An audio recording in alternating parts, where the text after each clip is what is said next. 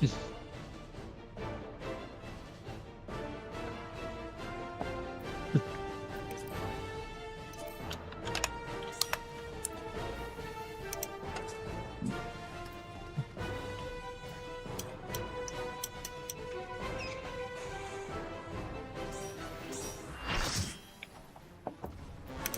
right, now we have a full party. Yep.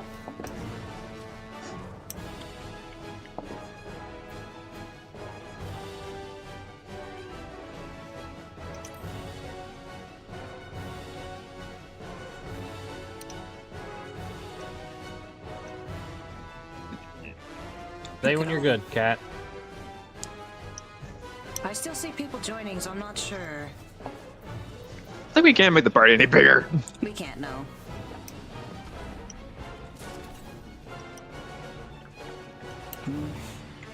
Alright. Let's get him.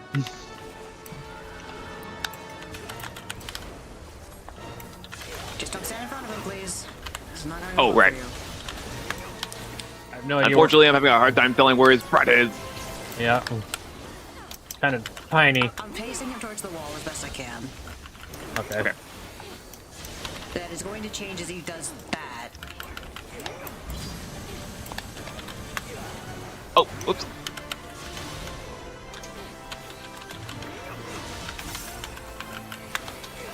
Oh, frick. Oh no. Oh no, I'm gonna be stoned, Rip. Okay. Yeah,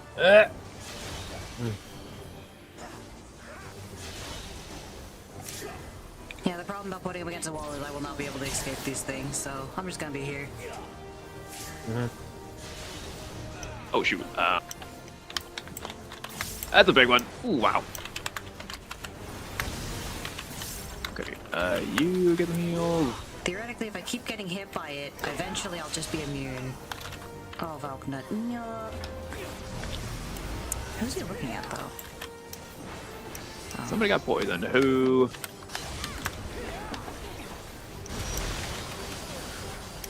Ow! Ooh, what the? Oh, I died. Oh. Okay, hang on. I'm petrified. Shoot. Yeah, I'm not sure what he cast, but he made a stationary thing, so no one was allowed to move. The tank's about to die. Yes. Tank is now dead. Great. Ooh.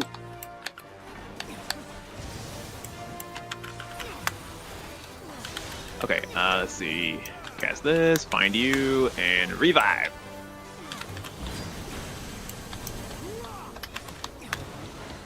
Revive you. I don't know. I'm not the one who's dead. Oh, he's back. Okay. Hey, you should worry about the next person who's dead over there. Okay.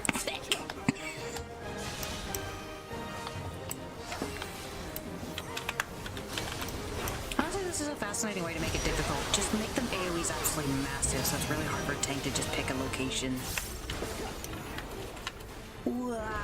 Oh, I can't move. Oh, it's gonna hurt. Okay, Wait, you that get was a aggro? heal. That was aggro? Oh gosh, I think I got his aggro. Gun gear. We'll figure that. Ow! Ooh. I can't move. Oh, that's why. When you cast gun gear, he actually creates those little zone thingies. I think we gotta hit those. Oh, okay. Well, I'm stoned. Okay, if I can find you. Okay, did that work? I don't know. I have 4 volts on me, so that's fun. Oh, okay. I don't think you can cure those. I just have 4 volts. I got him.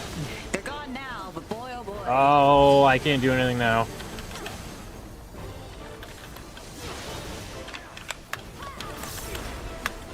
I've just given up running away from Hollowstone. I think I'm becoming immune to it almost. For the I mid love cast. that.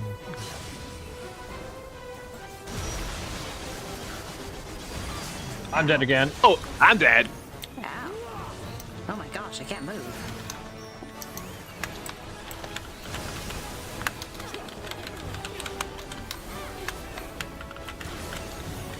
Oh, I was the only healer on the team. Oh. Alright, just DPS, just DPS, don't worry about it. No, I'm just dead. I'm just letting you know. The only two right people now. you're talking to are dead. Okay. I'm sorry. He's dead now. Gosh, I hope it doesn't take my name. I'll be sad.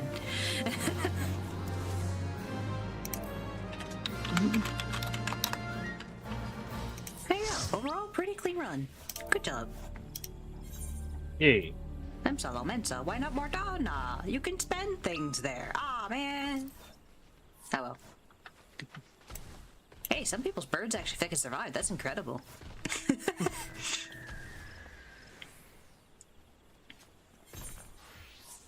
Everyone's just teleporting anywhere but Mordana. I was really hopeful someone would go to Mordana.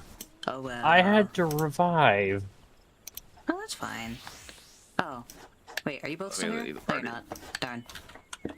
Why? Oh no, wait, you're here. I could have swapped and got you out, but it's fine. I was no longer in combat, so it didn't matter. He's fine. Okay. I think we still, yeah, we still at the other party, so. Hang on. Party Oh, no. Finder is closed due to change within the party. Sweet. I was really worried that Party Finder was gonna stay open. Nope, we're good. Alright, party made. Wait, oh wait. Actually, you guys need to. That's why. You need to go back to main city states to actually go to your actual servers. Oh, right. Yeah, damn it. Yeah. I just left it. I'm sorry, but I said it's gonna be a rough day. I'm doing my best.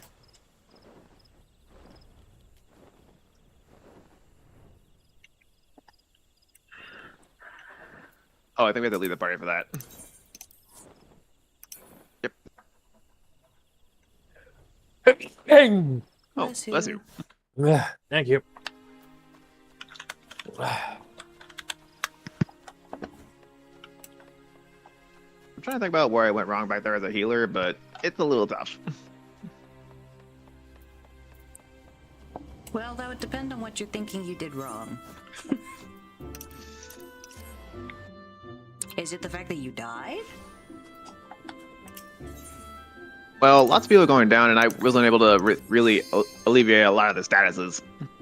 Well, I think most of those statuses were immune was the big thing. When it comes to like raid content, trial content, and all that, you're not typically allowed to Asuna things because they're trying to punish the people who ficked up.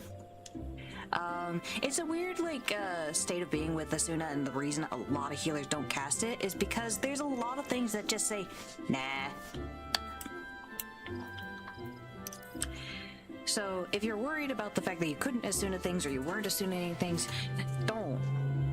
It's incredibly rare for that to actually be something you can do. And when you can, it feels cheesy, which is probably why they don't let you Asuna most of the things.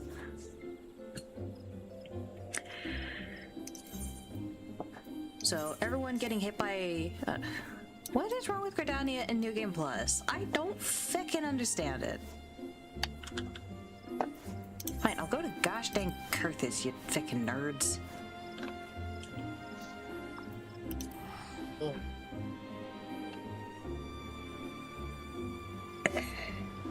Is the wave katana better than my regular katana?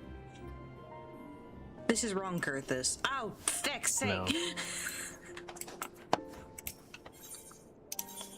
Looks cooler.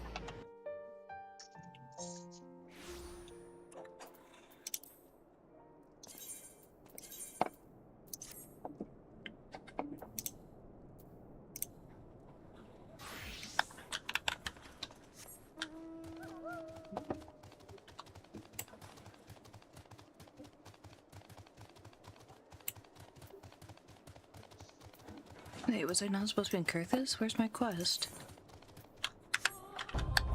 Oh, gosh dang it. It was Mordona. Ah!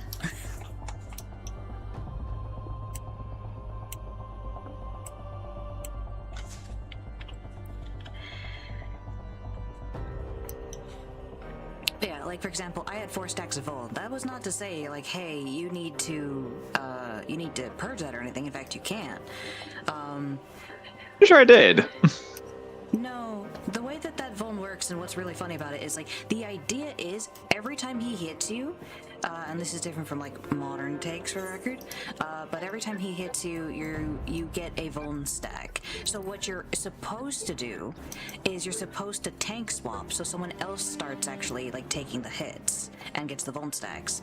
But the thing is, the duration of that is so low that if he decides to cast anything, it ends up wearing off. So he basically had auto attacked me 4 times, hence the 4 vuln, and then he took time to cast something, which gave it just, and I mean literally just long enough for the vulns to wear off and start again. So I never actually needed to swap. I just needed like enough healing to not explode when he autoed me. Okay. So not something you could cure or anything. And people going down, honestly, that's probably one of the worst locations to get them, because the dryads there respawn pretty quickly. So they'll kind of just like join in on the fight, and you have to angle him long ways of the hallway, because otherwise you'll end up like what I did at the beginning there, where I kept like slamming into the wall and couldn't get out of AoEs. Whereas the other way, it's much easier to run away from the AoEs, but that also means he's more likely to turn around and kill every DPS if he gets their aggro at any point.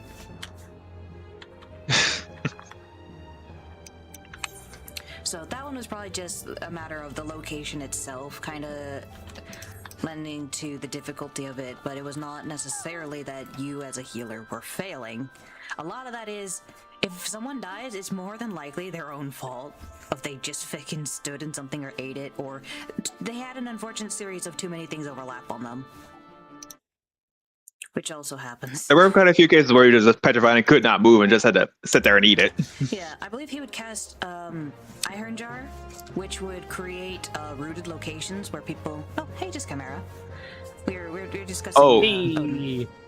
Looks like the slices right is up. No, we have to lock in, clap your cheeks, lock in. We are finishing ARR today. We have no time for gambling. Okay. I will meet you all in Mordona. I like that I said clap your cheeks when I actually meant like your face cheeks, but I realized that there's another kind of cheeks. My bad. I realized I was much quieter than you. Fix sake! I have been trying. At least to fix me, this. you sound fine, but yeah, I guess I need to listen to stream. I don't understand. I'm gonna raise my decibels another 10. Does that sound better? Because I don't understand why OBS specifically is absolutely losing its mind with my voice. I don't...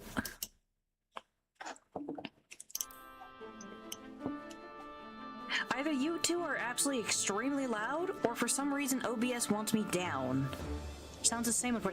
Oh my gosh, so where is this going wrong? Hang on, OBS, are you by chance using voice mod? Is that what's happening here? Where do I find this answer?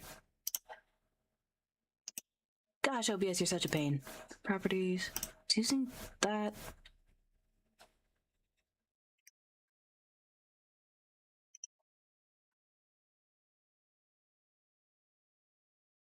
I think it's capturing from wrong input device. So I've only got one input for audio. The other thing is I could just make it directly the mic. Let's see if I can find it. Where is it? Like this one. I think this is main mic input.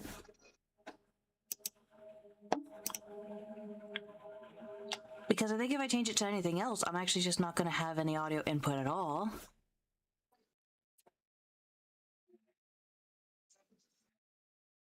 The other option is I swap it to voice mod, and I don't know what the fix going on with voice mod, so I don't know if that's gonna like blast your ear holes off or not. Alright. I'm gonna swap it to voice mod. This should be voice mod. It does look like it is louder. But still help me? I don't know what it could be doing. Sounds better. Okay. Well, I guess we're going to be going from 2 filters, literally from my mic to a filter to another filter to OBS, because frick you, OBS. I don't know, dog. At least the white noise is gone. So that's cool. Sure. Fine. Let me. Yeah, now I can hear more clearly. All right, I don't know. I'm just going to blame Elgato and whatever the thickest piece of trash is.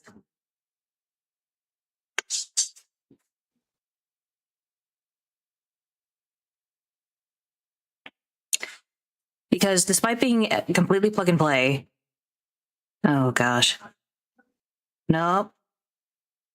Despite being plug and play, the darn thing doesn't work like plug and play. Okay. All right, we got that fixed. All right, lock in. Lock in. Where are we going? What are we doing? Minfilia? We're Minfilia. talking to Tataru. Are we? Or at least I'm talking to Tataru. Yeah.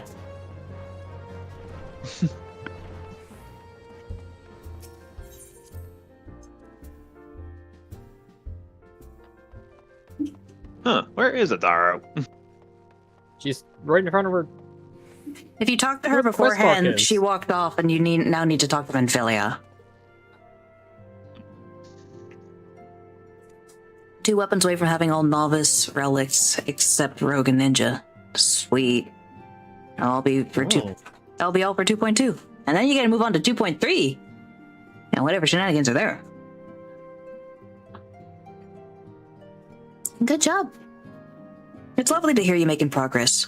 And I am so sorry, but the lock-in does mean I'm probably going to have to read your messages a little less, because we can sometimes end up on an entire rant that leaves us in a cutscene for 5 minutes when it should have been 1. In 2.2 steps, I still need to fight 2 extremes in second coil. Yeah, they need to get points too. But...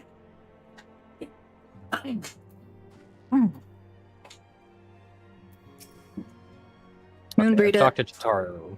Okay. At this point, it would be more unnerving if he spoke plainly. Unexpected tidings from the north, borne by the Lord Commander's second. What manner of wind bloweth this day? This is no time for idle chatter. Thank you, Tataru. Good of you to join us. We have much to discuss. 31 days since the 2 free company founders logged in. Oof. Oof. Please be voiced. We It have is. a guest from Ishgard who wishes to speak with you. Big Fick, I don't have to read anything. I can just chug it. I believe the 2 of you have met. We have. I had hoped to speak with Commander Leveilleur as well, but I cannot afford to wait any longer. The Lord Commander sent me hither to request your aid in a matter of grave import. You see now why I had Tataru summon you. Midriff Amelia. Now that we're all assembled, perhaps you would be good enough to elaborate on the nature of the matter which brought you to us. The Observatorium's astrologians have sounded the alarm. Last night, the Dragonstar burned with an The intensity alarm? not seen What- in what? 15 summers. Yeah, the alarm. Not the alarm. The alarm. Yeah. Okay. You know a lot of Latin words are like longer than English words, or are English words longer than Latin words? Either way, one of them is longer. Outfit wouldn't be out of place in the setting of Vagrant Story. It's a fantasy game. Of course it's not out of place. Not since the Dravanians engaged the Empire in the Battle of Silvertear Skies. That was 15 years ago? I thought it was 5. Okay. Now that makes sense. Yeah, because wasn't that the the Calamity was like- of 1.0? Upon the Wormlord's Yeah. call. The Yeah, that red instance was like from beacon 1.0, which like flame it took place many years silver. before the Calamity. So yeah, Yeah. It's weird that just I had what I can that remember. mixed up, but yeah, I guess so. Okay.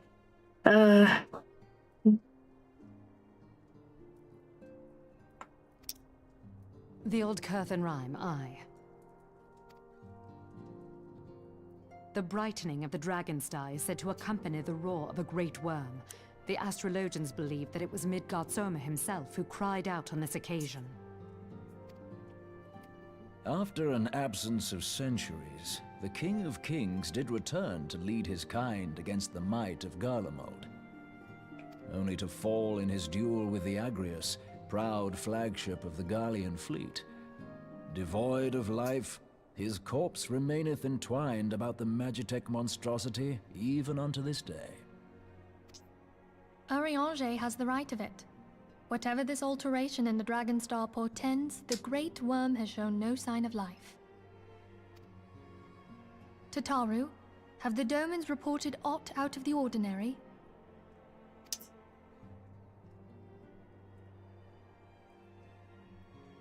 Does Tataru not have a voice line yet? Correct me if I'm wrong. I think she's but talked. If Midgardsormr had roared, wouldn't we have heard it here in Revenant's Toll?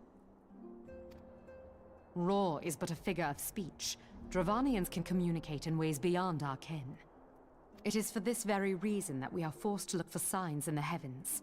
We cannot say with any confidence that a great worm roared at all, much less that it was Midgardsormr.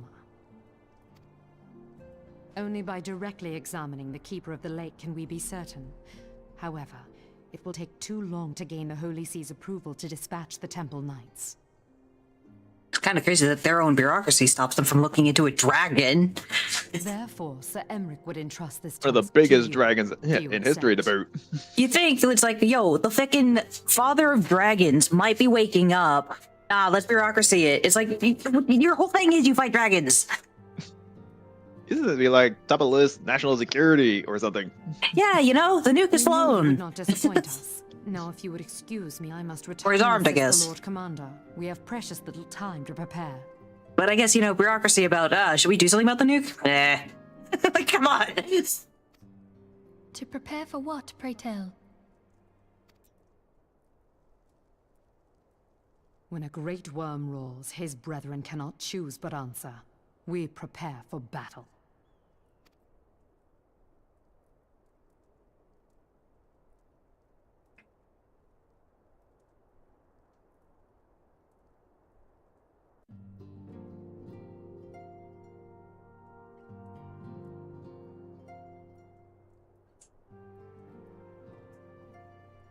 Forgive me if I state aught which you already know, but I would ensure that you understand the nature of your destination. As Ariandre stated, what we now call the Keeper of the Lake is the wreckage of the Agrius, former flagship of the Imperial fleet, and the corpse of the worm responsible for its destruction.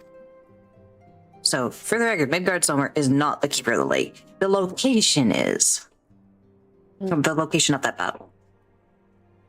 15 years ago, as the next step in his campaign to subjugate Eorzea, Gaius van Belsar attempted to seize control of Mordona. So massive was his force that all thought his victory a foregone conclusion.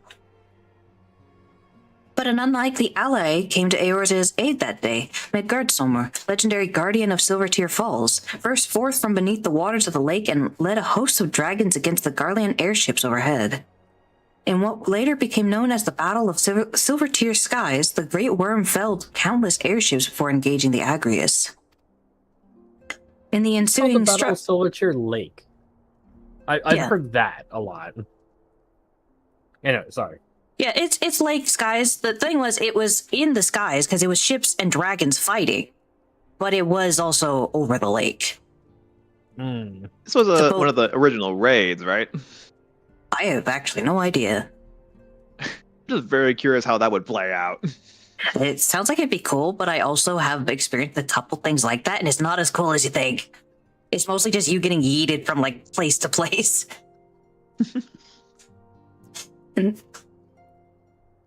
In the ensuing struggle, the flagship's Thorlimp engines failed, and it tumbled into the lake below. Yet this victory came at a great cost, for the explosion which followed claimed the life of the Great Worm as well. That same explosion transformed Silvertear Falls into the desolate wasteland it is today, draining the lake of its waters and crystallizing ether from mounds around. Yet a remnant of the lake remains, and Mordana was underwater before. It was fucking underwater. This was a huge lake. That's fucked up. This place is gonna go some serious terraforming. I mean, between the Yes. Crystal Tower and now the airship blowing up, yeah. Yeah. The Crystal Tower was definitely buried way the fuck deep if it was, like, that deep under the lake and all that, but, like... I would not be surprised if this planet has like a hollow Earth, considering everything. You crack it open and everything just goes. Oh my With the Alligans, that would not be much of a stretch. I mean, fair. There's Allegan nonsense. But yeah, you guys were mentioning before, because we were talking about the corrupted crystals. It's like, man, there's a lot of crystals here. That crystal was literally, like, it's condensed water. So that was, like, indicating where the water level was, more or less. Hmm.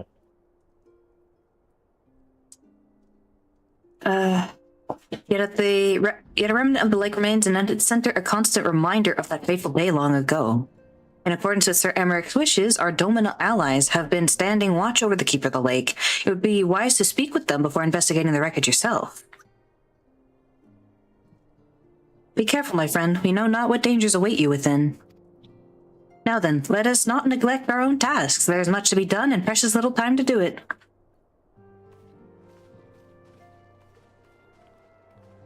But I think Tataru has had a voice line. It was very shrill.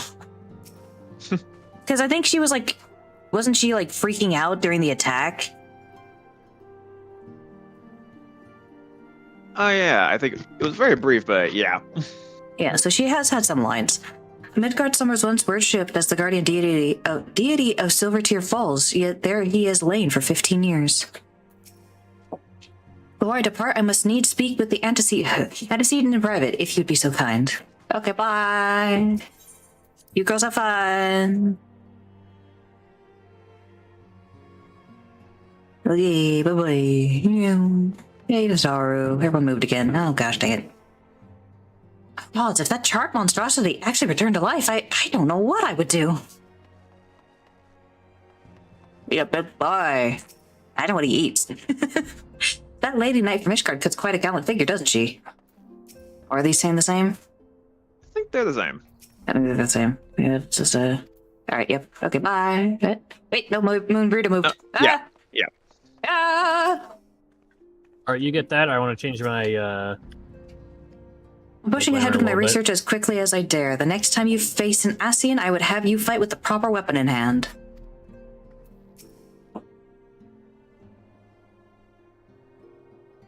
Professor Lambertine has published a thorough study on corrupted crystals and their properties. I highly recommend you procure yourself a copy of this work. Must confess, the relationship between those crystal formations and the destruction of the Ascians quite escapes me.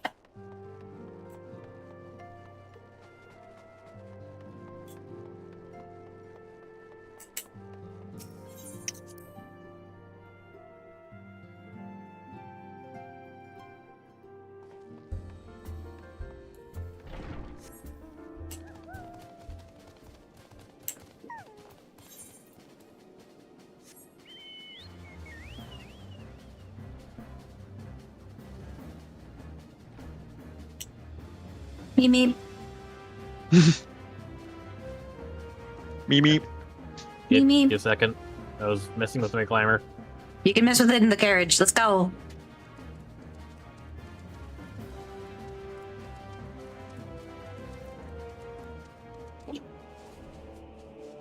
Yeah. Honestly, it probably actually wasn't that deep. Because even 15 years, I don't know, would the trees get that big in 15 years? But it would explain areas like this where it's just like very, very thick crystally. Yeah. Okay.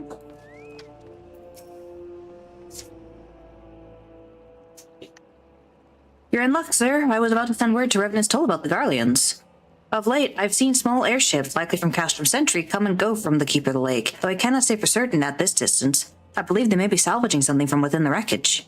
The Castrum's supply lines have been cut for some time, and I'd wager they're desperately in need of some spare parts and other equipment.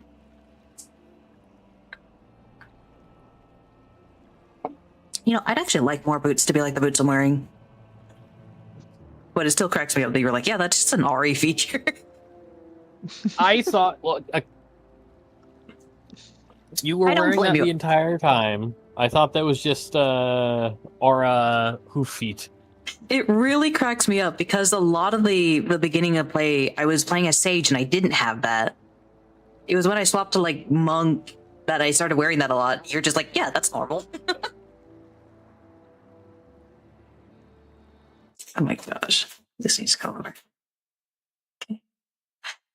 It's true then, the Ishgardians honestly fear that the worm might rise again.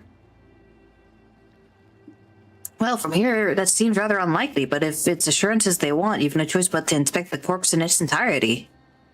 Easier said All than the done. purple mist is going on. Yeah, it's so cool. Either easier said than done, given that the creatures which inhabit the wreckage and the aforementioned Garleans who won't take kindly to your presence. they're sure to fire upon an airship, so I'd advise a more stealthy approach. Take this boat and a few of your comrades to the base of the Agrius, then climb to the top. That's the only viable approach, I'd say. Keeper of the Oh, Lake! snap. This dungeon received a massive change. We actually get to explore the old airship. That's pretty Yeah. It received a massive change, and honestly, I don't really like it, but it's fine. It's fine. Okay. Let's see. Oh. Ooh. Hang on. Okay, yeah. Where are you? Okay. Like, this was the look I was running for most of the time with you. I don't have those hooves on, man. So it just cracks me up that you're like, yeah, you've been wearing that. It's like, hey, it was actually a recent thing. You just noticed it suddenly. Okay, which of these? Which one? Which one? Where is it? Where are you? There you are. It is a fun dungeon, but they 100% picked with it. Again, because newer just players are thinking- having trouble. Yeah, I'm just thinking, all the time they're only now starting to try and salvage some of it. It must have been one heck of a defeat for them to come here out of desperation. Yeah. I don't know how much has been like a recent going after its salvage thing or not, but it's probably a case of like the thing was absolutely devastated. I want to point out it was so devastated that it destroyed a lake and the killed the father of dragon with dragons. it. Yeah. Yeah, the father of dragons. You know what the thickest scales are made of? That thing is destroyed. The king of the dragons made of dragon. That's Correct. that's how that works. Anyways, Yes. party leader. Yes. I'm Oh, sorry. we're waiting. Okay. We're Yeah, waiting on a it's healer, already up. dog. I'm not delaying us. already We're up. waiting on a healer. Man. Not my fault.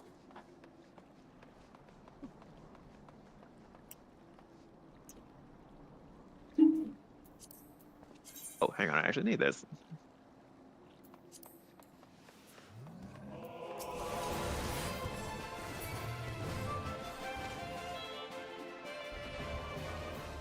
And one more of those.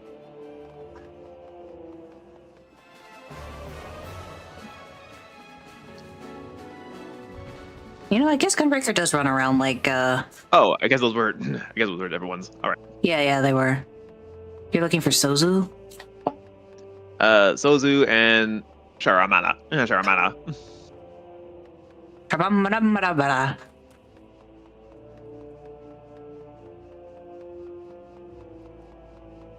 Just boing, boing. It's a B rank.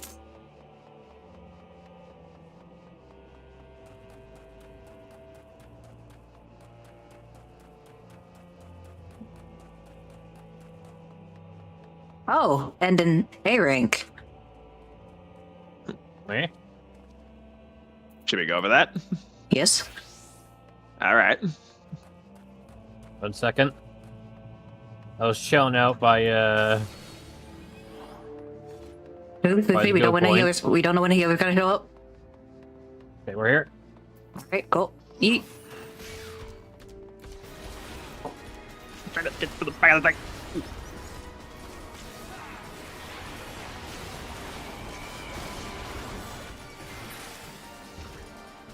Hey! Alright. That was the last one I Yeah. needed. Mark of the Lake. Lake. A.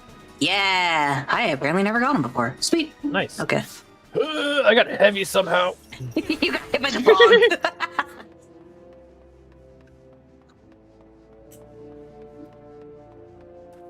Yeah, I found out something like a week or two ago that makes you really sad and like feel less bad about hitting the A ranks when no one's around. What's up? I didn't want to tell you guys because I was so disappointed when I found out. You know all those times we found people inside the ground? In the ground? Yeah, we had cases where we were seeing like things were being fought and we saw like numbers occurring under the ground. I don't recall that. Hey. Oh. ring a bell. Well, there was definitely a lot of it while I was helping you guys at the like very beginning in the early zones, and it turns out I thought that was just like maybe the servers are having some trouble and not rendering people. No, apparently there's people who are actually able to go under the ground, and they intentionally use that for like cheese farming. So whenever you see something like aggro on something and there's no one there, they're actually under the ground and they're using the fact that they can't path to them and hit them. That's dumb. Yeah, and that one A rank where I was like saying hello to a bunch of things and I saw the A rank, there was one of them actually attacking it. So they were 100% just going to like very slowly cheese the A rank and just like get the allied seals for whatever reason.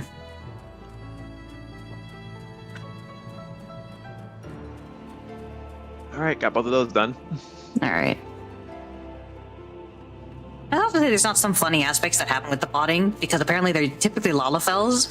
So sometimes like there was a clip of someone just being like, I don't know what happened, and they were just like they were doing the MSQ or something, and they just saw a Lalafell like appear and just like yeet into the ground, just whoosh. It was like, what happened?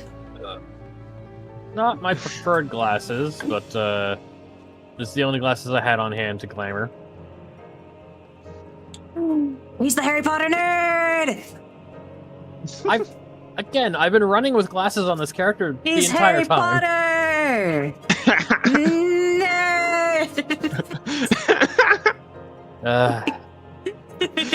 Nerd. Where's your scar, nerd? I haven't earned it. I have. You know, the funny thing is, I tried avoiding glasses for so long. I now actually have a lot of them. Would you care for some pumpkin juice? I have reading glasses. You want to see some reading glasses? Sure.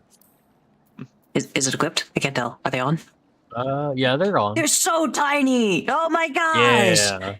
It's like again on a game like this, it's very subtle, but I kind of love it. It's great for Like, cutscenes. Glasses on a character. Yeah, that's why I like the other ones. I don't have many noticeable enough. I don't have many. In fact, actually, I don't have any since we traditional have the glasses, time, but I do have these. Ooh, I don't think I have those. Is it a bot? Yeah, that's Oh my a gosh. fucking Hi Cyclops. He's got a cyclops.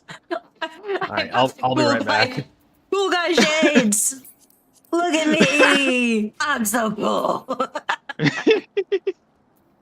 Actually, they had some really nice colors for these. They got white. They've got gray. Oh, these are That's lovely. pretty cool. Yeah. Oh wait a minute, are those Squirtle sunshades? You know what? I thought they actually had a base. That's my face paint. No, they are Squirtle Sunshades. Yeah. They don't go as high, like they don't make the V shape, but that is what the heck did I get? Oh, you know what? I think I sold these for like 75k earlier. Yeah, besides that, it's just the the Easter stuff. Yeah, Easter stuff. I know where I'm getting a lot of mine is from the frickin' the newest version they have of Crafter stuff. A lot of this came from that. Brass goggles. Ooh. Sweet. Oh, whoops. All right, I'm removing this though. I can't be bothered to wear glasses.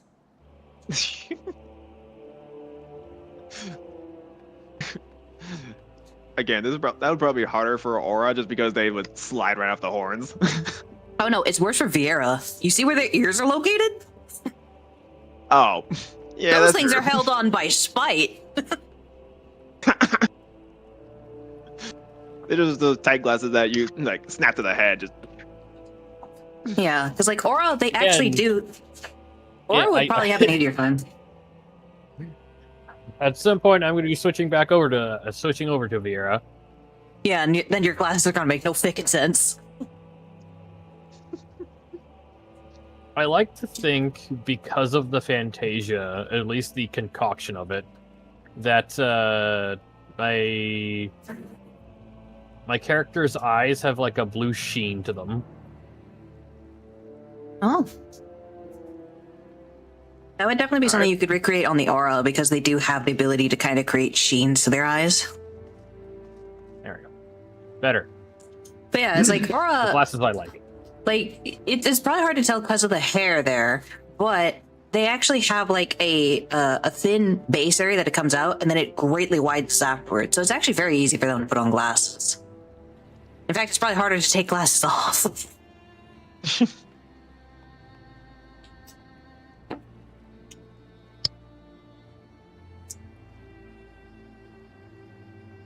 Man, are there no healers today? Hmm. What the frick? I know the fishing is a class, but I just want a fishing emote right now. So did you have to go buy those glasses, or like what happened? Why? No, I had to go back to the inn because they're in my armoire or dresser. Oh, they're And I not couldn't a. access them in the Okay, so they're gear piece. yeah.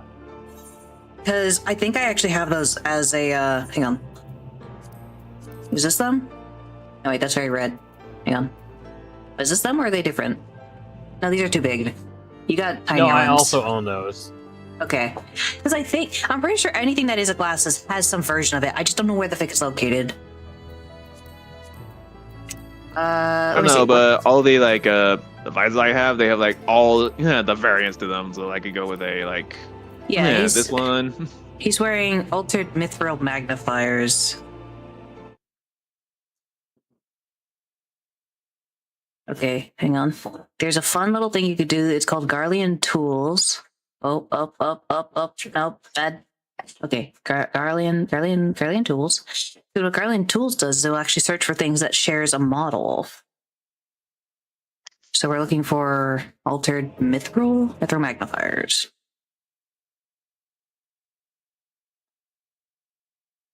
It doesn't know what these are. What?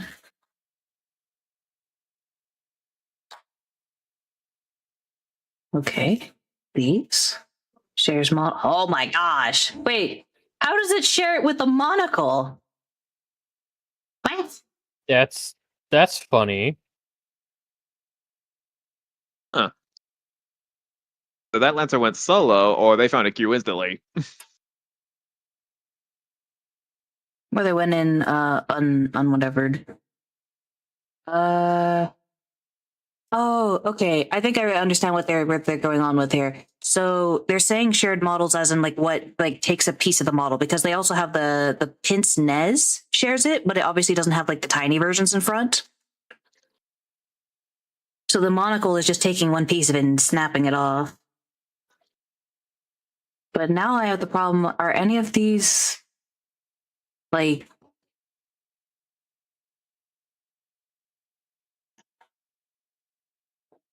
I really thought this would help me figure out which one goes into that slot, but now I'm like, these are actual gear pieces. Silver spectacles? Oh no, that's it without the man. Turns out your version with the tiny thing in front, really thick and hard to find. Yeah. Craft source. Traveling armor sells shroud. That's Oh, a good here's beat. something I could go find. I need the Daring and Raging Harriers. I don't know what the frick those are. They're somewhere here in Mordona. Oh, they are? Are they Garlean? You know what? They might be. They're humanoid looking. I want to say they're zombies, but that's not quite right. I can't get a close up of them. Okay, hopping. Oh, it's in fog fens or something. All right.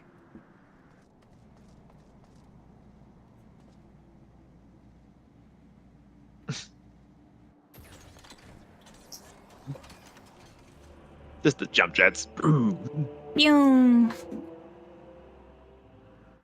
Okay. Let's open this up. The frick is that slot called? What slot? The frickin' glasses slot. I'm just using Oh. the headpiece. Face wear. Faceware, yeah. Yeah, well, I'm trying to find you one you can use with other headpieces. Until the day they add masks or something. Oh, here they are. Alright. So down there and then up that way for your Harriers.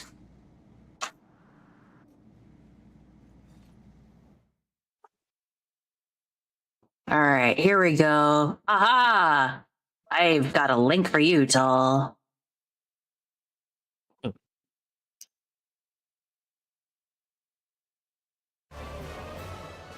There you go.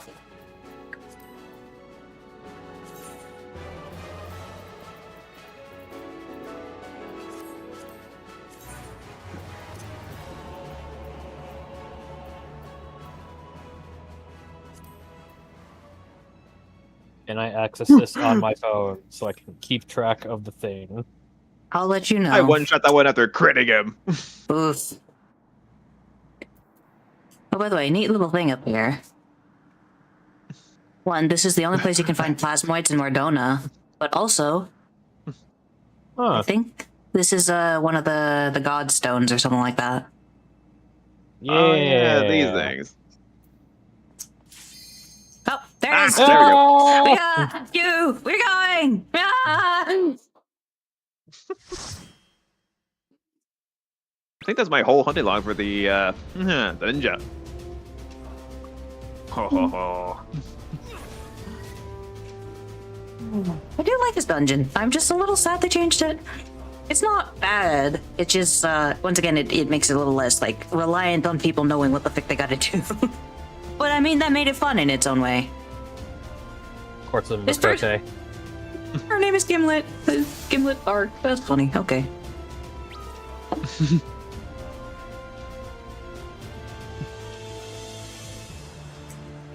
Meow.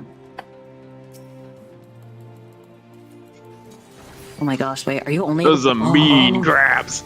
They sure are. Oh my gosh, wait, Oh. You can't even pull more than this! Because they block you? Yeah, they actually put in a path blocker. That was not there before. Unless I'm mistaken, Huh. but it looked blocked. Oh my gosh, why? It's not like the pole was bad! Oh my... This used to just be here! Why the fuck? No! I'm sad. My day's ruined.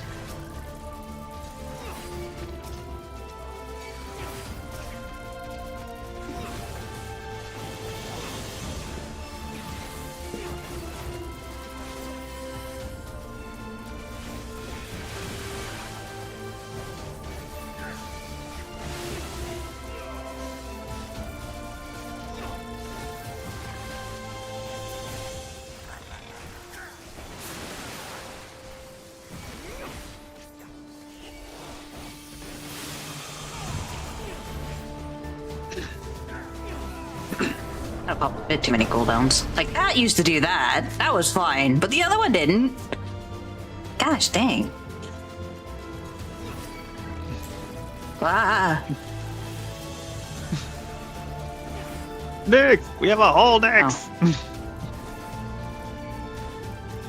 Oh my gosh. I was just checking like what other pole there was, and it's like, no, that's the entire pole. We're done. Okay, yeah.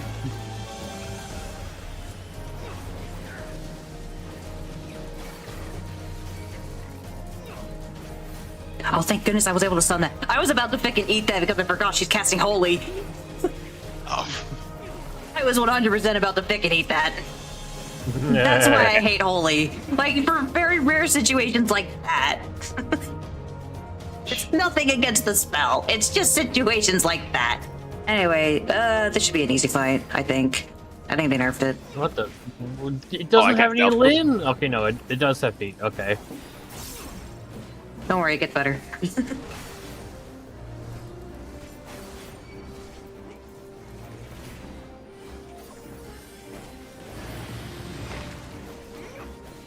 Wait. They're holding bombs. Oop! What else is working? Oh yeah. Oh, snap! Are those big or not? Oh, I'm sorry. I went the opposite direction from all of you. I apologize. My bad. Well, Oh, I see how they work now. Okay. Whoa. yeah. It used to be you actually had to angle it so that like its attacks or something would cause those bombs to be shoved to the corners, make it easier for you. Now they're just placed. Oh, heavy swing. Oh, that's what needed the head then. Oops. Stand by.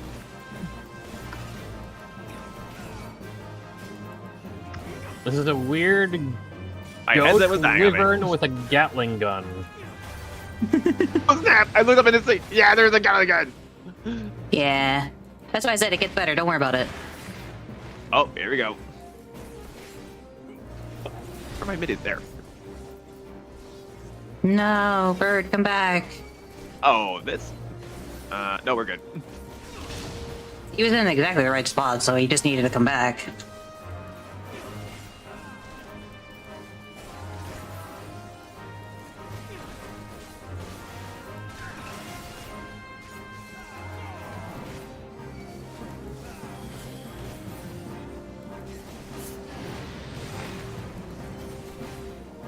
Come back, birdie.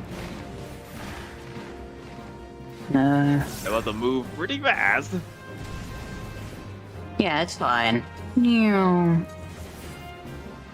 Crap, this is probably not a good spot. Nope, not a good spot. Ow. Am I right? You're fine. Judge that one big time. Yeah, very much. I think it used to actually drop giant bombs too. So like some would be bigger, some would be smaller, but you would use its attacks to like shove the bombs into a corner and just stay away from the corner. But again, that required people knowing how to deal with being targeted, and DPS brain goes,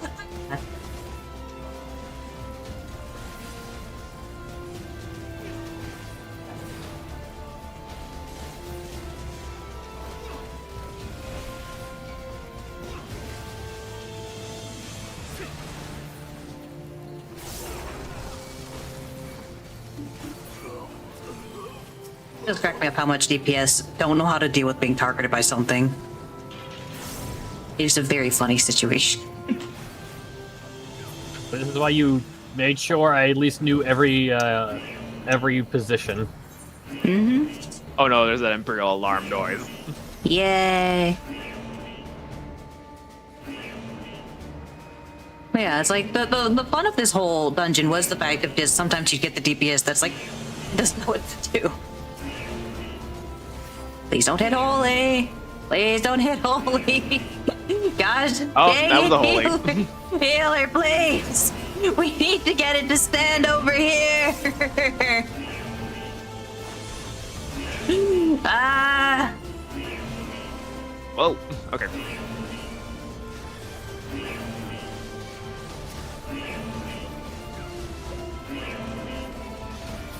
Scale of this place, it's crazy. Yeah. But then the moon was bigger, so, you know.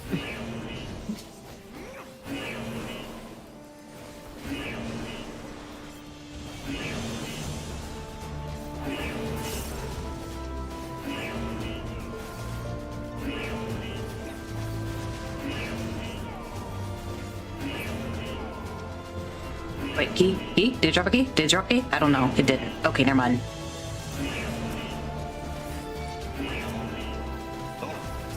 Oh gosh, you're a caster. No!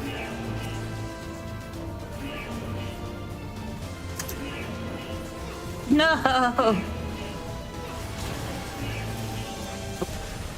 Oh no, sorry, Darth, I was gonna move him towards the caster.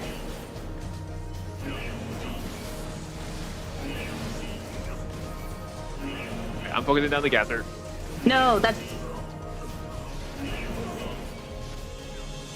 Oh, flash! Ah!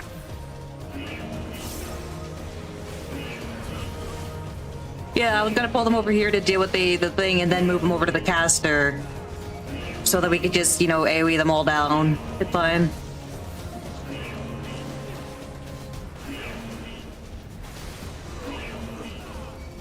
Honestly, this next boss is, I think, the next boss and the boss after is 100% the reason that they made this a much easier dungeon for people. Because the next boss was very much like a, if a DPS gets targeted, gosh, it's so funny what they do.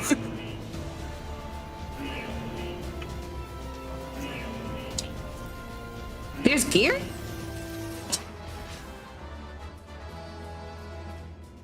I've never seen that Bucketeers thing. What the f? You know, this guy is great. Fancy. I love this guy. He's an okay boss now, but man.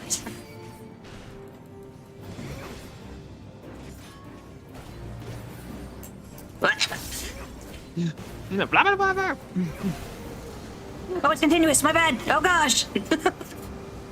I am the problem. You're fine. I am the problem. I just didn't detonate it. All right.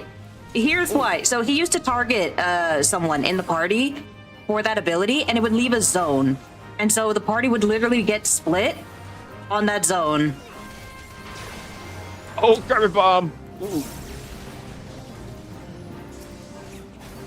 So the idea was you wanted to get him to angle in a way that didn't go down the middle, and instead specifically you wanted him to like hit a corner and just make that area the damaging corner instead. But now he doesn't target anyone because asking people to do something like that is too much. This was talking me there, so. Yeah, and then he would, after splitting the room, he would do flamethrower, which again is like the zone is filled. So yeah, I understand why they did it. That doesn't mean I like it. No. Hello, buddy. Here you go.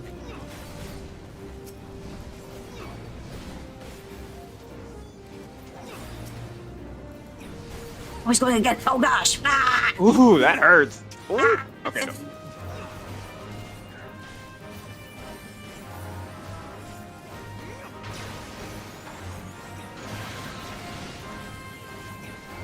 He doesn't even really leave picking dots anymore, man. He's so much easier. It's fine. Honestly, that's a fine fight. The other one I am sad about, though. But I don't blame him, because the idea of trying to understand an invisible mechanic sucks.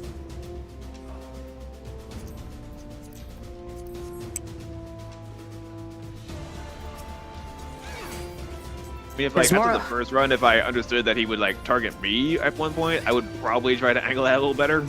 Yeah, most people can't actually grasp that kind of stuff, so you get funny shenanigans instead.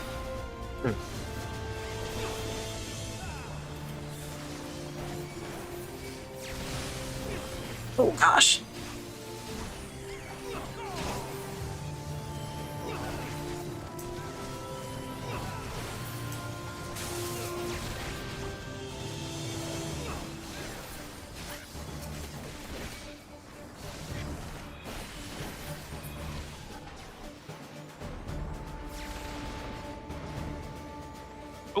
Oh, no, never mind. That's just the environment. Yeah, there's actually some Yeah. airships trying to shoot us right now if you look off to the side. Oh, snap.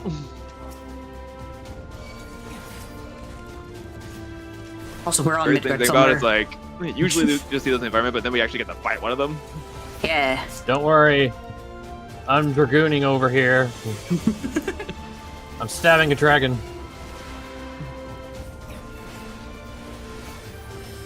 They're getting stunned in odd places. Yeah, that's holy.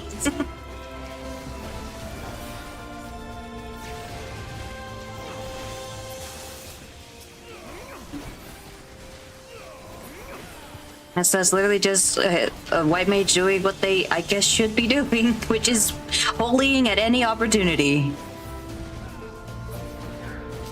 Ah. Yee. Here we go.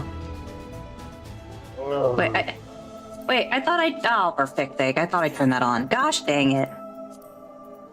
I even I'll keep explicitly my checked. audio on. That's fine. Oh, is he voicing? Yeah. I freaking checked, man. Gosh. Hi. Ah.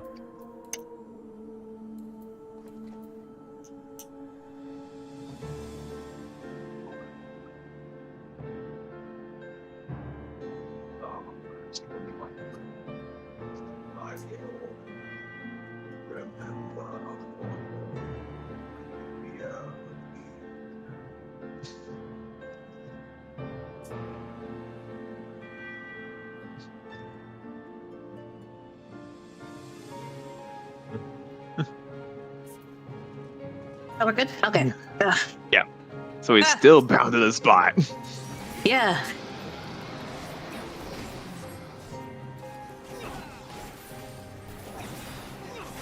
I don't suppose I need true north for this, do I?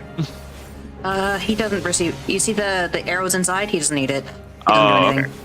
okay. Inner touch. Oh,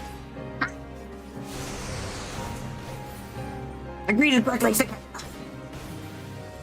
Yeah, so his whole boss fight is about closeness and farness. And yeah, he summons in these little guys.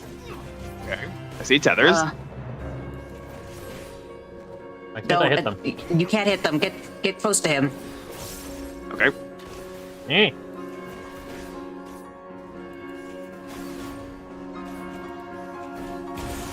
Ooh. Okay. Yeah. I don't know if he still does it. Disgust. Yeah. But basically, those guys are just, they're gonna be like wave pulses every so often, so you just need to not stand in front of them. Stand in front of them. Okay. Outer turmoil. Alright. Alright, that one's sort of looking at us. I think I see, yeah. Oh, no, I ate one of those.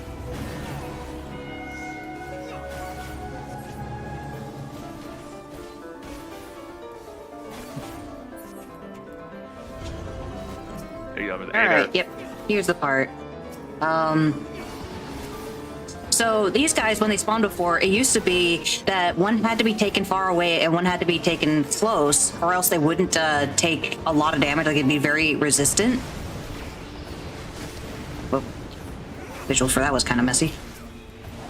Yeah. But yeah, asking a tank to understand which one needs to be far and which one needs to be close was definitely something. I So think the now purple one has to be far. the mechanic's gone. It doesn't exist anymore. Okay. Just trying to like figure out how it did work before. Yeah, I couldn't tell you anymore, but there was a whole thing to it.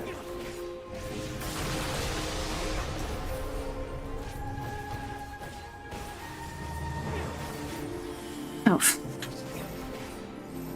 Oh, you see that? Oh, that is, no. So that is an indication he's going to do multiple attacks. So we have to stay grouped. Yeah. Woo. Yeah, that is how you can tell when you need to stay put instead of just do it the one time. Oh gosh.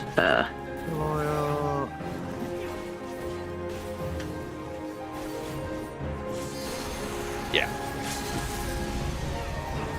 Oh, going for the double. Unless I should. There's like, Oh, it's someone still, died. They already it's did. still an interesting fight, but yeah. Yeah.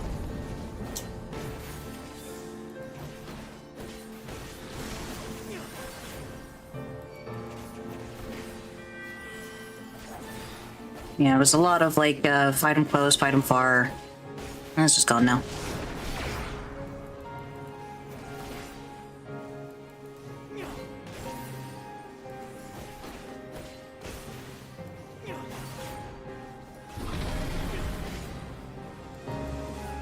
Okay, doesn't look too bad. Probably just not watching for the side dragons, are you? Oh, I'm watching. I'm watching. All sure isn't. Stabbing the old man.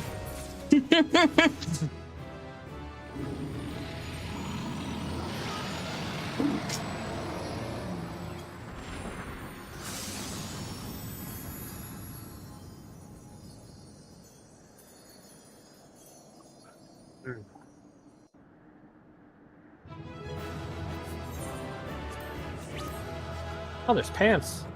There's pants! It's tank pants, apparently.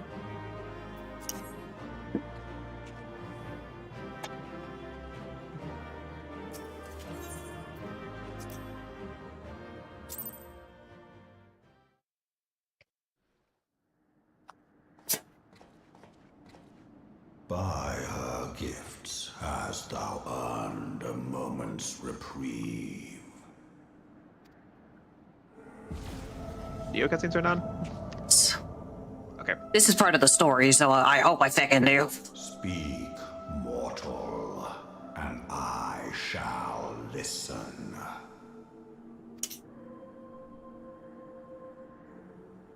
guided by a star. My people have heard the song. Ishgard shall burn. Sons must answer for their father's misdeeds. We do not forget. We do not forgive.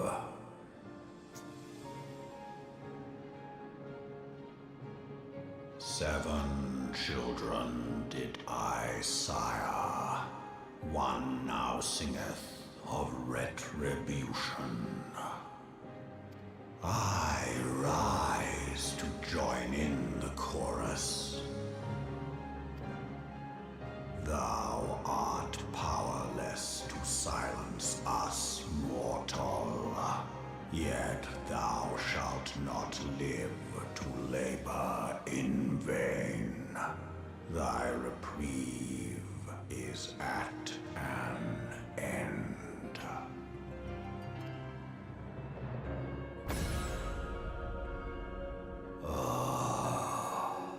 Trickery is thy shield. This frail, ignoble creature is not gifted, but chosen. If I can Rykard voice him, it kind of sounds like him. A little bit. Hearken to me, Hydaelyn. What was that? Is he voiced by Rykard? I consent.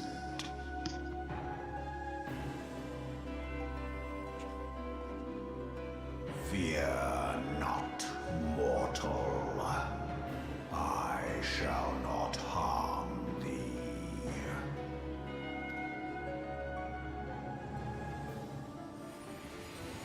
thee.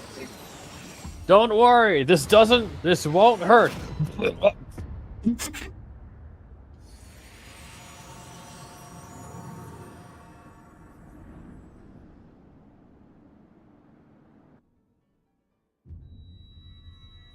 Hey, it's this place again.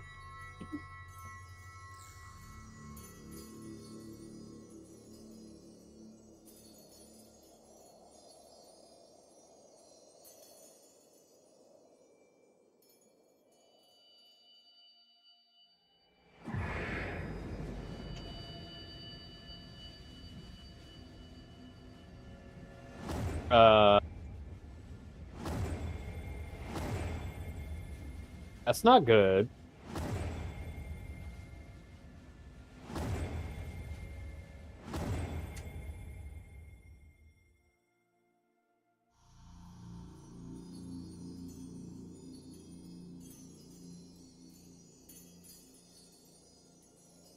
Infinity Stones ran out of power?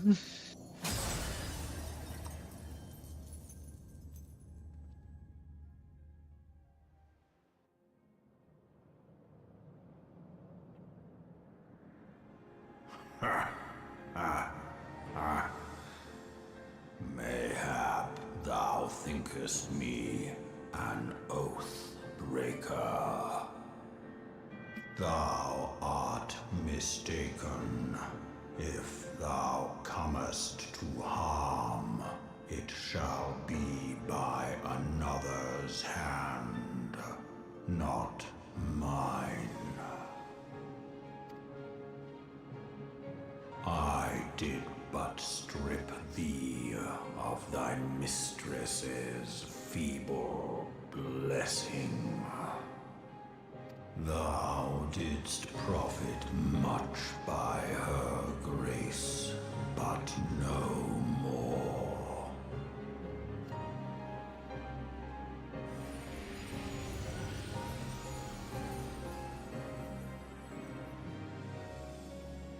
He said,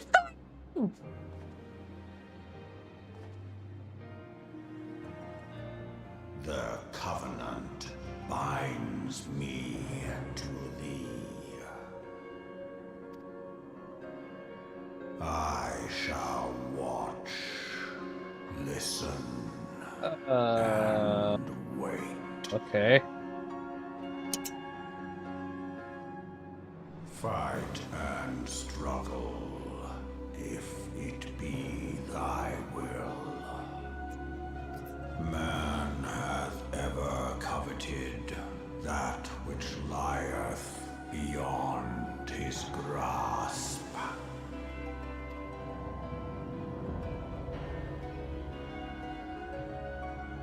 I drink of her body, and thence doth mine own find new life.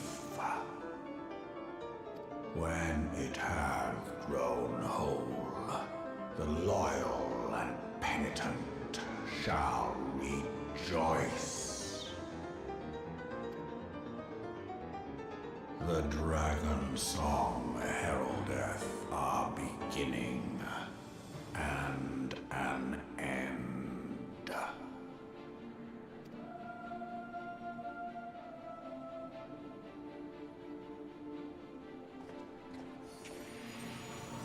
Done, Qua?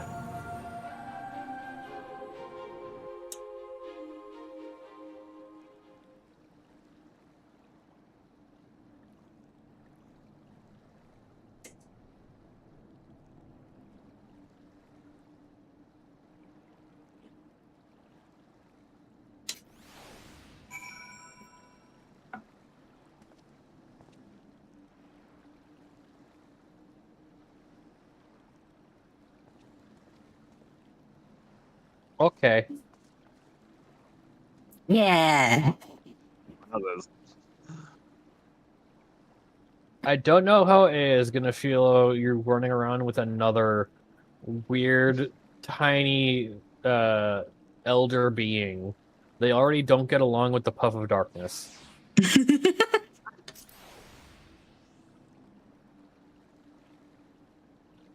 I'll just keep mine low to the ground, it's fine. Yeah, no, the thing I actually really adore about the Midgard Summer one, as you can see, he will perch on you. And you can beckon him. He could choose to just ignore you. Oh yeah, that makes sense. So unlike a lot of pets where you can like, I want you on my shoulder and they'll do that, he'll be like, nah. Anyway, I'll go talk to this guy now. Not you, Midgard Summer. Yeah, I will say, my experience with him, somehow he gets in the way of clicking quests a lot. He's like at the right height to just do it. So beware, you're probably gonna misclick a lot because of him. I was beginning to fear the worst. Were those explosions I saw? Oh, but you shouldn't waste time talking with me. Alphino left a message stating that you were to return to the Rising Stones at once.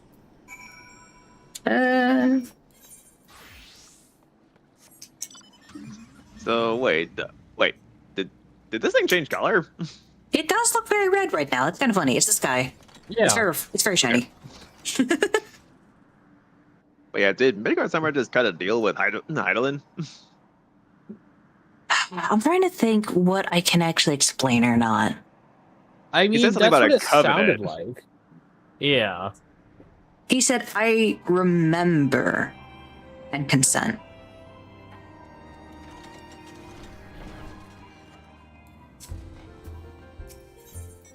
Whoops. God damn it. We both did it. So he's actually had a deal with Hydaelyn. The deal was to not harm us or her chosen. Yeah. And they didn't run out of juice. You could actually see the darkness swirling around it. They were being sealed off. So we are not able to access them anymore. To be fair, I actually have no fucking clue what they were doing to begin with. We got more powerful with them, but beyond that, I'm like, I genuinely don't know. There's probably some quest somewhere I didn't pick up that tells me about it. Oh well, anyway. Have you spoken with Commander Levier yet? He has been pacing again. Of course, with the pacing. Oh, save me, is it coming? What should we do? Oh, he's not? Oh yeah, don't mind the miniature dragon next to me. Yeah, he's adorable. He's pleasures. There's so much I want to say, and it's like, no, shut up, stop. We're not there yet. But yeah, as he was talking, I was like, I could hear this same voice actor going,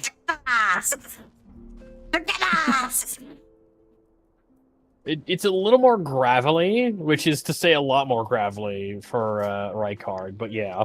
Have you not heard Rykard's? I hope my mic picked that up. It went very silent at the moment.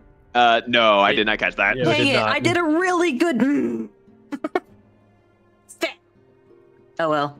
Darn you, voice mod. I'm drawing a blank. Which one's Rykard again? Rykard's the snake boy from Elden Ring. Oh, okay. The very gods. Other than the meme, I've only encountered him once. Yeah, I know, but still, I think anyway. Okay. Truth interpreted is truth transformed. Today's heroes may yet become tomorrow's gods, or something else. Welcome home, Aurelian. Alphinaud was worried sick about you. Why don't you go and set his mind at ease? Yeah, if we're continuing with the idea that I'm just here mentoring you guys, it's like, oh, hey, Midgard Summer, how you doing? What's up, buddy? Getting a good nap over there? Yeah. Where's the 12 that you are hale and whole? I came as soon as Minfilia informed me of Sir Emmeric's request. You have completed your investigation of the Keeper of the Lake, I take it. Then I would hear your report. So, this Midgard Sormer. Turns out he's just napping. He's napping, and he also 100% agrees. He's like, you know what? My son said vengeance, and I'm like, good on you. You got Well, my at least approval. one I'm of too old them for this. did. Yeah, he said, my son said vengeance, and then he said, I'm too old for this shit. Well, I think he said, Well, like... he said he had 7 children, but one of them was crying out, and he's like, you know what? Sure, go ahead. You go ahead. I'm too old for this.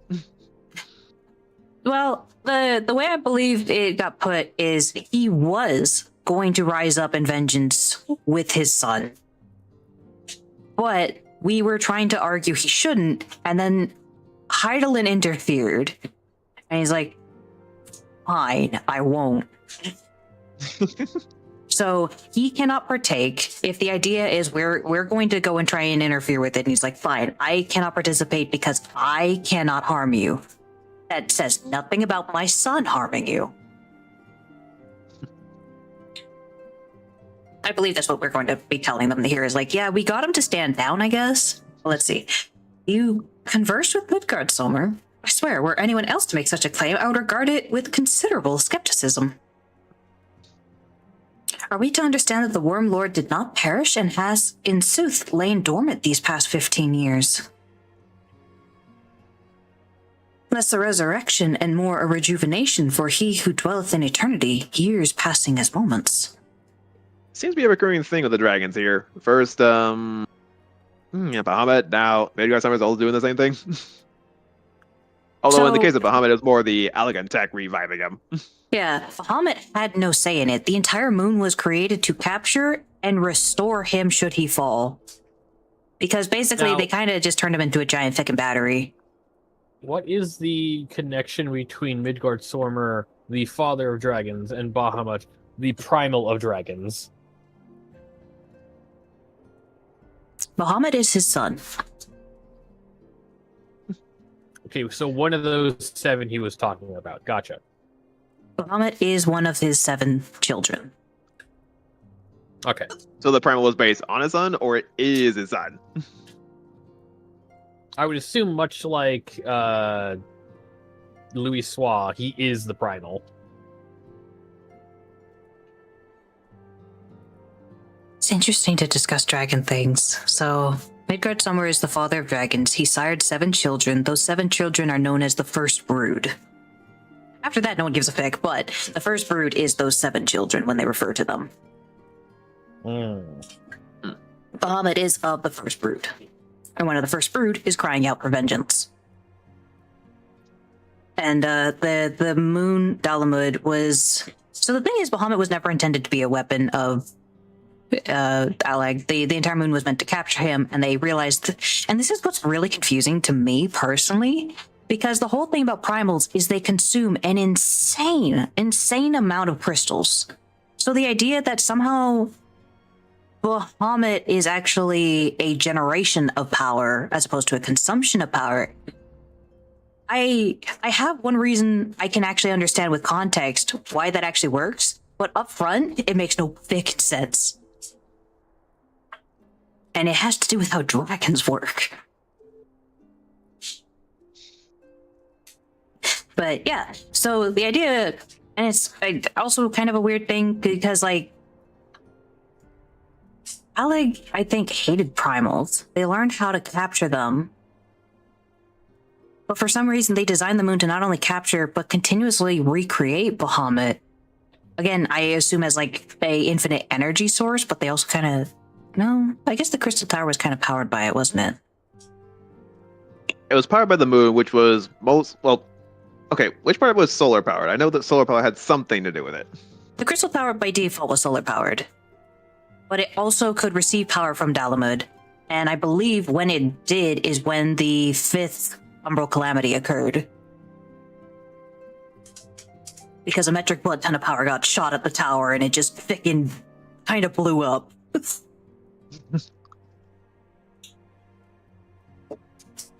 But, yeah, so Bahamut didn't really have a say on rejuvenation at all, because he was primarily being resummoned, more or less, is what was going on with the moon. Just weirdly and meticulously slow and Allegheny. So, I don't know, there's a lot of weird shenanigans about that. Midgardsormr, meanwhile, he actually is just taking a nap. He beat up the Agrids and it's like, I'll pretend I'm dead. Just so I can be left alone. Cracks me up. Okay. Shh. Though his words were ambiguous at times, one statement left little room for interpretation. My people have heard the song, Ishgard shall burn. Clearly, an attack is imminent. We must share this information with Sir Emmerich immediately. However, we dare not divulge your conversation with Midgardsormr in its entirety. To even acknowledge that you heard the voice of a Dravanian is a grave but necessary risk. Lest we forget, men have been executed as heretics for declaring as much. For your own protection and for the sake of our tenuous relations with Ishgard, the truth cannot leave this room.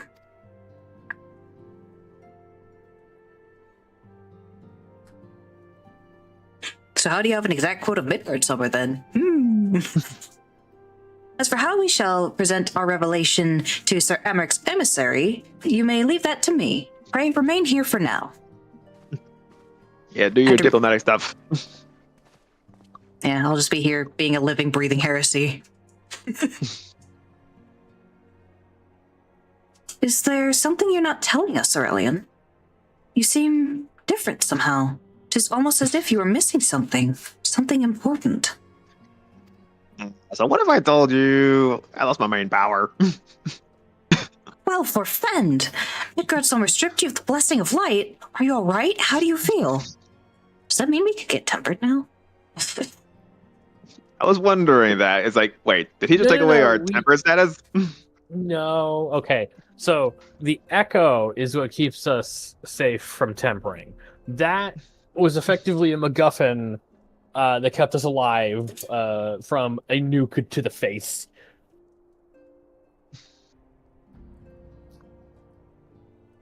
Because, like, I'm pretty sure, like, I guess, yeah, it is. It's kind of a funny thing to try, because they refer to the Echo as the Blessing of Light, is the annoying part about it.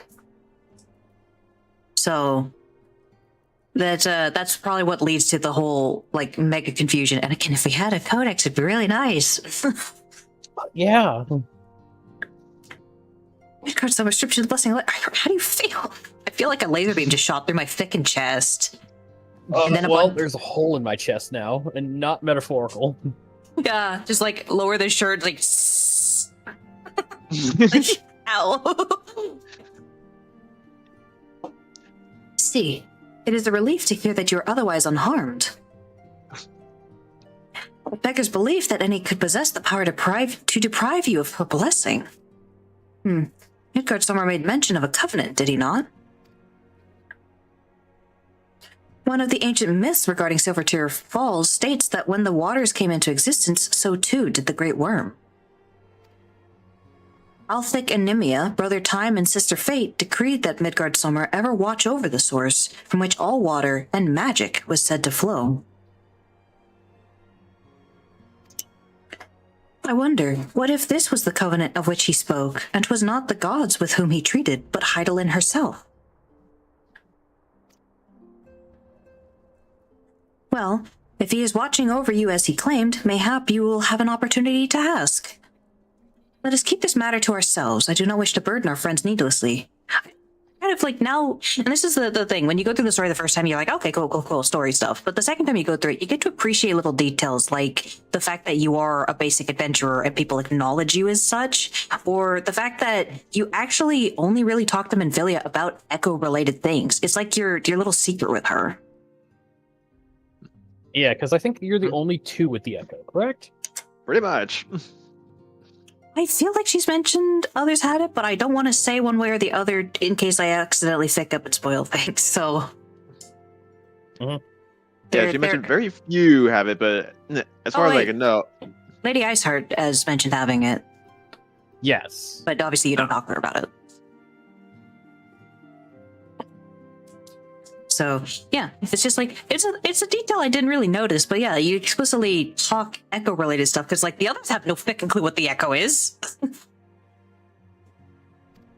Well, So wait, she's- didn't they mention it before, like, during the introductory quests? Well, they know about the Echo, yes. They know that, like, we were recruited because they knew we had the Echo. Oh, hello. Art thou a pawn or master of thy fate? What hast thou wrought by thine own hands, mortal?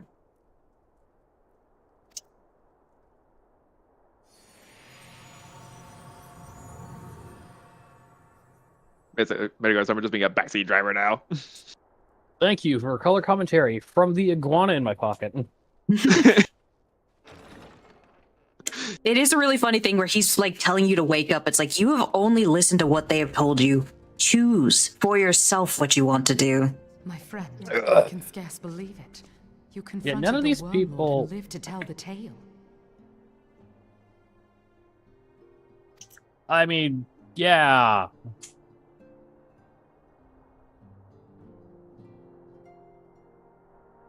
Alright, Dylan, Matt, do your Thanks stuff. to Helene for your preservation.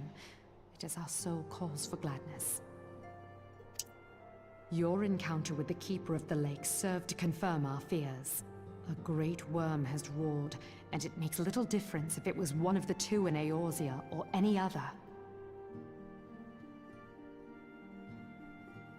The Dravanians are coming. I am told that Ishgard has magical defenses against Dravanian attack, though I am not privy to their exact nature. Will they be enough to repel a massive force? Ishgard has weathered countless assaults over centuries. This will be no different. And now that you have confirmed the threat, none can ignore the Lord Commander's calls for the wards to be strengthened. I dare not presume to speak for him, but I expect the Lord Commander would sing your praises. I must away, but we shall meet again soon.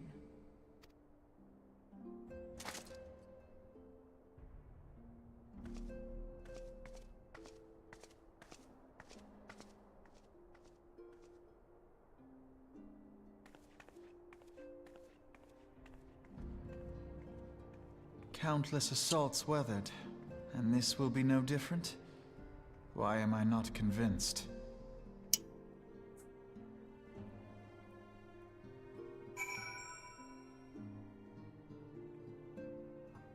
Now we learned quite a few salutes for emotes, so I think it'd be a nice little detail if, like, during cutscenes we, like, give our own salute back or something.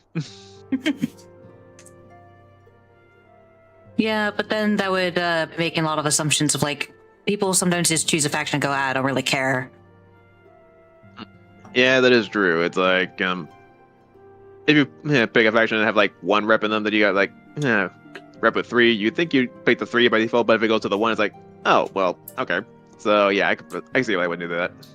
Yeah, it's like, it's basically good enough that they acknowledge, hey, you are part of my company.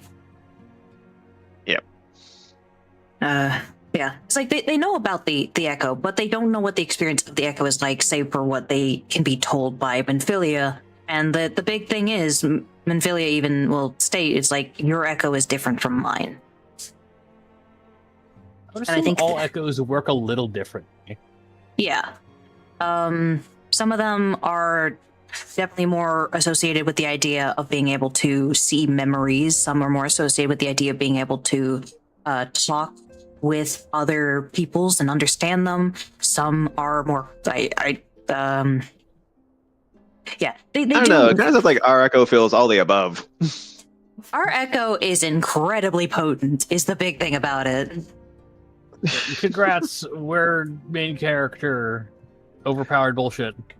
No, Yep. that's not. Now, I will say, we are a jack of all trades. There are others who have a stronger point into other aspects of it, such as like being able to see memories or even like the emotions in the memories.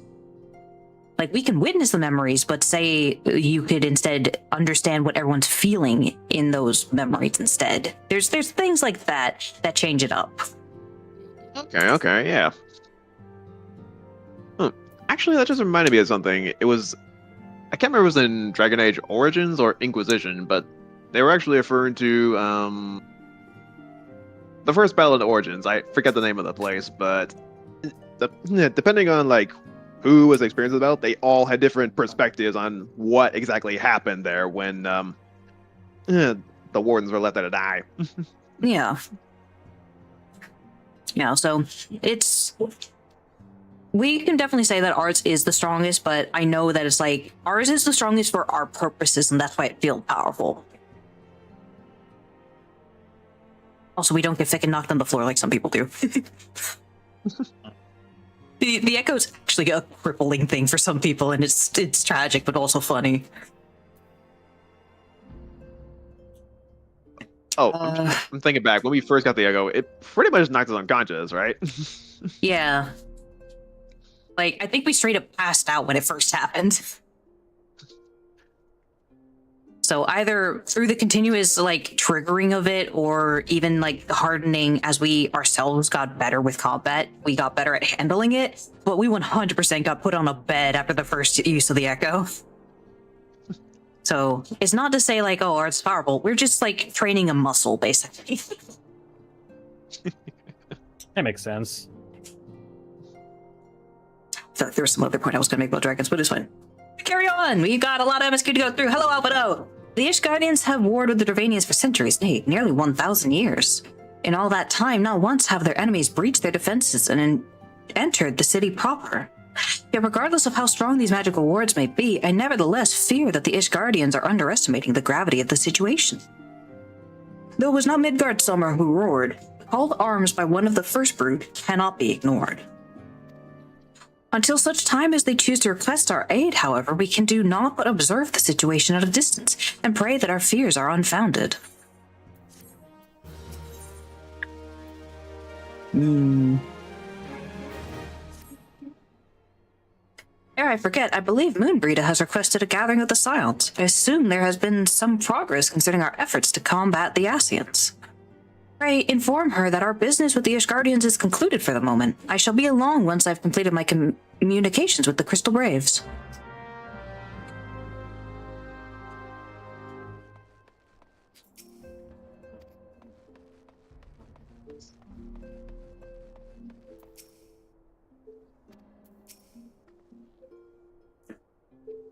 All done with your talk of dragons? Wonderful, because Ascians are next on the menu. Let's head into the solar, shall we?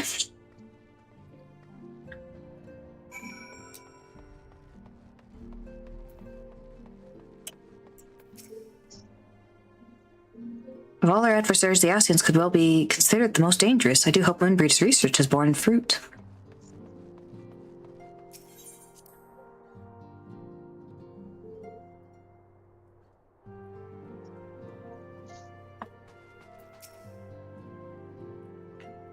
I've summoned everyone to the solar. It would seem Moonbreeda has something exciting to share with us.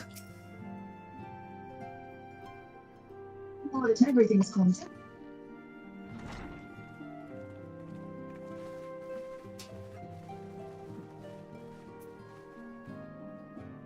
Now that everything's calmed down a bit, relatively speaking, I mean, I thought it might be a good time to share our progress on the weapon. I believe we're on the verge of a breakthrough. Well, don't keep us all in suspense.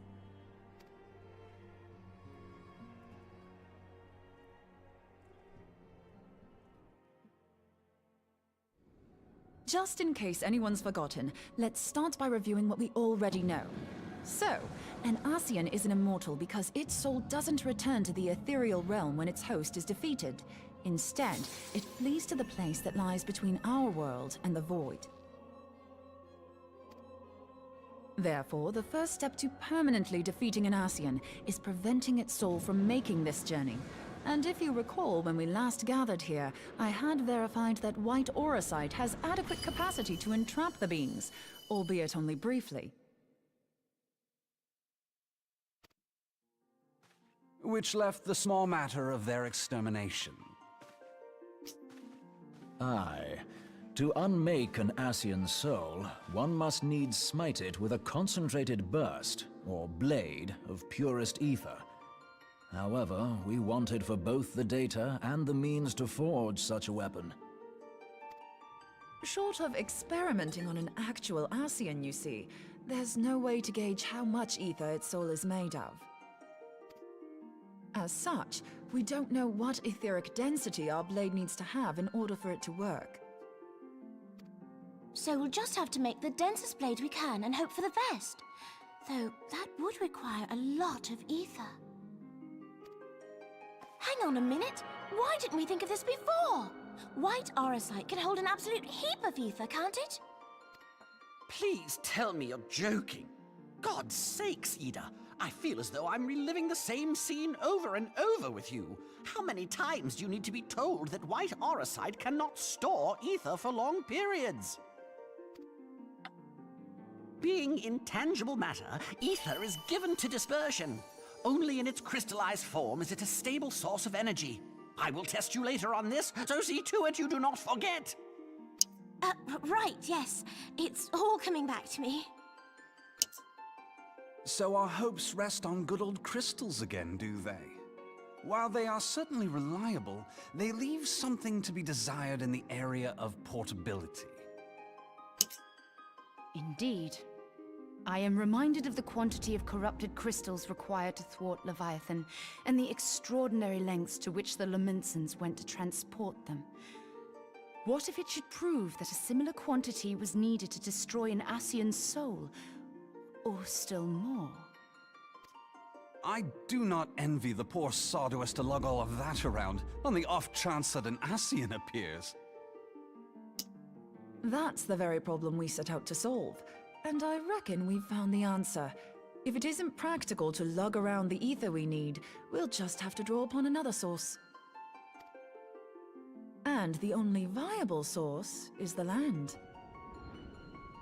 If you mean to tap the Great River of Ether, know that it will entail considerable risk. Meddling with the currents may well induce a surge like to the one which despoiled Mordona. Give me a bit more credit, will you? Why would we need to tap the river when there are veritable reservoirs jutting out all over the land? I speak of corrupted crystals. It might be that their aspect is out of balance, but a crystal's a crystal. It contains ether, and we can help ourselves to it. While corrupted crystals are indeed abundant, there is no guarantee that they will be in close proximity at a crucial moment. But what if we don't need them to be? What if we could tap their power from afar? A malm away, say? If we could do that, we'd have ready access to ether aplenty in almost every corner of Eorzea.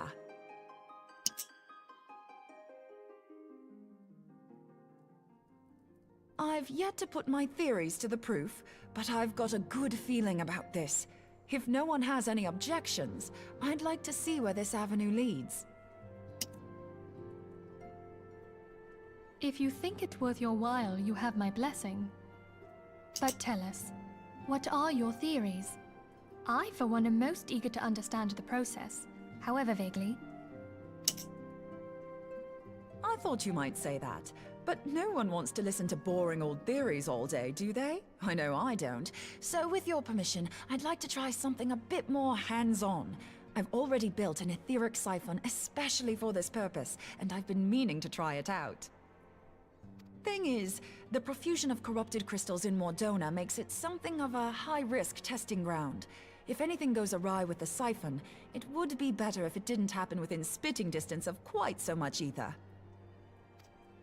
Ideally, I need an isolated specimen. Does anyone know where I can find one? May I suggest northern Thanalan? There you will find corrupted crystals of middling size, standing a reasonable distance apart.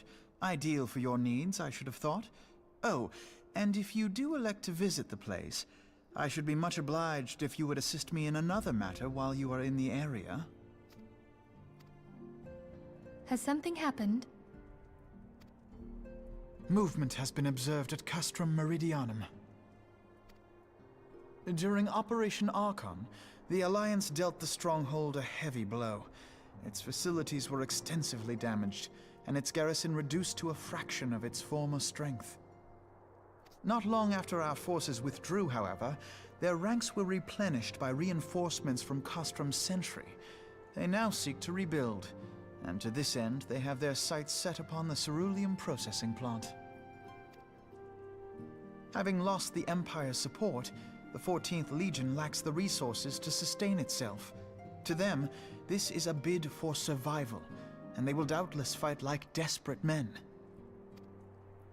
Though I have dispatched the Crystal Braves, I fear their strength alone may not suffice to stay the Imperial assault. I would request the Scion's aid in the defensive effort. If I didn't know better, I'd say you were trying to inveigle us into fighting your battle with the promise of shiny crystals.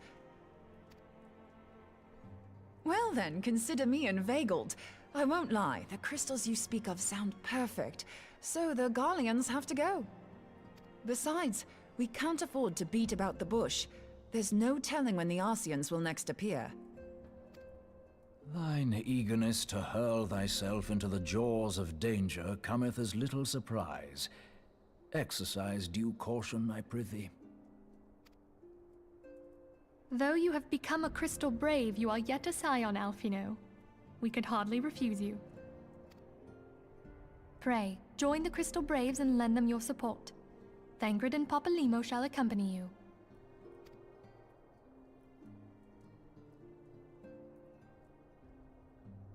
Ida and Y'shtola, in the meantime I would have you assist Moonbreeder. Scout out the crystal clusters, that the testing may commence as soon as the Garlean threat has been eliminated.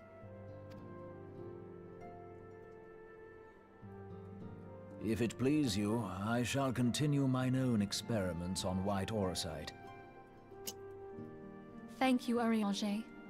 Everyone, pray see to your preparations and depart as soon as you're able.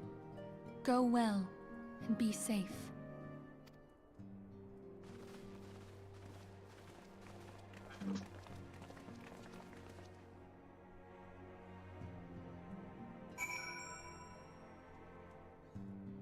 All right. Though I have little doubt you will prevail against the Empire's forces, I shall pray for your success nonetheless. Our very future may depend upon Moonbreeder being free to pursue her experiments. So is she worried about the crystals like blowing up and reacting to the other crystals? Oh yeah, no, they're explosive. So she wants to test it to be able to make sure that the thing works. But if something went wrong, because she is after all trying to weaponize the ether itself, it could end up causing a chain reaction of explosions. So she wants to make sure she's just away from it. But she doesn't want to pick it up and move it to a location because the whole point is to test whether the natural resource could actually work. I see that the Scions once more readied themselves for the road. I too must make preparations for an absence from the Rising Stones. It seems that you've barely arrived before you must once more plunge into the fray. Duty is an unforgiving mistress, eh? Though the tasks we tackle are not like to be as realm-shaking, Coltana and I must also heed her call. Mori was most eager to join you on the front lines of battle, but as fate would have it, the antecedent has other plans for our talents. Oh, really empty place. Everyone's gone. Ah. For a small organization, we certainly chew through a prodigious amount of foodstuffs. Perhaps I should put a lock on the larder door. We do seem to be running low on provisions. I believe an excursion to the marketplace is in order. It would seem that events have once more conspired to rob us of rest and recuperation. Though I would wish it otherwise, I must ask that you head straight away to the processing plant. The Fourth have already deployed to the area and await the arrival of the Scions. Wilrid will brief you on the developing situation. Meanwhile, I must rendezvous with Captain Ilberd at our headquarters in Ul'dah. I shall take command of our forces there with a lighter heart, knowing that you go to support the front lines. When do you have a headquarters in Ul'dah? I thought they worked here. Yeah, I thought this was the headquarters. Well, I think they use the term headquarters loosely. It's basically right now they're predominantly working out of Ul'dah because of the situation going on there, so it's just kind of their headquarters for now. Yeah, but didn't we finish up the whole thing with the Ivy? Why are they still there? Because we're going to Ul'dah because there's a whole thing happening with the castrum there. So they may have been like packing up, or while they were doing the investigation into the Ivy, they probably also found out that stuff was going on there because they are, they did get a spy of Garlean import, so maybe they got some information of like, oh, there's some stuff going on there. It's just one of those things of like, yeah, they I just think happen to right find now out they're stuff. interrogating the Ivy, so yeah. Yeah, and even if she didn't spill anything, it's like in their investigation, they probably saw like, oh, there's a lot of movement going on here, and so they're staying there for now. Your duties take you to Northern Thanalan, do they not? We too must say our farewells to the Rising Stone for a time. Flamine travels to Ul'dah, and we shall serve as her escort. At my daughter's behest, I go to contact certain old acquaintances in the Gilded City. We are beset on all sides by civil unrest and imperial machinations, threatened by primals and troubled by dragons. We need all the allies we can muster. Many of my friends hold positions of power, you see, and it is my hope that they can be convinced to aid the Scion's cause. If past events have taught us anything, then we know that Eorzea must present a united front, or we shall fall. How extraordinary that my little Asilia is involved in such far-reaching affairs. I am proud that I might now stand at her side not only as a mother, but also as a colleague.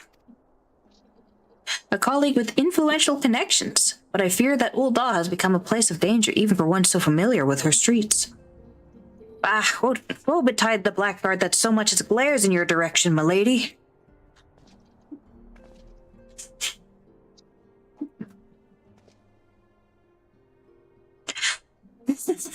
I shall be well protected, it seems. Shall we be on our way, then?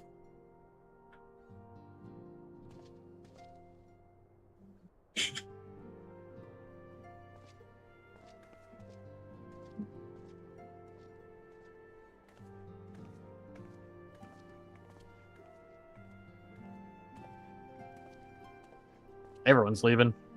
Yeah, what a very empty place. We all got places to be. Yeah. And the place is Ul'dah! Oh my gosh.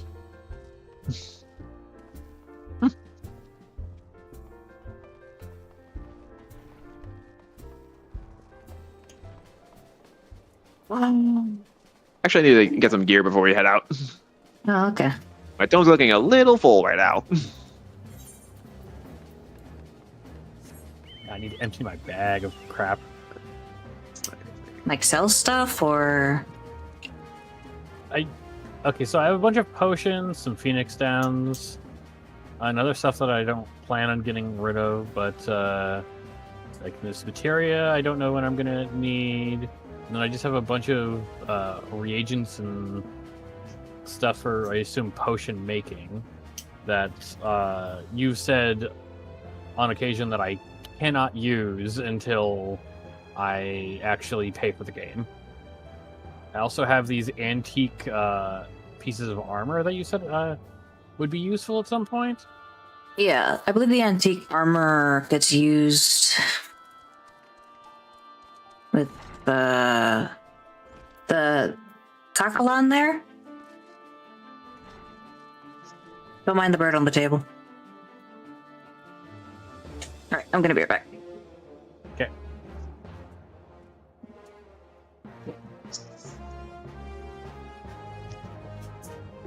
Which was one that offered like earrings and stuff?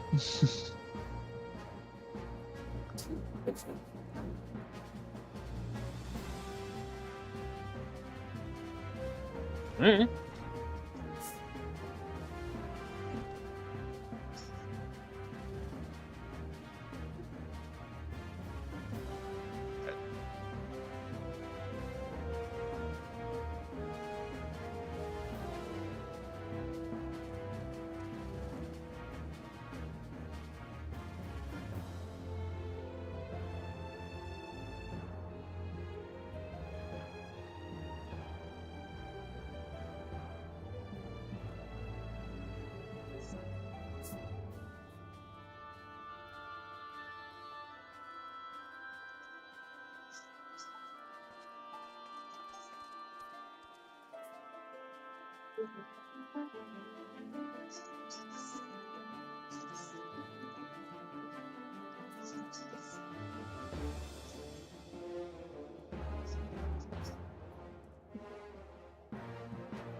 It's in a separate tab for the armor. Yeah, I found it. The eyewear's gear? The earrings you're looking for? Go under the same place you pick up the armor. There's a tab called accessories. Yeah, I'm under accessories and it's empty. It is? Yeah, under weapons, I see all the Let's see. Eyewear's gear. Yeah, look under Eyewear's gear, and all I see are the weapons. I don't see anything under accessories or anything. You're using Tombstone stuff, yeah? Yeah. You're talking to the wrong person.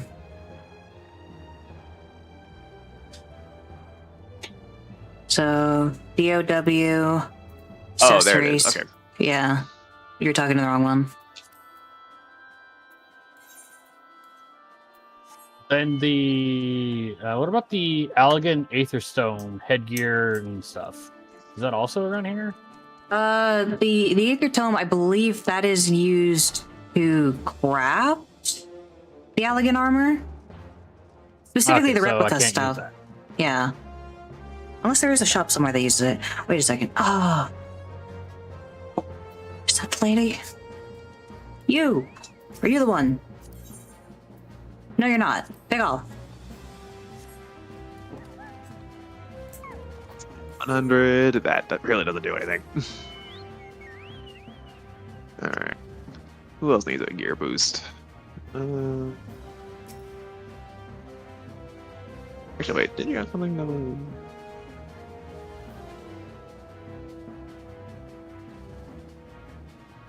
Just chucking stuff on the ground. So.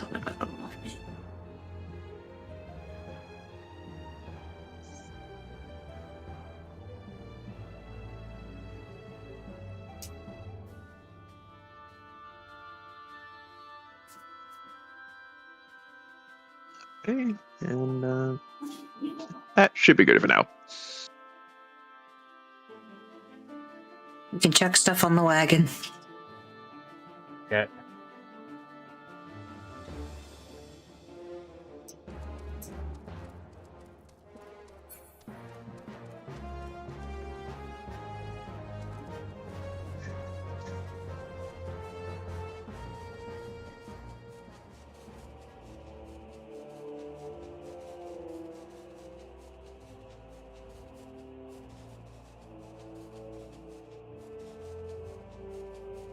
Picturing me throwing this like tree sap and other crap and pieces of meat just out of the side of this thing.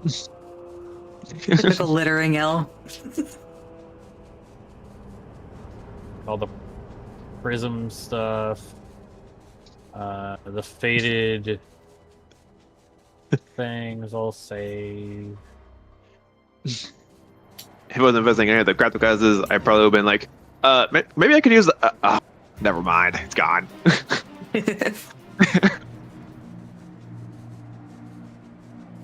Oh?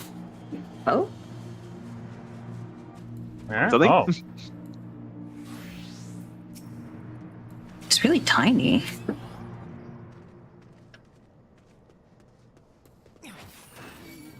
Oh, what the? Oh, this one's creepy. Yeah. Gosh. Oh gosh. We're good. Okay, Margaret. Margaret the desert.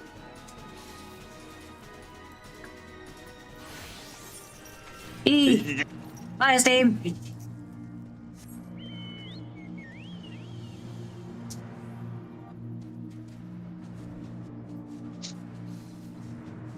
Don't worry, we're in the cart. Browsers don't mean nothing. You're trying to throw something out, your arm just grabs it immediately. Charlotte, no! Charlotte, I need to see the screen, Charlotte! Charlotte! She took my desk with her. Okay. Oh, Wellred had scars. I don't think he had scars before. Commander Levier sent word that you'd be coming. A veteran of your talents is most welcome. Not that I don't think we can handle the situation, mind you. I've learned a trick or two since that disaster with the Amalja.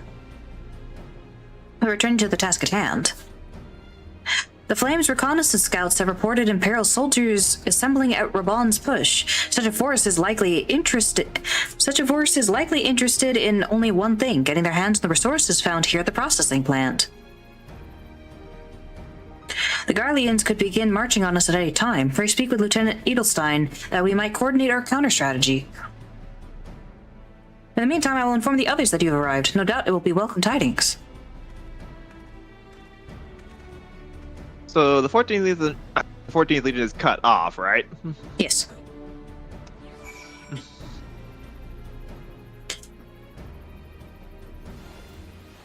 Yes. Captain Takao, my soldiers yet tell tales of your deeds during Operation Archon. Would that we could sit a while and reminisce about old times, but I fear more pressing matters require our attention. The civilian draftsmen, you see, have come across several highly suspicious crates within the boundaries of the processing plant. I had my sappers take a closer look, and our worst fears were confirmed. These boxes contain powerful explosive devices of Imperial design, no less. By my order, the Flames stationed here are conducting a thorough sweep of the compound as we speak. Though it troubles me that we were unable to apprehend the Imperial spy behind this, I have faith that our men will be able to neutralize the threat for now. In the meantime, our scouts bring troubling news on the latest movements of the Imperial Army. I would once again ask for your aid. We've been keeping a close eye on that Garlean garrison, and 'twould seem the Imperials have finally begun to mobilize. According to the reconnaissance report that just came in, the squads seen leaving the castrum are too few in number to effectively take and hold their position. They will likely mount a swift assault and focus on the acquisition of resources. I have, of course, also shared this report with the Crystal Braves. They've decided to take to the field and meet this assault head-on. I've apprised your fellow Scions of the situation. I'm heartened to know that they will be joining the effort. I report to Lieutenant Alian and lend your much welcome strength to the counter-offensive. A lot of big words for Elmo. Ah. So small a force, huh?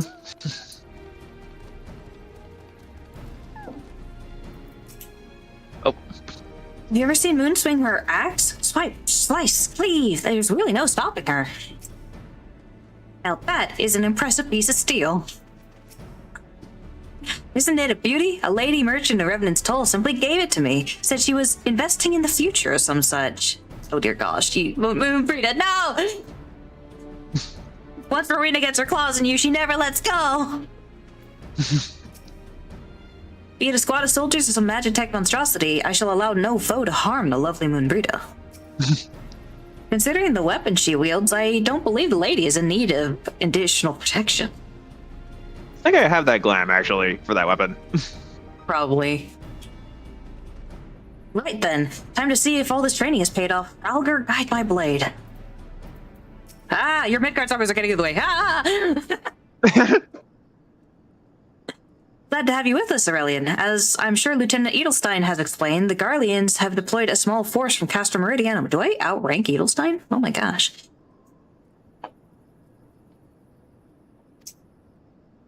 Their main column assembles to the north near Dalamud's Talons, but we've also spied several squads attempting to conceal themselves on the approach to the west. They wish you to run forth and commit to battle with the main column, leaving the detached force free to raid the plant and pillage supplies. Not much of a strategy, but these are desperate men. Captain Ilberd.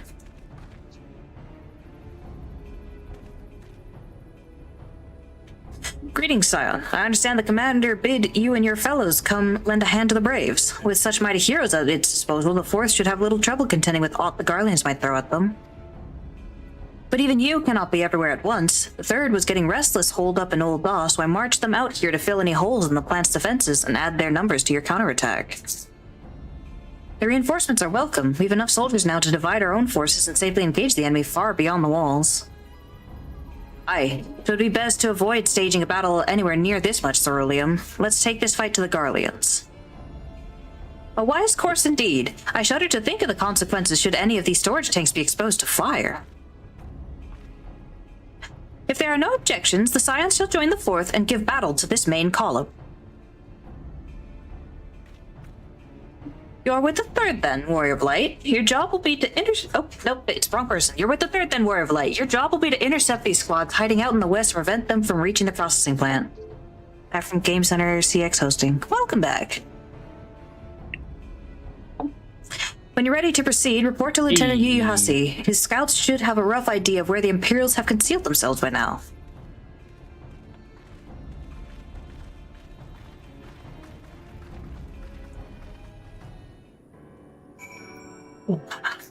Blah, la, la, la, la, la, la.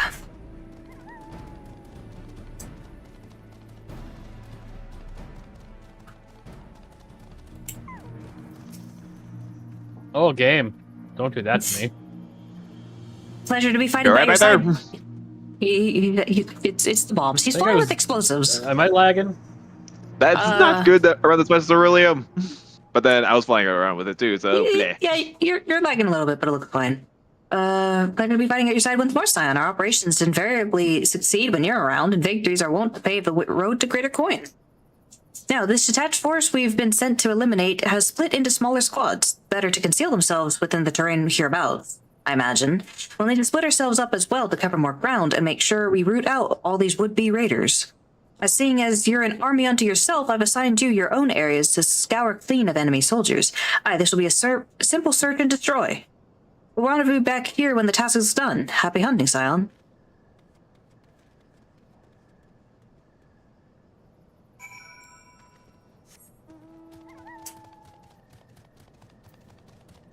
We were a little bit hunting these like stealth squads. Yay. You having trouble there, Pete? A little bit. We're good.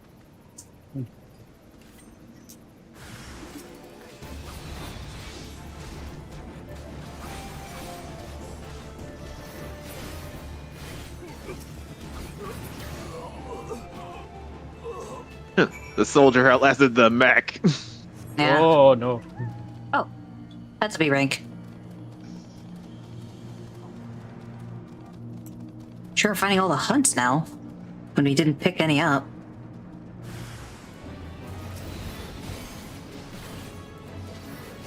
Yeah, I'm disconnecting.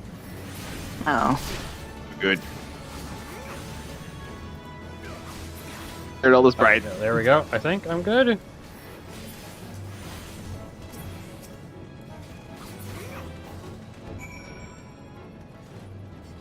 It's weird because you're not showing the sign of disconnecting. I don't know. But It I was a did little for a odd. second there. Okay, there we go. Now I'm seeing.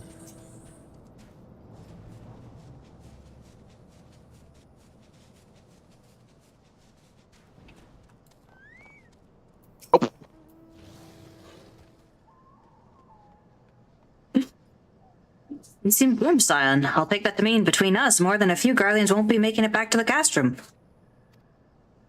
These Imperials, though, they certainly made us earn our pay. I would be a happy man if I never had to tussle with another of those Magitech horrors.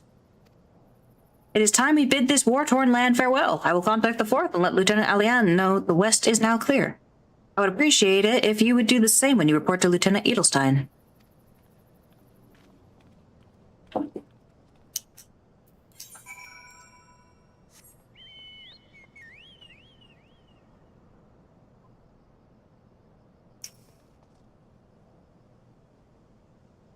Oh, now I see the disconnect button. Huh.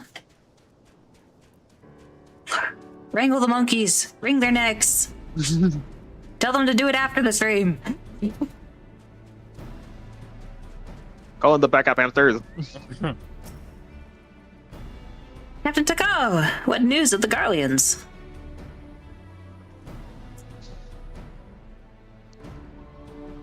I'm thinking, what if I made an alt exclusively to follow the party for streams? That'd be interesting. You'd have to go through pretty much all of ARR. I don't think that would take long because you're not tied to the stream part of it, but that'd be interesting.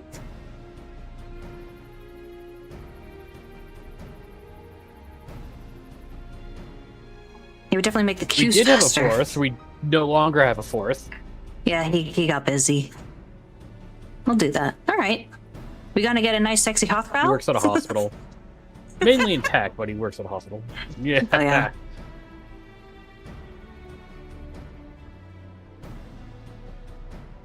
What role should I focus at? That's the problem. These two are kind of just going all over the place. So it's a little hard to gauge what exactly... They seem to mostly be ninja and dragoon. So I would say probably yeah, have... DPS. I like Paladin as my tank. I would say probably focus on healer with having a secondary DPS to fill in. If you have to like specifically like pick one down to focus on. Warrior was my main tank, but I would like to give Gunbreaker a little more experience. We're not worried about which classes, we're worried about roles right now. So Arcanist would be convenient. Yeah. Actually, that'd be perfect. That would be exactly perfect. You're right. Gosh, I forget Summoner exists. The raiding parties are no more then. Excellent. The Amajina engineers will be most relieved to hear that the plant is no longer in any immediate danger. Thank you again for your assistance.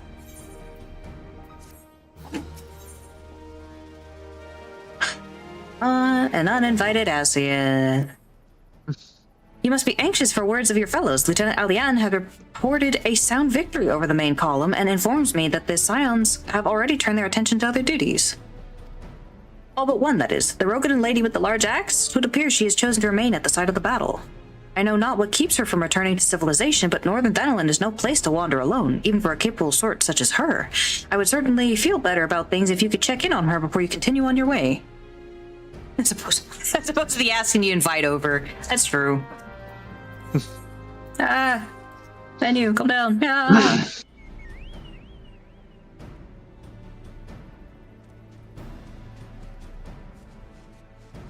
Hey.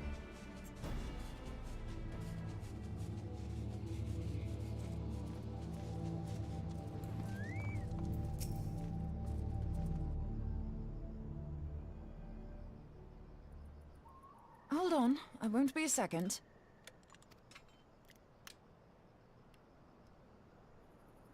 The beast seemed peckish, so I gave it a taste of my axe. I know. As Urianger never tires of reminding me, an axe ill becometh the hand of a scholar. What can I say? I like axes. To hear my mother tell it, I came into this world holding one. And it's not as if it stopped me picking up a quill, is it? I often think of the man who introduced me to the joys of learning. He's one of the reasons I decided to come to Eorzea. Him and my excruciatingly stiff childhood friend. Considering how unalike we are, it's a wonder we ever got on. The world's a strange old place, isn't it? Aye, that ought to do it.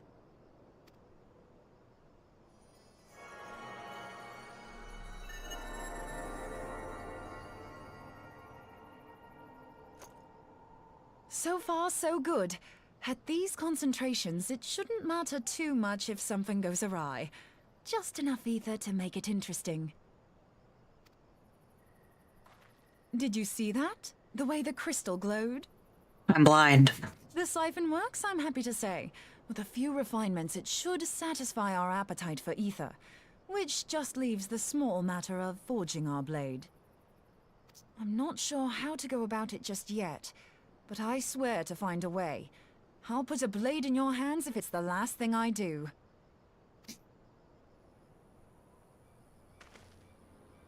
He senses me. A useful talent.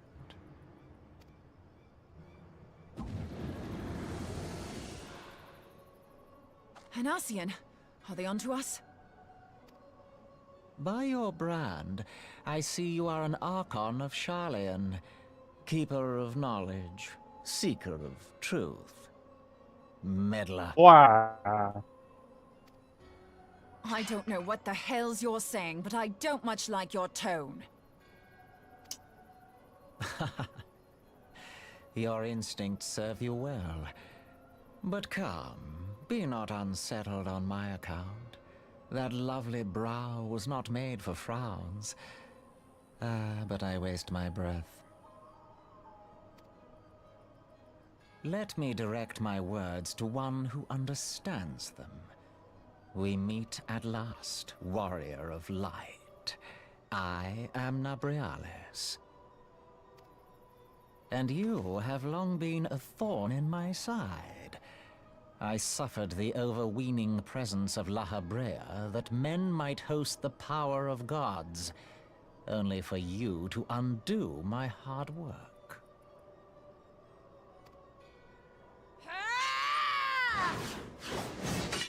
Oh, bugger.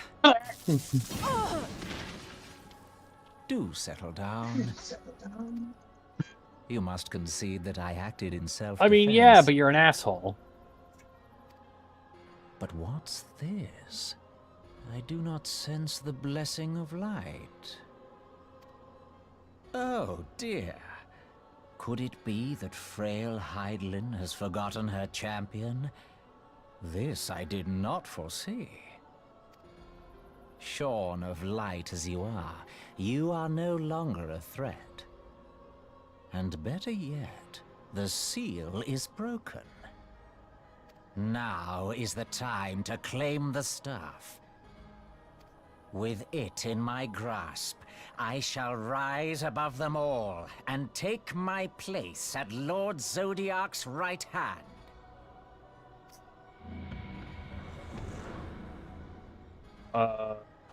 What did that bastard want with us?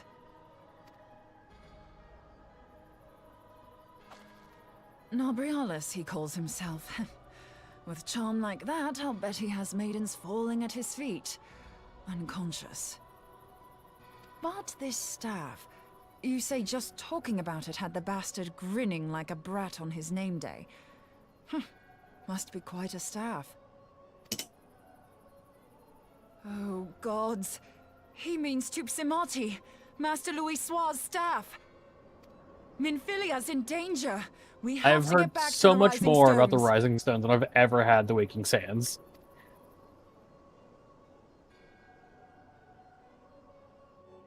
Man. Just because you got a fucking weaned off version of the story. If I'm right and the Ascian is after Tupsimati, then we'd best make all haste back to the Rising Stones. Minfilia must be warned. Whee!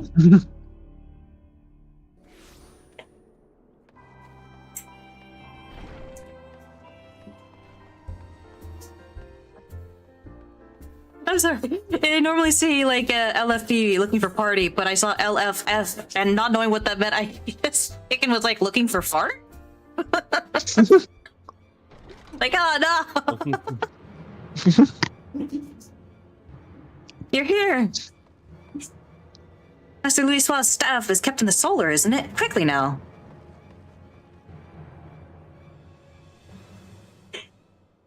Oh my god, game, come on.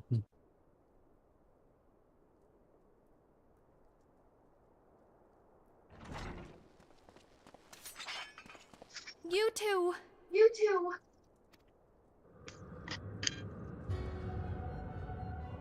So, you were able to divine my intent. What now, warrior of light? Ah, but that name is no longer fitting. You have become decidedly dull, and quite incapable of barring my entry. What? What the frick was that zoom? What the frick was that zoom? Did the camera angle thick up? What was that?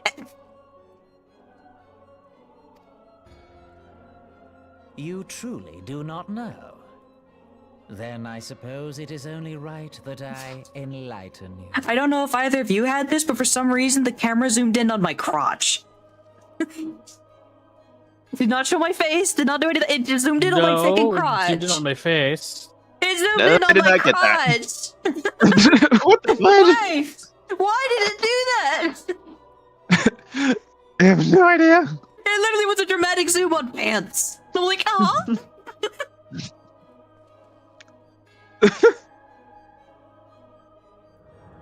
The blessing of light kept you and your fellow meddlers safe. It was that which prevented my kind from entering your domain. My kind, I say, though it had no power over the likes of Elidibus and La Habrea. Being of this world, they could come and go as they please, while I could only look on. But I need look no longer. Now that the seal is gone, I mean to act. Unlike the others, I am not given to waiting. I shall take that staff and bring about the next rejoining. Rejoining? Then it was your doing. The Isle of Val, the scholars, all of it.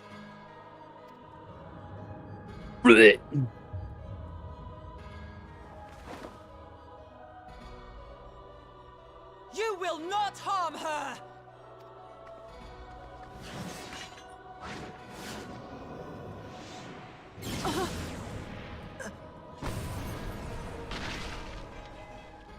Moonbreeder! Why must you insist on forcing my hand? Did you learn nothing from our last meeting? Ah, but I forget. My words fall upon deaf ears. The staff is but a broken relic, a memorial to the departed. What possible use could you have for it?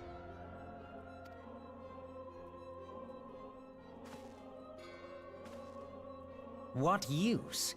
You mean to say that all this time you kept the key, never knowing what it was you possessed? The staff Tupsimati, or rather the stone tablet it bears, is host to a great power. Together with the horn, it can be used to draw vast quantities of ether from its bearer's surroundings. How else do you think Louis Soir was able to invoke the power of the 12 without making them an offering of crystals? Summoning requires not only prayer, but a profusion of ether. Even a child knows that. If I did not know before, you may be certain I do now. But above all, I know that we cannot allow this staff to fall into your hands. I will die before I let you take it. Insufferable woman. I would happily end your miserable life here and now. Alas, Elidibus would never let me hear the end of it. Very well. If you will not part with the staff, I will take you too.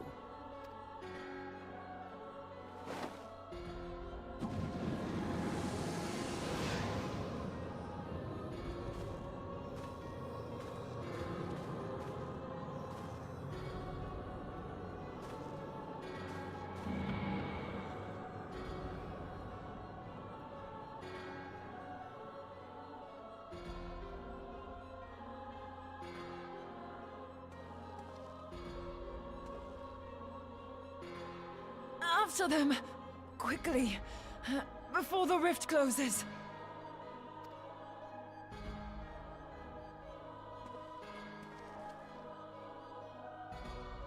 The Chrysalis. I feel like we've been there already. Is this hole here all the time now? No. Though I will say, the really, really thick and funny thing about this is this is one of those cases where they have no explanation for why you get a full party. And chrysalis is a pretty common word. It's usually like the cocoon for butterflies. I need to add someone to friends. Hang on. How do I do this? Player search. Search conditions. First name. Ariel. There you are. Not party. Where is it? Oh, separate request. Okay.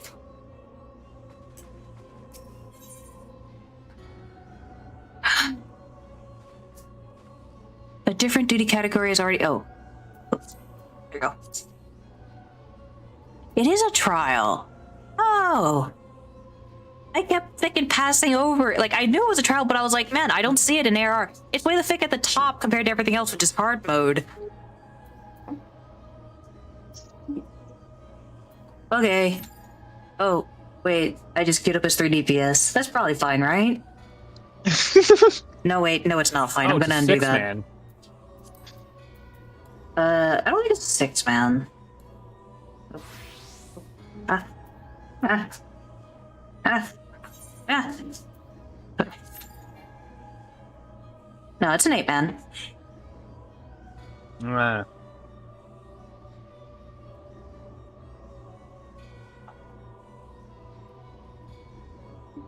So this one is funny because, like, it's a very simple mechanic, and yet it's, unless they changed it, no,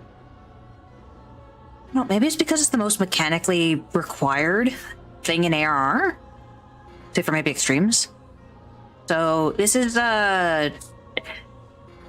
amusingly like a noob killer, because I think the only time you get it is specifically if someone's doing the MSQ. But there's tank mechanics, DPS mechanics, and then I think just universal mechanics. So I'm going to start off by explaining one of the mechanics. There's going to be balls that spawn on the edge of the arena. They're going to have 2 different colors to them. One's red, one's blue. For the record, it's very subtle, so if you have trouble distinguishing colors, I'm sorry. One looks scaly and one looks ethery. What you need to do is when you need to grab them. You need to, like, run into them and grab them. When you do so, they will explode in an AoE around where you actually hit them. So you don't want to go for one that someone else is going for. You want to try to avoid it. When you do this, you're going to get a debuff. This debuff makes you take more damage from that color orb. So you then run to the opposite color orb nearby and hit that. It will then reset the buff and give you that version's debuff. And you just keep alternating. Oh, sort of like the that one Alliance where it's like, yes, no, light ground, dark ground. Okay. Yeah. But instead of which side are you standing on, you're trying to specifically just make sure you're grabbing one of a different color. There's no real indication of where people go, so unfortunately it is kind of a free-for-all. You just want to avoid any of the balls actually getting to the center. And alternating, or else you will end up just, like, purging and dying for, like, grabbing too many. Then, let's see, what other mechanics are there? I know the one mechanic that, again, DPS, this is weird because this is one of the few times DPS will do mechanics, and they shouldn't be doing this mechanic. There's a DPS check.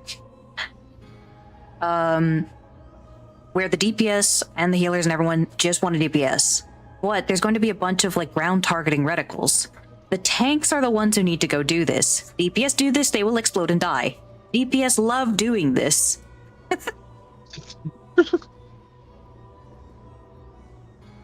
And then there's one other mechanic, I believe. This is more like a kind of like cheese thing.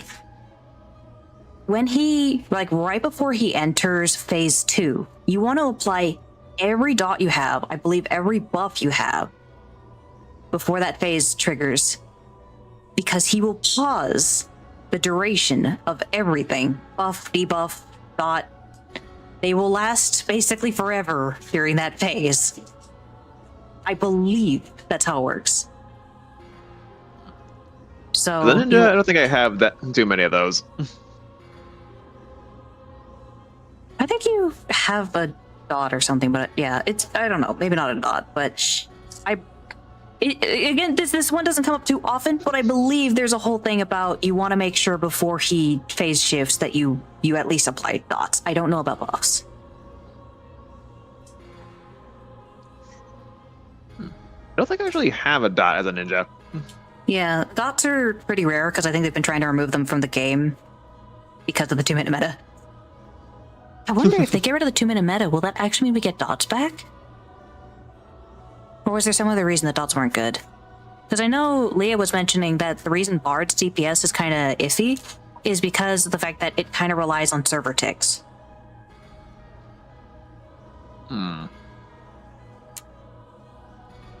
So So I'm not sure on that one. I wonder if I should just unsync this and just do it so that we don't have to sit here on this queue. Because we got one tank so far. We're almost there. I can switch over to a healer if needed. Then we only need to switch away for one. Well, we're still waiting on 2 DPS anyway. I don't know. And this one would fall under MSQ, right? This one... I don't actually know. I know I've gotten it in roulette, but I don't know if it's just simply daily roulette or MSQ, or like trial roulette. Because it is a trial. Alright, well, I'm gonna tab out. Yeah, go look at those glasses.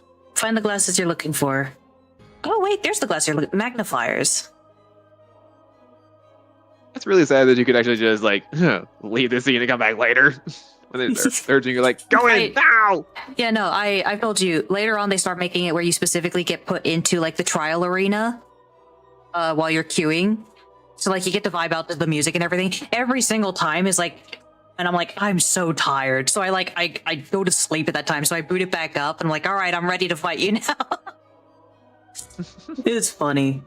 Okay, so magnifiers are sold for MGP in the gold saucer. So you can actually have the glasses you like in multiple colors and just as a glasses cosmetic, so you can have hats and stuff. Okay.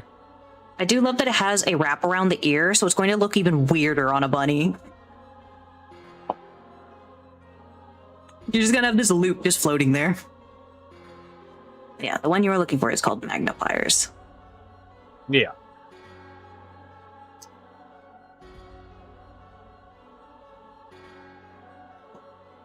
Huh. That's odd. This is definitely not all face wear.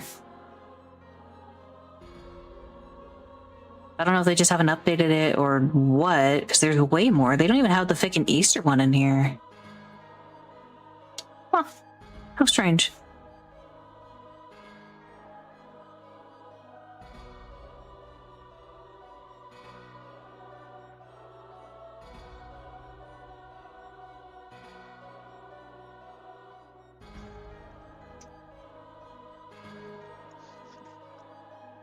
Alright, seems like it's gonna take a bit. I'm just actually gonna go to the restroom real quick. Yeah, should be fine.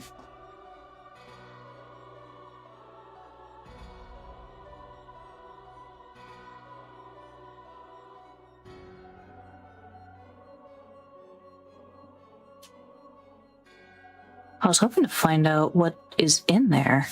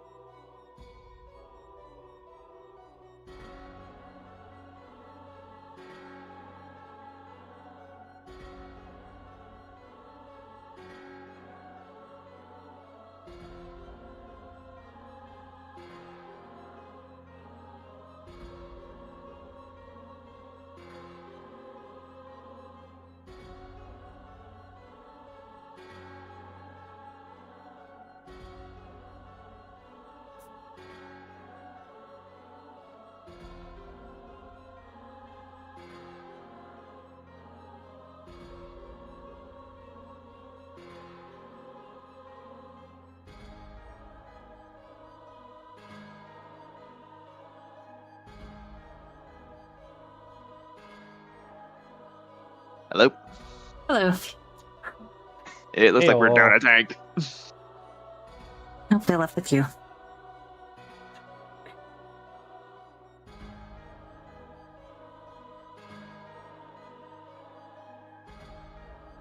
Okay, so you want to save limit break for near the end because you can get up to tier 3 limit break.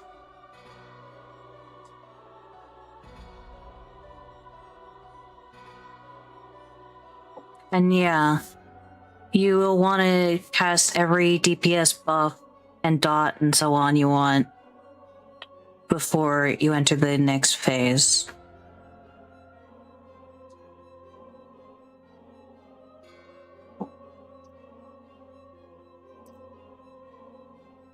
I'm thinking I might just like unsync this because this queue is going to take up so much of the time. Which is very unfortunate. It's up to you.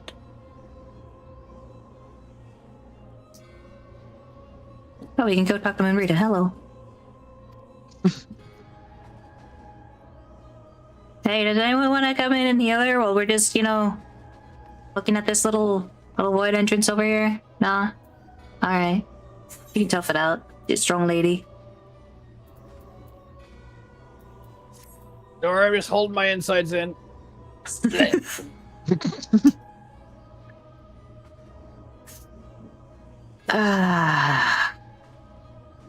Heck. I'm sure a healer will cure. I'm sure a healer will cure all that dark energy is holding about her. No biggie. Yeah. But yeah. But yeah, as small as this entrance is, I just picture us like Super Mario 64 diving into this thing. Yeah, and then somehow we get 7 other people to follow us. Absolutely cracks me up. Okay, we're not gonna get queue. I'm just gonna unsync us. Right as somebody showed up. That's fine. That wasn't gonna be a whole party, so who cares? What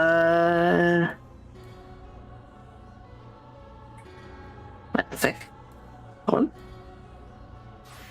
There we go. That was weird. Okay. Alright. Viewfinder, unrestricted, confirm. Chrysalis.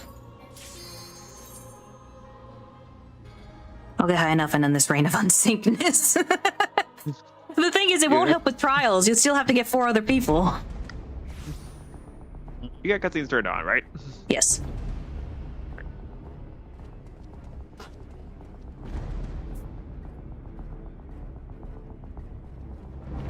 I wonder if this is the void.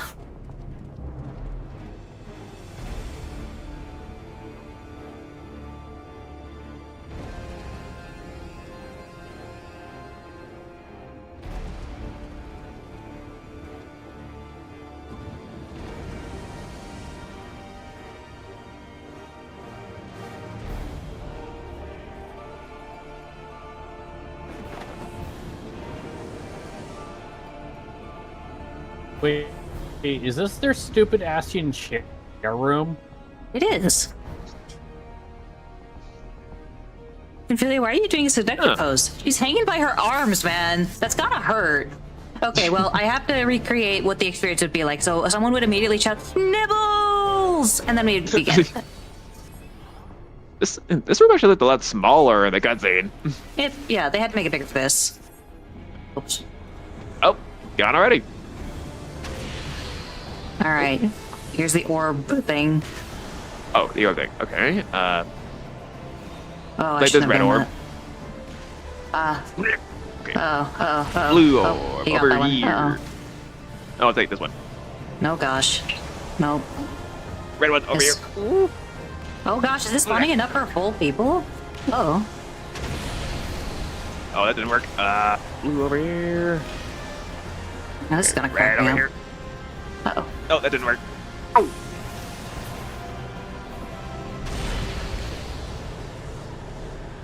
Sure, he won't kill you. Yeah, I'm lagging hard. That's unfortunate. Satiable hunger the void, devour all light, and return this world to perfect darkness. Hey, you survived. Cool. Wait, why'd that do no damage? Oh boy. Rivel in apocalyptic flame.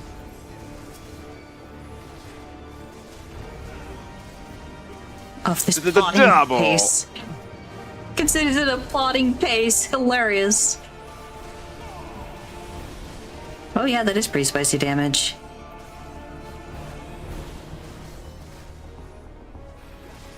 Well, I could technically just hold his aggro, I guess. Let you guys DPS him. I assume phase 2 is when his health drops halfway, right? No.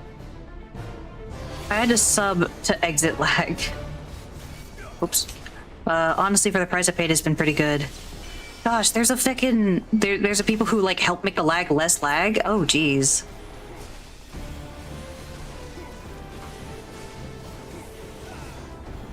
Though, to be... I will state that the lag is probably on Pete's side. He does have pretty, fun internet. Oh, it's this again. Yeah. You do the phase twice. Oh, we went for the same one. Whoops. Yeah.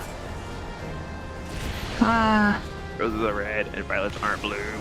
Ow. I keep stacking this at this point. Oh What my the fuck? god! I was not that close to that one. Come on. Get out of here, Oh, Sprite. Ow. Ow.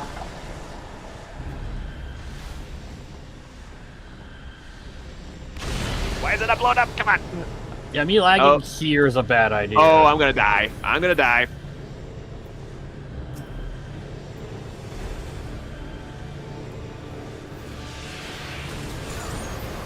Nope. I tried.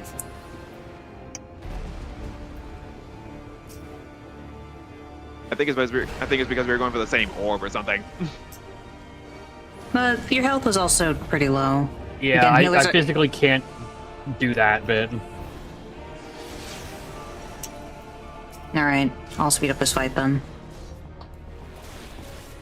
Oops.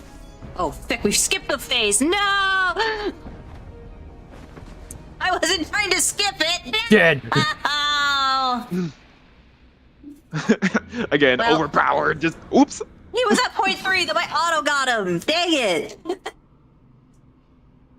Oh man! Well, you get to deal with that phase whenever the frick you actually accidentally get him in a queue roulette. Because, whoops. Internet is very good usually, but XIV and WoW in particular have some horrible nodes around their locations. Yeah, that's true. So it could be a mix of like Dynamis being Dynamis and not getting any love since the day it was created and Paul's internet.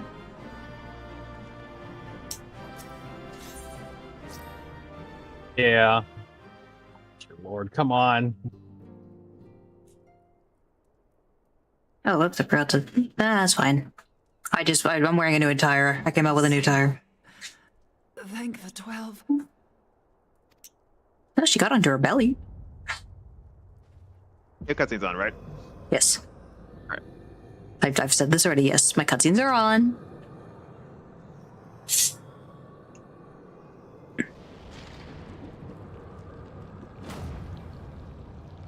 Blech.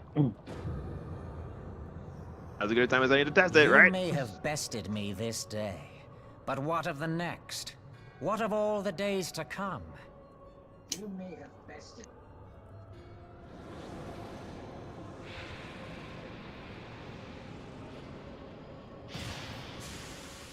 Remember, light no longer holds sway here.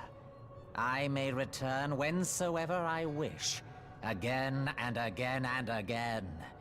Eventually, you will falter, and the staff will be mine. Until next time, Scions.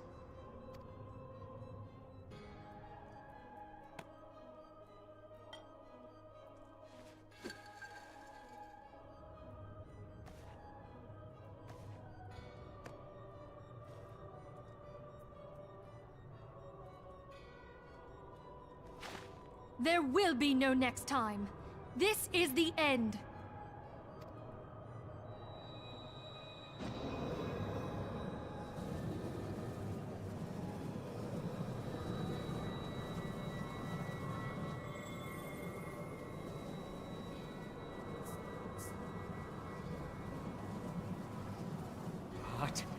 What trickery is this? No, No! You cannot!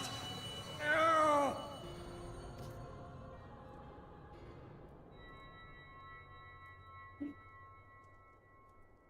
Use Tube Samati to gather ether. Quickly, before he breaks free!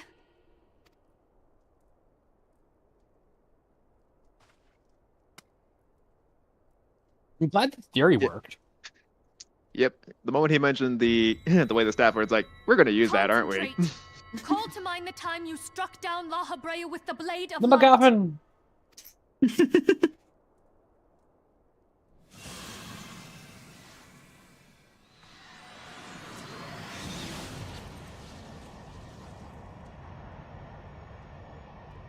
Why won't it work? Is it because we lack the blessing of light? Oh, Don't. So much ether. And it still isn't enough. Fools! No mortal prison can contain me! I shall make you pay for your insolence!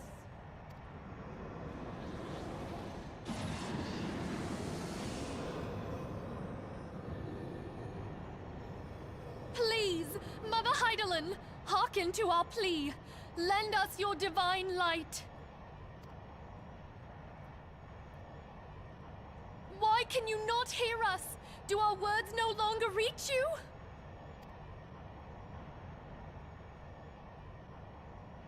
If only we had a bit more ether.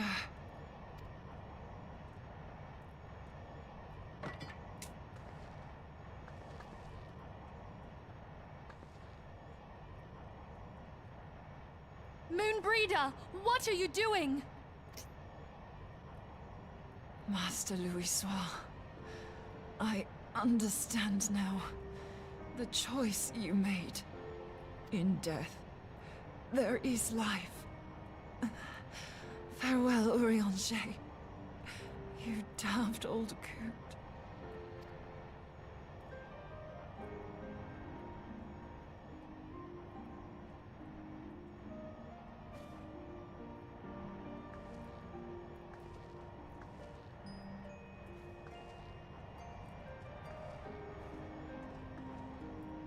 Moonbreeder, no!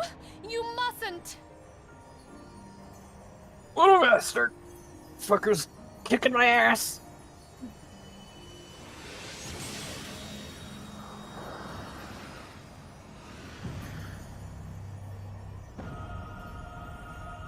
What? No! It cannot end! I am eternal! I am immortal!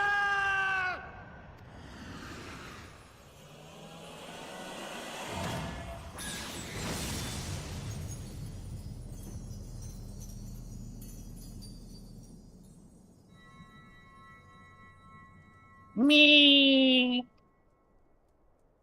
Bah! Moonbreeder. Got her the fuck out of you, bitch! She's gone.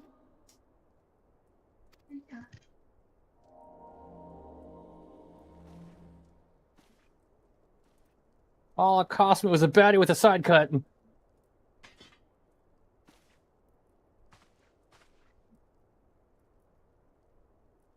You did it, my friend. The Ascian is dead.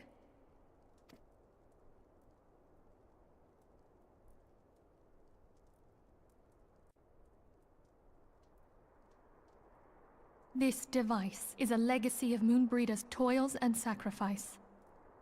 I shall hold on to it for safekeeping. Minfilia, are you all right? I am. Oh, we were surveying northern Thanalan when we received the distress call. We returned as swiftly as we were able. It seems you have everything in hand, however. What happened here? Where is Moonbreeder?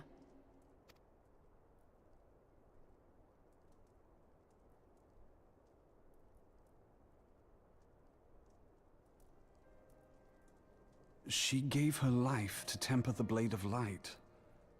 I have no words. Rather than await the inevitable, she took her fate into her own hands. Does Urianger know?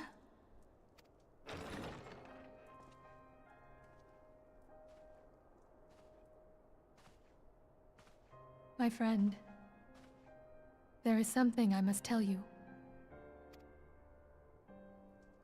I heard all, my lady. The moon sinketh, taking her leave of the heavens, yet her passing heraldeth the coming of a new day. Moonbreeder hath fulfilled her destiny, hath she not?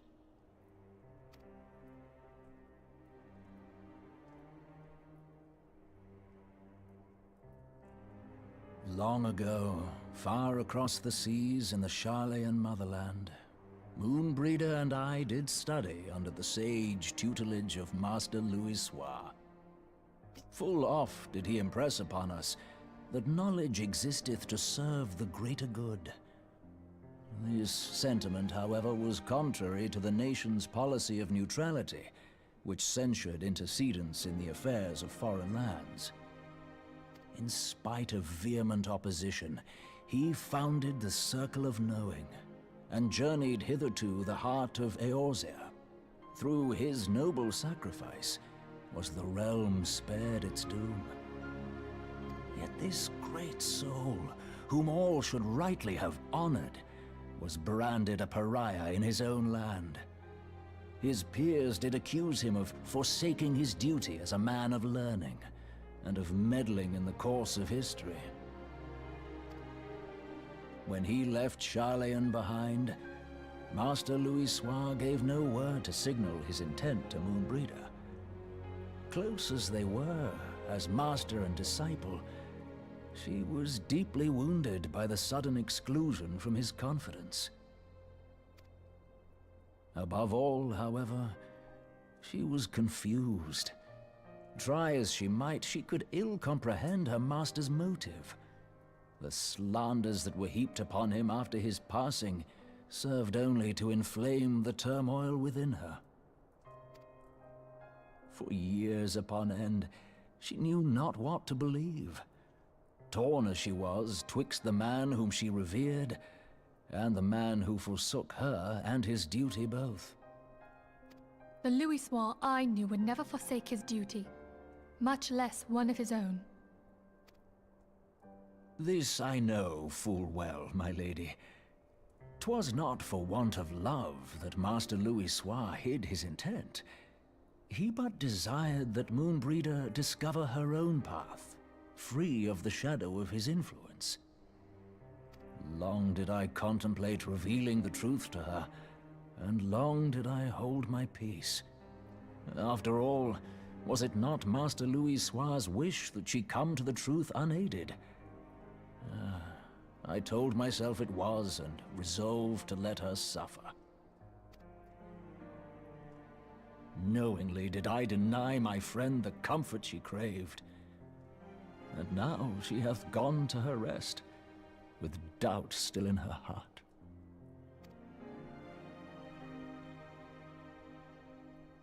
Speakest thou in earnest? Did Moonbreeder truly come to understand Master Louisoix's will before the end? The realization hath set her free. She may now find the peace which hath for so long eluded her. Oh, Moonbreeder, my dearest, how I shall miss thee.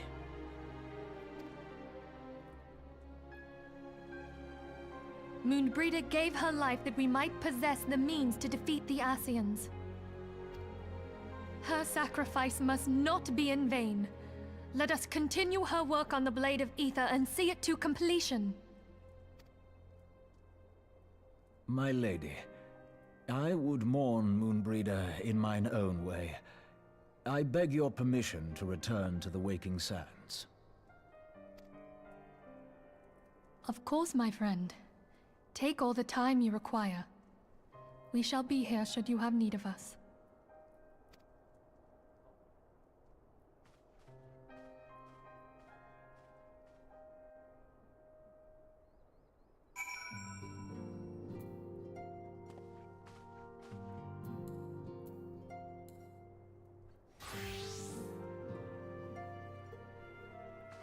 farewell to a queen. She was here for but a short time, and yet, gosh, I miss her.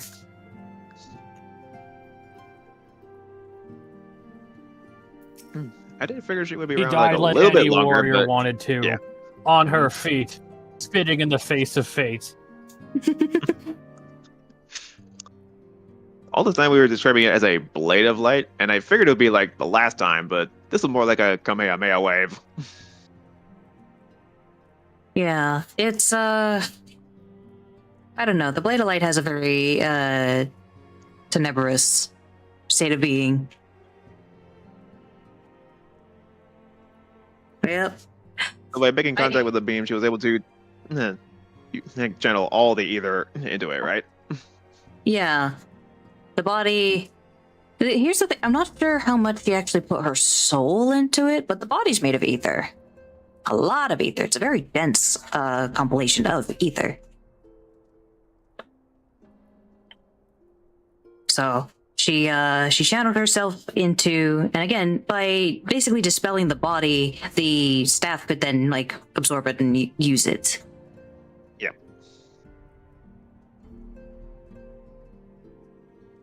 But yeah, I remember when she showed up and I'm like, gosh, I missed you. And I immediately went, oops. I was like, ah, frick. But I don't think any of you got onto it, so I carried on like, all right, nothing wrong, nothing wrong.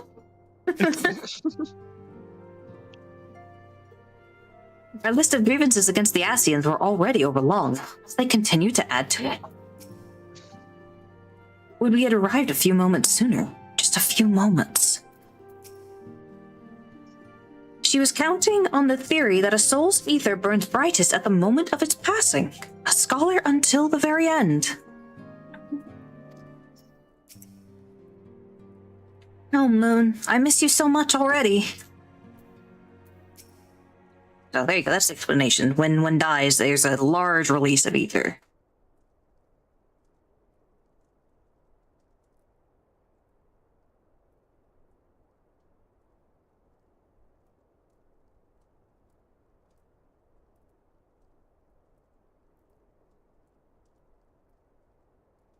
Never have I seen Urianger so utterly defeated.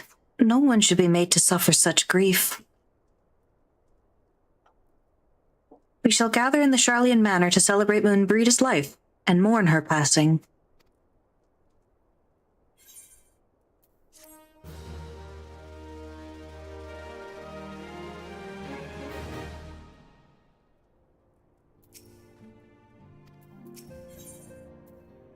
In memory of Moonbreeda. As Moonbreeda was a native of Sharlayan, I feel it only fitting that we gather before the Mark of the Scholar. Are you familiar with the stone? It is a monument found at Rathfrost and is sacred to Thaliak, guardian deity of the City of Learning. Thaliak? Gosh, I thought it was a different name. Never mind. I believe Thaliak is the sister of fate or something like that. There shall we pray for our dear friend's soul and bid her a peaceful return to the light of the Mother Crystal.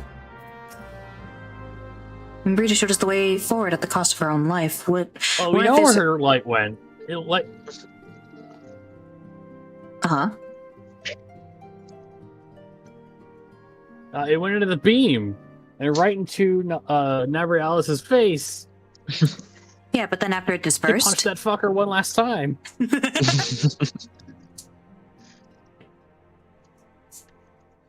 What worth is her sacrifice if we do not follow where it leads? Let us gather at Rathfrost and show respects to our fallen comrade, then we shall continue with the work she began.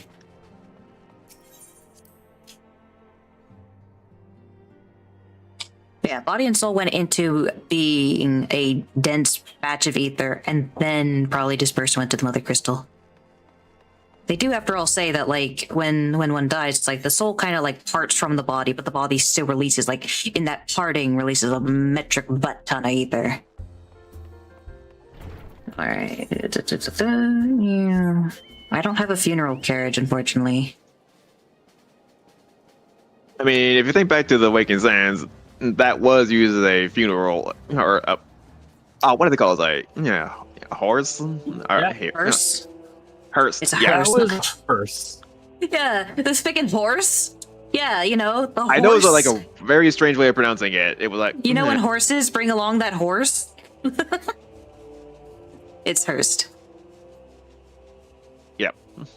Or Hearst. I don't know. It might be Hearst. There might be no T involved. Oh, what a beautiful view. You get to see this and Midgard somewhere in the vlog. Fantastic. Did you go without me? Yes, you weren't out. It's right over the face. Right over the mountain.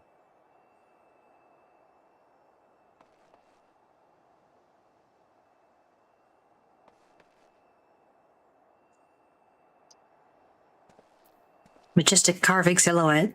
Oh, and the Crystal Tower's there too. Wait, this place is a fantastic screenshot location. You get here, Midgard somewhere, and the freaking Crystal Tower. Beautiful.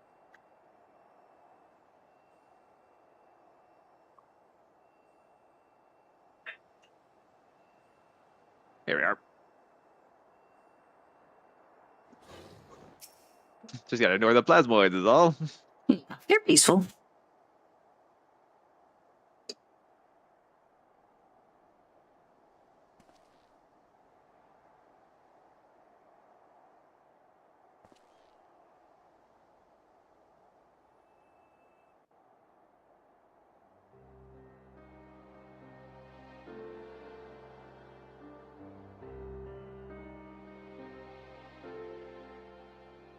It never rains in Ordona, so this is the closest we can get to a sad day.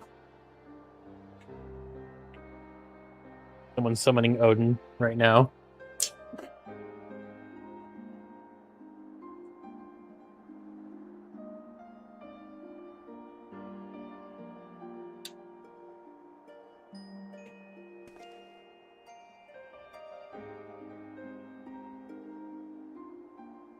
Forgive me, Moonbreeder.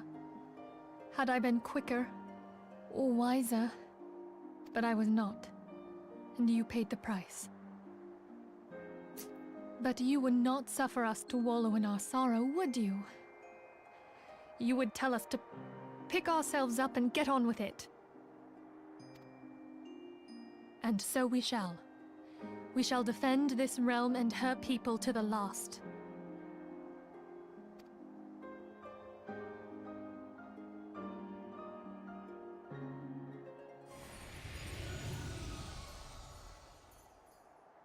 Life for death, a fair exchange. Other bargains will be struck.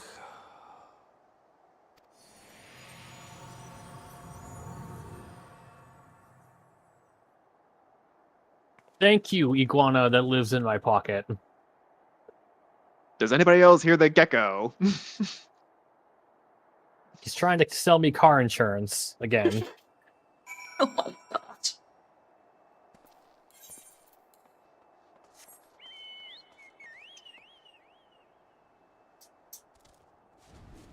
Oh, that was fast, finally. Yay. Maybe the monkeys are settling down. No, Vic, Josh, no! Come on, come on! Dang it. Now you have to go around. Man. Is the GP bird acting up again? Meep, meep.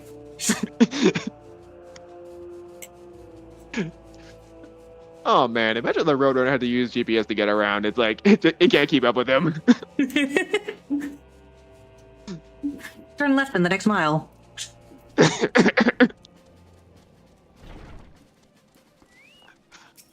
Into the toll.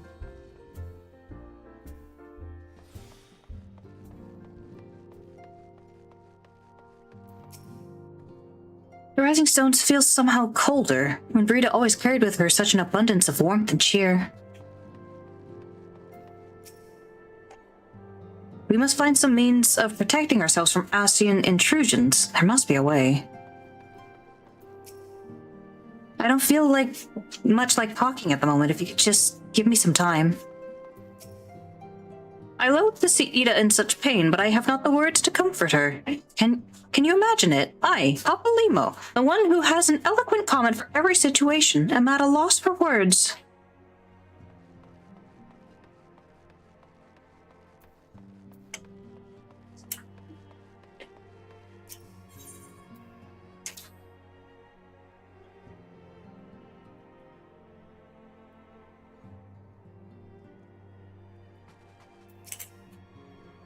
Though we have said our farewells, the pall of sadness has diminished but little. Forgive me, as antecedent 'tis my job to be the pillar of strength for all others to lean upon. Yet I also believe... Oh, the staff is still not up there as a point. But yet I also believe the grief we feel now is precious in its own way, and not to be lightly swept aside. Do you not agree, Aurelian?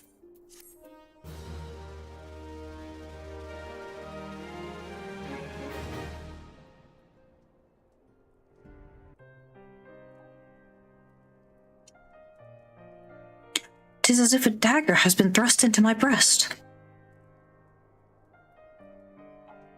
But 'tis a pain we must learn to bear if we are to forge ahead with our duty. The battles we have fought have taken the lives of so many. Louisoix, Moonbrita, our fellows at the Waking Sands. Their spirit and dedication to our cause, however, will never be lost as long as we rise to fight once more. I hardly need remind you of this, of course. 'Tis for my own benefit that I repeat these words, a reaffirmation of mine own chosen path.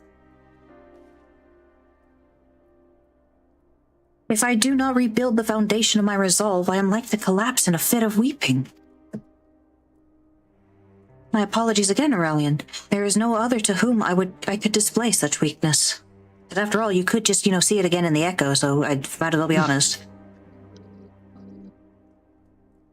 You are my pillar of strength, and I fear I shall have need of your steadfast presence in the days to come.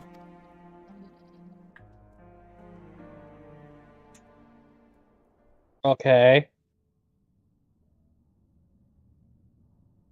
A victory won, a comrade lost, to honor the fallen, the living forge ever on, towards the light of a new day.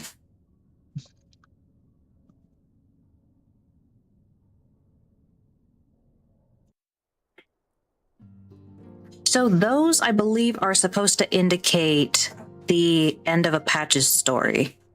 So you'll be seeing those a lot when you get to post-story things. They'll just kind of pop up when it's like, all right, update, 3.1 is done, update 3.2 is done, which means we are on the last bit of story that is the warm-up to Heavensward.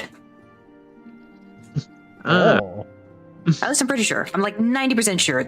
I'm thinking of it. I think there's thinking nothing left. I think we're there. I don't know. Before it was okay, this is the end. This is the end. No, this is the end. No, I did state there's one more dungeon, one more trial, and maybe one more thing. I don't know.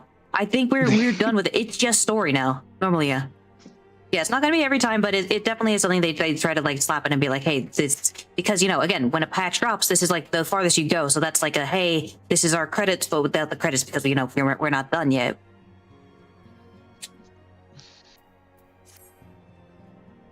Have you a moment, Aurelian? I believe Ida wished a word with you. I should consider it a personal favor if you would lend a sympathetic ear to her troubles. She has not been herself since Moonbrita's passing, and my heart aches to see her so downcast. So remind you, time happened in between here.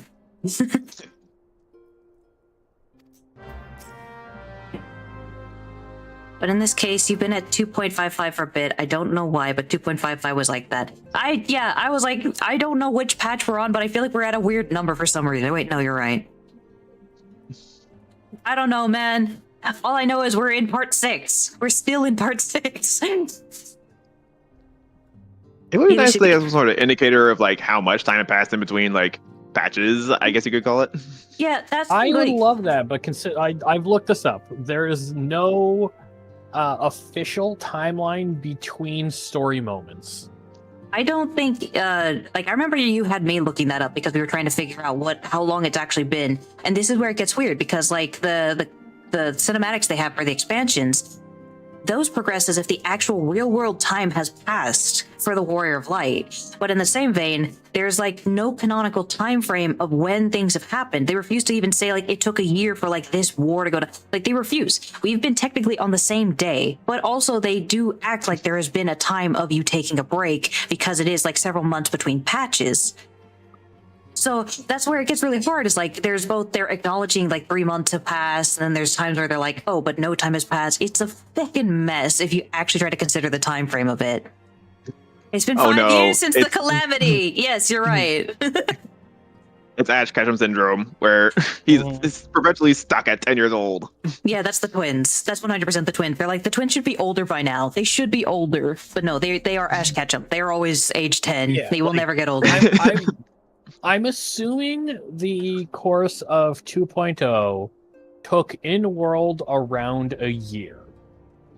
All this afterwards probably happened over the course of, I want to say, 6 to 7 to maybe 8 months. That's reasonable, actually, because if you think back to the Pokemon Adventures manga, or the Pokemon Adventures manga, every time they like go to a new entry, a new protagonist, usually a year has gone by. Yeah, so the original like, characters actually do get older. That's at least how I treat it. Like a year has gone by from 2.0, and then this is almost like 3/4 of a year so far on this.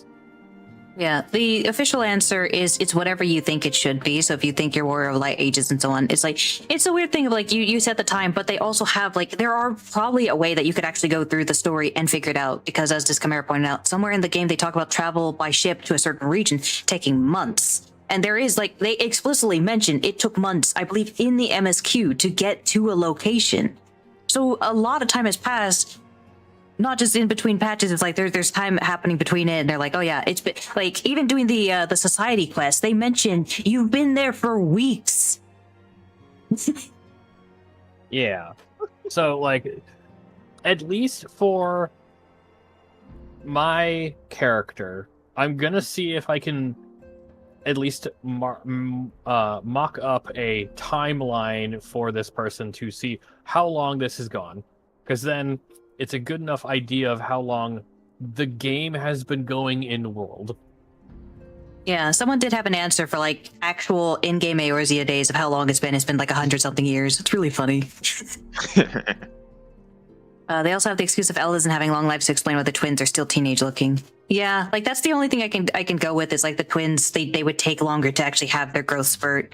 Or it would be like one of those things where the growth spurt is so rapid. So like if they did decide to actually update their models for like a future expansion, it would have to be like a dramatic increase of like their age changing. They could have something like that. When I play as Meteor, I just assume it's been a day since he arrived in Gridania for the first time. He's now at 7.5. That's the problem. It's like, technically, it's been 5 years. Yeah, no, the timeline is a freaking mess, but it's definitely been a couple years. I actually personally go off the idea that the actual real world time is closer to what it actually is for the game itself. So it's been probably 10 years by the time you're in Dawn Trail. Is probably a good gauge for it, based off all the freaking shenanigans that happens in between then. In some ways, our pacing, or by doing this once every week, is actually some pretty good pacing as far as like time frame goes. Yeah, there's some cases where like there will be, I think, going from one expansion to the next, where it will be months past. So that's not going to keep up with it. But yeah, Ida should be somewhere within the Rising Stones. Pray lend her a sympathetic ear, my friend. So yeah, the timeline of it is very much a make it up as you want. And I think a lot of that is because there are some people who don't want their character to age and they don't want the twins to age or something. And so it has a messy place. And I do still like I like Yoshi's take on the story of like your run through it is the canonical story of it. Everyone is their canonical, like they are. And that means that how long you think the time took, but there are a lot of things that mention, hey, it's been weeks, hey, it's been months. There are ways you could find like an actual, like, based off the story itself telling you. So this one has been probably at least a week of time frame since Moonbreeder's passing.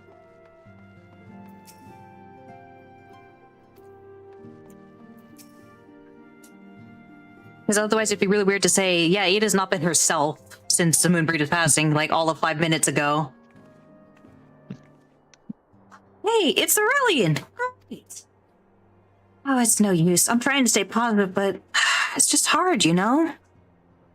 Well, the thing is, I know Moon would tell me off if she saw me moping around like this, which is why I decided to cheer myself up by getting her a special flower. I placed an order for a moon daisy with Marina a little while ago, and it's ready to be picked up. The trouble is, I find Marina a bit difficult at the best of times, and, well, this isn't one of them. I know it's silly, but I just can't face it at the moment. So, I was wondering, do you think you could maybe collect it for me? I have the coin to pay for the flower right here. Thank you so much! I'll be waiting for you and the daisy at Wrathfrost. I've been playing since 2.3. I'm past taking the time flow seriously, and that's okay, but I'm still curious to see someone try. Yeah, I'm kind of at that point where I both do and don't care.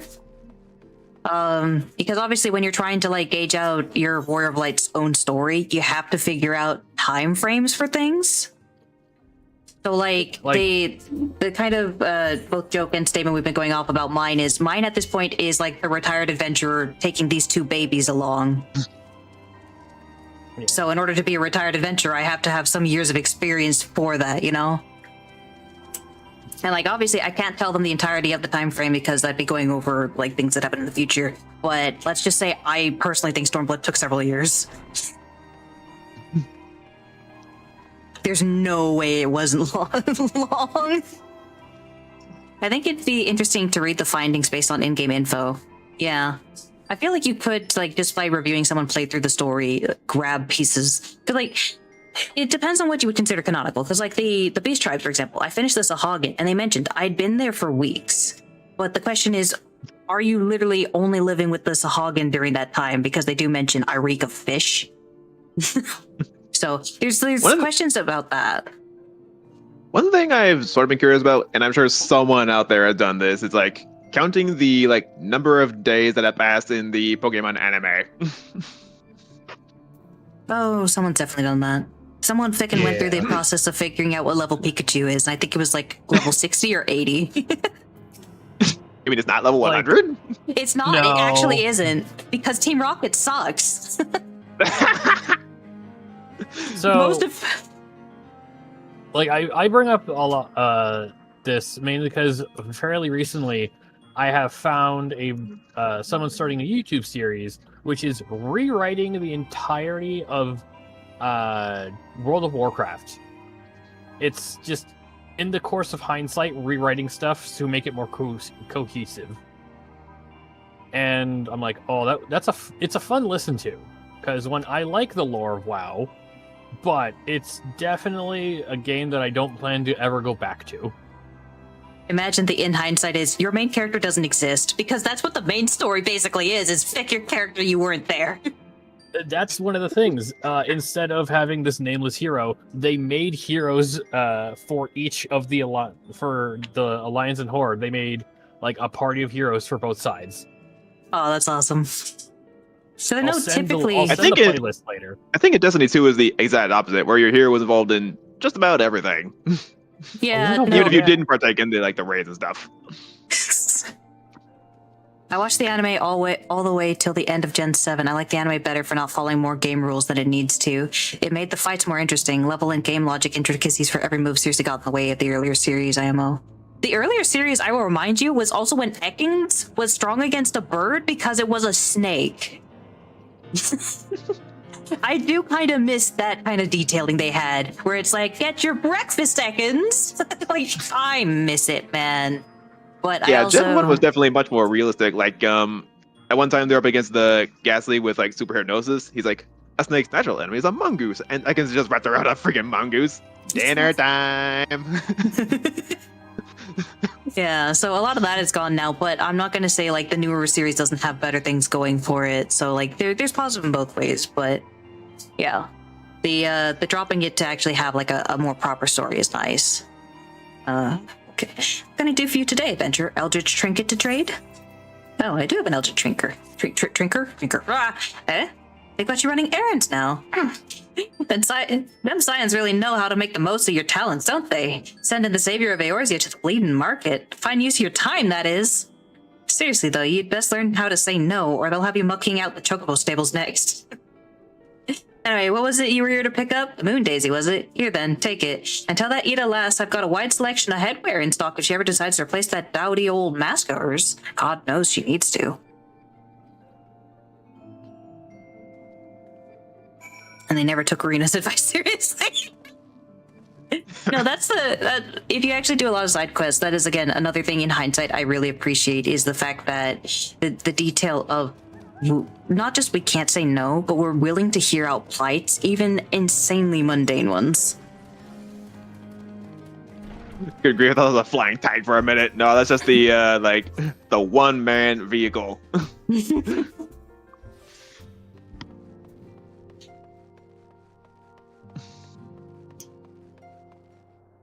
Eh?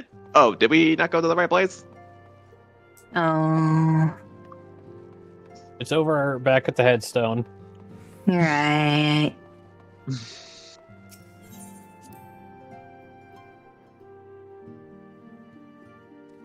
Yeah.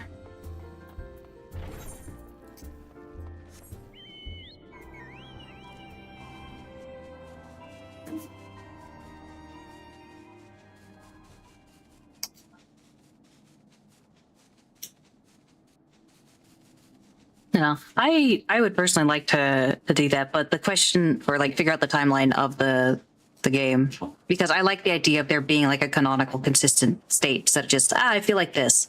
But it really does come down to the question of like you have to ask, well, like you're going through it by patch, so it'd be probably much easier for you to be able to figure out how much time the Warrior of Light actually did go through doing things, because I believe the canonical Warrior of Light would have done every side quest, because those are specifically stories where people got the Warrior of Light to help them. Because obviously there's many more problems going along. We're not helping every single person on the streets, but there are quests that we can do, and those are ones that is like an option for the Warrior of Light to have done. So you'd have to go through every side quest and count how long some of them take. Most of them typically aren't actually that long. But they have quest chains that can end up making it longer, for example. In my head, it feels like, I don't know, a couple years or so. Yeah. I imagine you could probably get a pretty close estimate if you actually went off of every side quest, every raid, all the progression, and based it off of every patch. Boy, would that be a lot of work. Maybe I'll make a side character just to do that. Oh my gosh. There you go. On days that we don't play this. All I'm doing is counting the days. I have a big pickin' like theory board of like, okay, this day, does it align with this day? When would I consider, like, when you go from one quest, this took a day, right? Does the next quest also take that same day? Yeah. He had to make that character in Arcanist primarily. Yeah, because it would definitely be like some side quests are like, oh, this took me an hour. Others like, oh my god, why? I've been here for a week. Oh my gosh, I'd have to pull up like the, not necessarily patch notes, but I'd have to find out which quests were specifically released at which patches and then go off of that kind of progress. Oh man. I don't know if that means I would specifically restrict myself in the way that Chimera here is, where like I'm not able to like the like relic grinding, right? Would the Thicken Warrior of Light, would it count for doing every class quest as well? Oh no, that is canon. Dang. Oh god. All right, day counter is gonna be an endeavor. Oh my gosh. I'd say the primary classes for that particular character had to be Arcanist and Astrologian, just for counting the mathematics as well as the stars. Oh my gosh, I'm not gonna count the canonicity of what class I'm playing as, but I have to count every freaking story. Oh, it's gonna be a beautiful thing. I would probably have to stream that just so I could have like an ability to go back and look like, okay, day. All right, okay. Day counter. What a name for a character.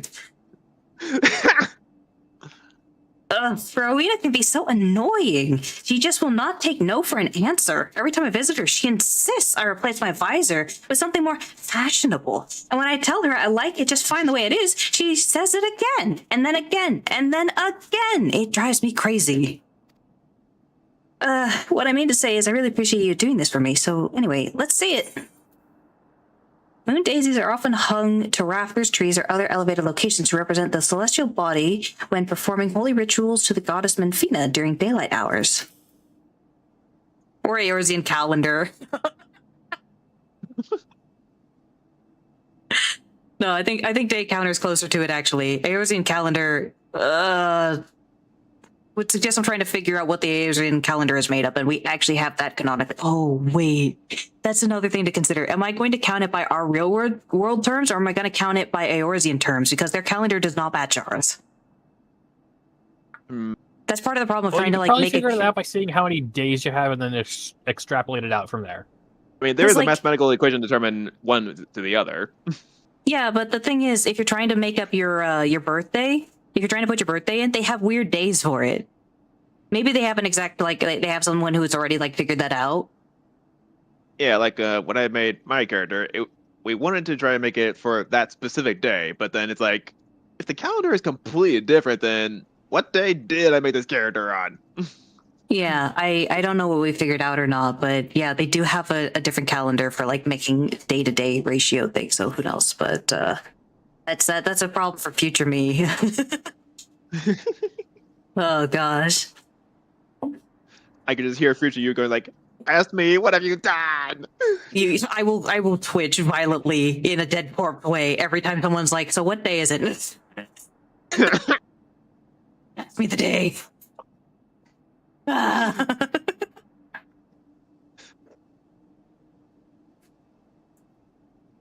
mean, Brita loved these things, you know. I hope that somehow, she knows I'm still thinking of her.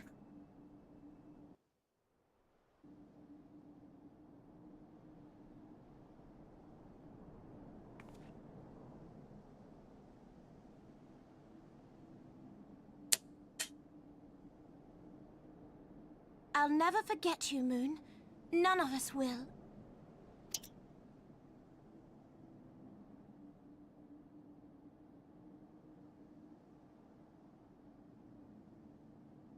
The song riseth to a crescendo.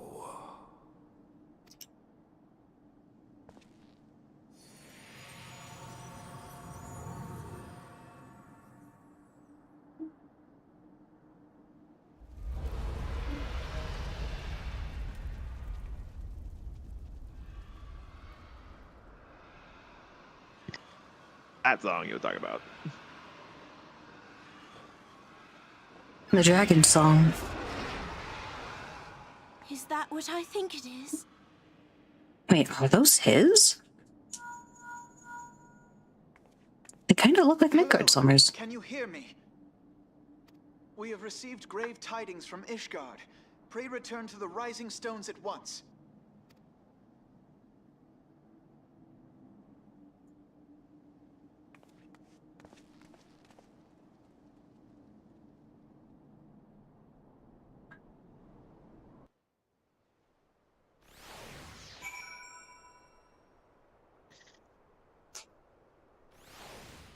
Brave Return to the Rising Stones doesn't quite have the same ring to it, does it?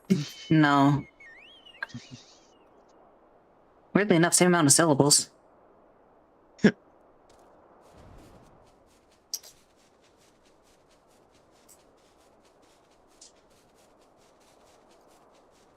Arcanist is so unfitting to Ariel's character, but oh well. You can play what you like, you know, or what does fit.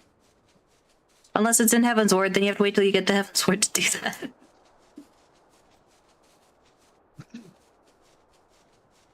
Yeah, and my main DPS is Dragoon, my main tank is Paladin, my main healer is, at this current moment, Scholar. That's just because those are the ones I have. Yeah, they do. I can be whatever. I'll wait until I catch up at least. Yeah. They very much do kind of flip around to any class. I think the one thing that's like particularly their weakest right now is healer, and I think it's because they're scared of it. I've done plenty of Scholar stuff, but yeah, right now it feels more in the spirit of the first time to play a DPS or a tank. Yeah, it does make MSQ easier to play as a DPS, unless you're playing ranged DPS, then Cry. Then I'll unlock Warrior, Dark Knight, Ninja, and Red Mage. Alright, that'll work out. Thanks again, Aurelian. I think I'm going to be alright. Ida seems to have regained a little of her spark, and I believe we have you to thank for that. I'm most grateful, Aurelian. Truly.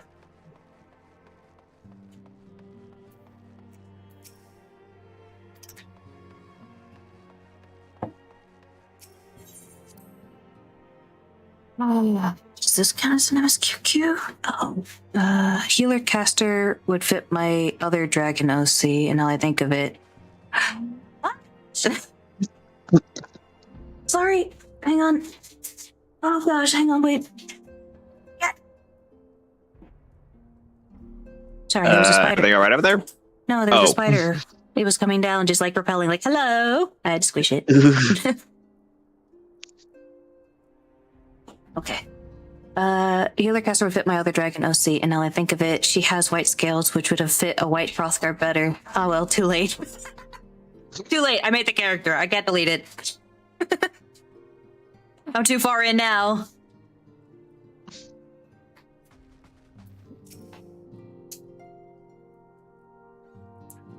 We shall press onwards as we have always done. I will not squander the sacrifices of our fallen friends by surrendering to a paralysis born of fear. My apologies for the interruption. I was deeply saddened to learn of Moonbreeda's passing. Our loss will be sorely felt. Alas, recent developments in Ishgard leave us little time to mourn. The envoy from Kurthus will soon arrive, and we must hasten to hear her report.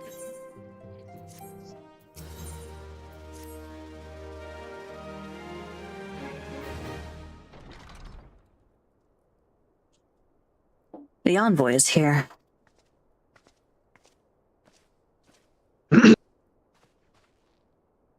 I thank you for receiving me at such short notice. Time is of the essence, so I would forego the usual pleasantries if I may. Certainly. You come with news of the Dravanians? Aye, the dragons have begun their attack in earnest. The first wave reached the Central Highlands a short while ago, and battle was joined soon thereafter. Sir Emmerich himself sallied forth with a contingent of temple knights and several companies of the noble house's finest. Though the beasts were ultimately forced into retreat, our victory, if such it may be called, came at the cost of many of our own. Too many. We will not withstand a second wave should the Dravanians renew their assault. You paint a grim picture, my lady. It is reinforcements you seek, then? We do. Though it pricks our pride, it is plain we cannot protect Ishgard with our ranks thus thinned by the Horde. Sir Emmerich would meet with you to discuss the possibility of enlisting your aid. Very well. I shall depart for Kurthus at once. I must warn you, however, that the involvement of the Crystal Braves is by no means assured. Our commitment to quelling the unrest in Ul'dah must take precedence. It is with such contingencies in mind that I must take another request. The Scions of the Seventh Dawn are known for sharing close ties with all three of the Grand Companies of Eorzea. Would you consent to plead our case to their leaders? Though I will gladly appeal to the Grand Companies on your behalf, I dare not promise a favorable reply. Not after everything. Yeah, you know, we kind of tried to say, hey, you should join our alliance. They're like, nah. Well, there's the political situation, but there's also the unrest in Ul'dah, as well as the growing Garlean presence. So, yeah, there's a lot on the table right now. Yeah, but also they may just say no just simply because, like, well, the Ishgards wouldn't hear our pleas, so why should we care? You need say no more. Considering our past dealings with the Eorzean Alliance, I can well imagine how our plea will be received. There it is right there. Yeah. But the fate of Ishgard hangs in the balance. We must explore every avenue still open to us, no matter how unpromising. I see. Very well. I shall send envoys to each of the allied nations and have them present your request directly to the heads of the Grand Companies. In the event that your plea does not receive a favorable answer, know that any support is certain to be conditional. Demands will be made of Ishgard. That is only to be expected. Rest assured that I speak with Sir Emmerich's authority in this matter, and that our actions are fully sanctioned by the Holy See. Which brings me to my final request, personal appeal to you, Warrior of Light. The Lord Commander much desires to speak with you, regardless of your fellow's involvement.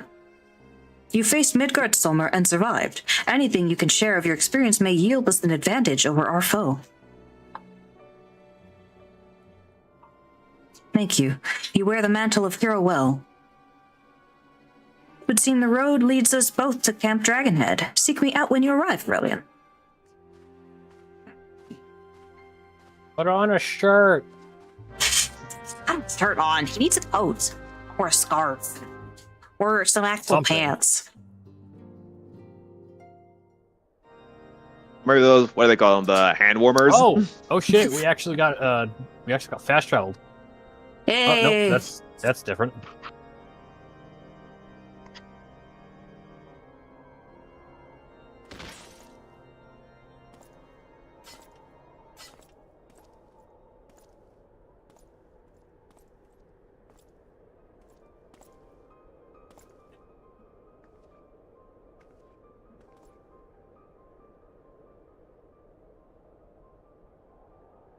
They're there.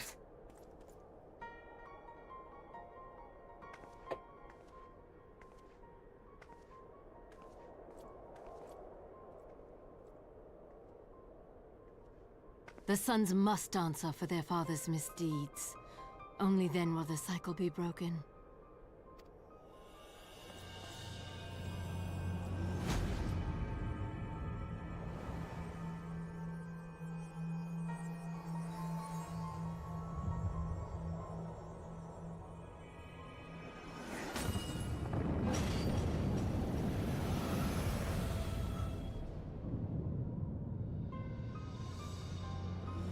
Brothers and sisters of the heavens, we raise our voices and join you in the chorus. The sinner's feeble magics are undone. Come, claim your retribution.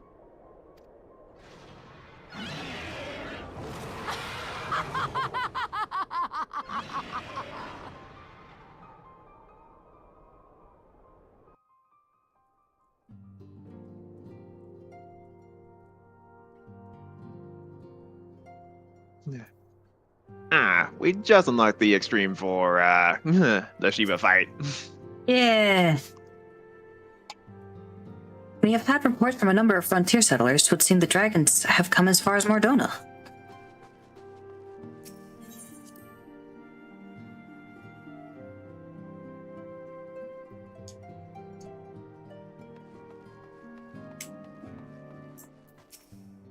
Everybody's moved.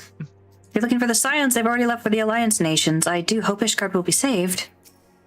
Considering recent history, will there be any amongst the Alliance willing to aid the Holy See? Ishgard has few friends at the bargaining table.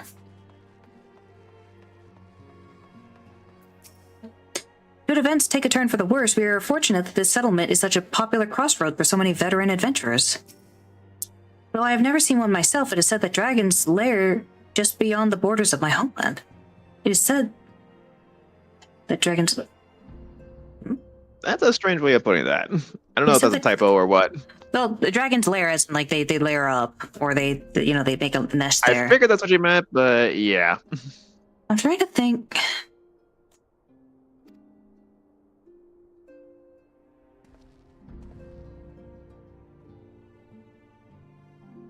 I guess it depends on what you would qualify as just beyond the border.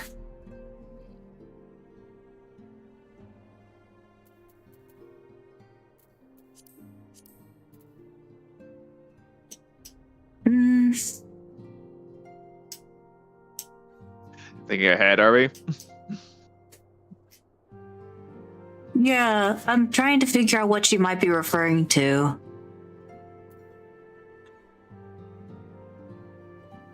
And I gotta be honest, the closest match is an amusing statement. Okay. The town has been calm through all this talk of war, but if those dragons come to Revenant's Toll, there'll be panic aplenty, I'd wager.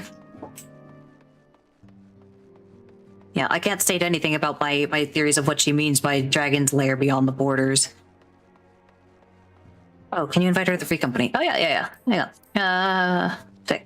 How do I invite people? Oh my gosh. Wait. Hang on. I think I should have done it.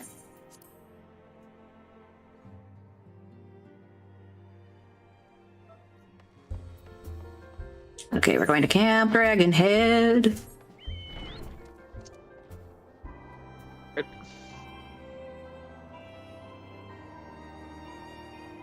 Wait. Yeah, there we go.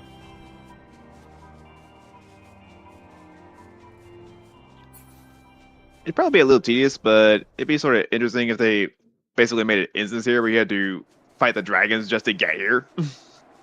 Instead of just, like, teleporting there. Yeah. Just because of the sheer scale of the invasion. Oh, Quest, the extremely popular N64 cult classic RPG. I'll be honest, the name was not my choice. This was actually, in order to convince people to come over to Dynamis, I had to agree to basically recreate their free company that they had on the other server, which is questionable at best. But yeah, you get to always be questing now. Okay. At one point, I had a copy of Quest 64. That game did not want to work on my 64. So you're a big fan, nice. I think that the name is cute. I do like constantly seeing quests, though I repeatedly forget that I'm part of that clan because I played solo for so long that I legitimately am like, what quest am I on? Why is it showing it? There's what bulldozer? The truck? There's the bulldozer Yeah. again. Yeah. Yeah, the bulldozer. But if I had my say in it, it probably would have just been Plate Mail Felines again. I don't think the game is bad. It's mediocre, but not bad. Just kidding, though. Yeah. I don't know. No one's actually talked about the clan name at all. Because, like I said, the people I convinced to come over here disappeared, so... it seems I was the Swift Aurelian. You too, however, have arrived with time to spare, for our host has yet to make an appearance.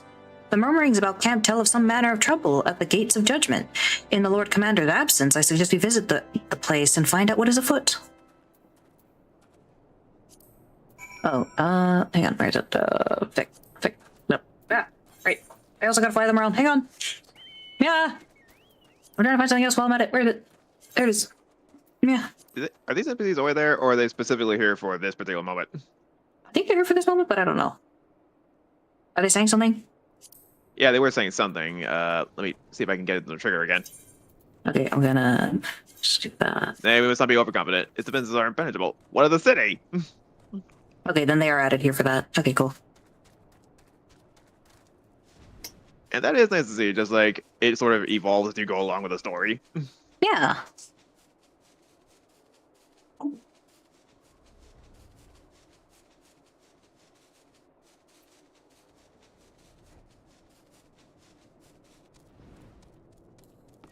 This place made me so mad because you see the gate guard over there? Oh, the one on the right? Yeah. Yeah. I remember when I was trying to figure out how to unlock Machinist, I was like, oh, you go talk to the gate guard. And I was like, talk to the gate guard. And he's like, Fick, you get out. I'm like, what? I just remember this spot for that. That's all. Mark the nervous glances our friends share. The dragons have attacked, yes, but something else has occurred. Something unexpected. Let us question the knights here ere we proceed. The Gates of Judgment are much more than mere doors. They are the outermost layer of Ishgard's magical wards. If our first line of defense can be so easily shattered.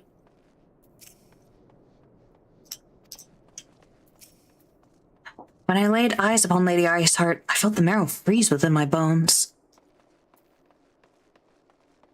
What the frick is dyspeptic? What are these words? Heretic scum! How dare they meddle with our divine protections? I shall rid our nation of their blasphemy, even if it means cutting them down one by one. The other one been troubling night. We need not fret over much. There are yet several layers of arcane protections that shield the city from invasion. Mother will be fine.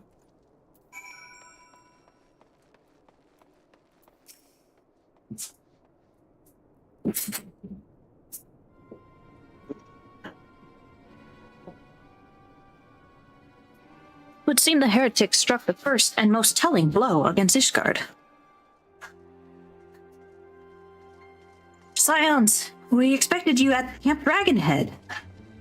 My apologies. We chanced to hear that there had been trouble at the gates and thought it prudent to investigate the cause. Then you have learned of the heretic's treachery. Lady Iceheart led a force of her followers against our defenders and came close enough to dispel the first of our wards. But let us speak more of this back at camp. Sir Aymeric awaits you.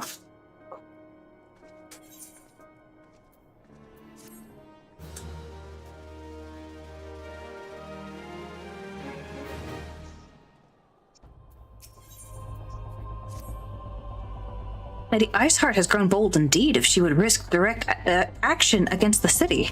Come, let us do as we were bid and return to Camp Dragonhead. Lord Washafall will know where Sir Aymeric means to receive us. I wonder feckin' where, Alphino? I wonder where? Is it that place you guys love talking about? Is it perchance that place that you just cannot shut up about? Mayhaps he would receive us there. Where else than Camp Dragonhead, dear Alphino? I'm sorry.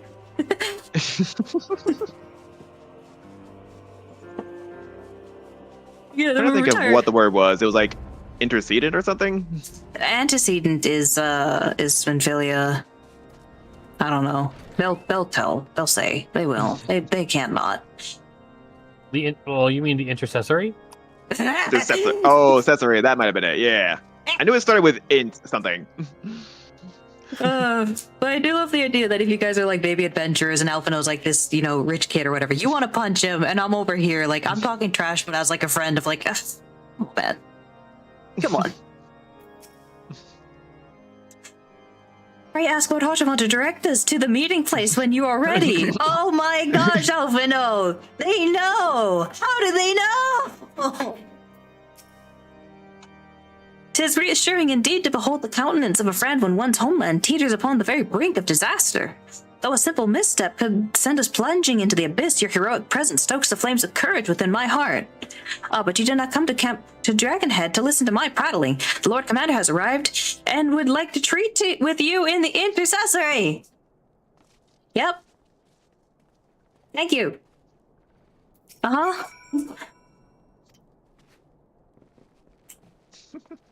It's just a loading screen for that particular room. Congrats. Yep.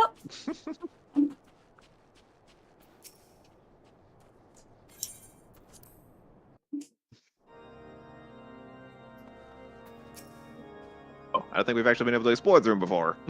No, it's always been a cutscene. Ishgard's future hangs in the balance. If the city's salvation rests on our assistance, I cannot well withhold it. Even so, I mean to make Sir Emmerich sweat for his reinforcements. On this occasion, feigned disinterest may serve the cause of Eorzea unity better than naked philanthropy. Come, let us find out what concessions the Holy See is willing to make. Poor guy. Too far away.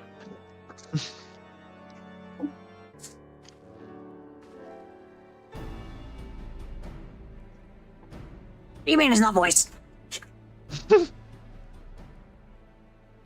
I thank you for coming with such haste, and apologize for my absence. Suffice it to say, Lady Iceheart and her heretics have much to answer for. Yes, we are but recently returned from the Gates of Judgment ourselves. Given the circumstances, we quite understand if you would prefer to postpone our appointed audience.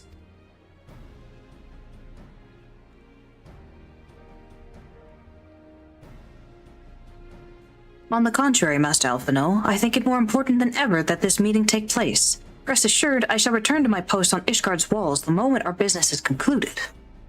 Before we move on to the subject of reinforcements, however, I would introduce you to a close friend and stalwart ally, Estinian.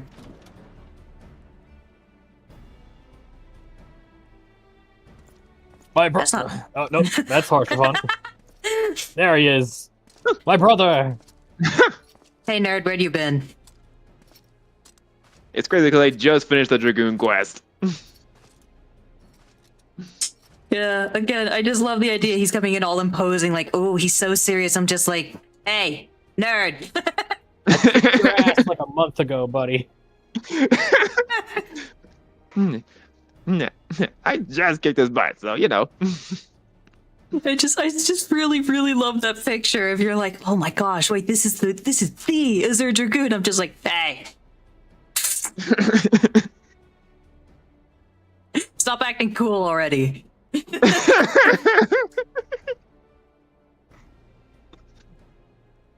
Because that's the crazy thing, is the Warrior of Light is so cool with so many people that's like, that's him, that's the guy. And it's like, I have lunch with them. Oh, you just reminded me of that one commercial where it's like, whoa, what happened to you? Nah, I had lunch with Chuck Norris.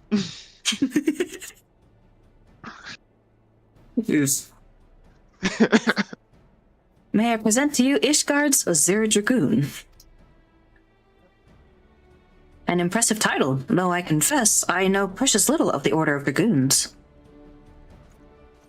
They are formidable warriors all, yet even among such masters of the lance, Estinian is without equal. He, out of all the warriors of Ishgard, was chosen to wield the power of dragons, and may thus contend with any Dravanian. Alright, let me see, what's his voice? Heck, what is his voice? he only voiced dialogue during the Dragoon quest. I know Estinian's voice. I think it's deep. It's deep and edgy. You flatter me overmuch, Lord Commander. Yeah, that's totally him. He's in the room with us. I'm Batman.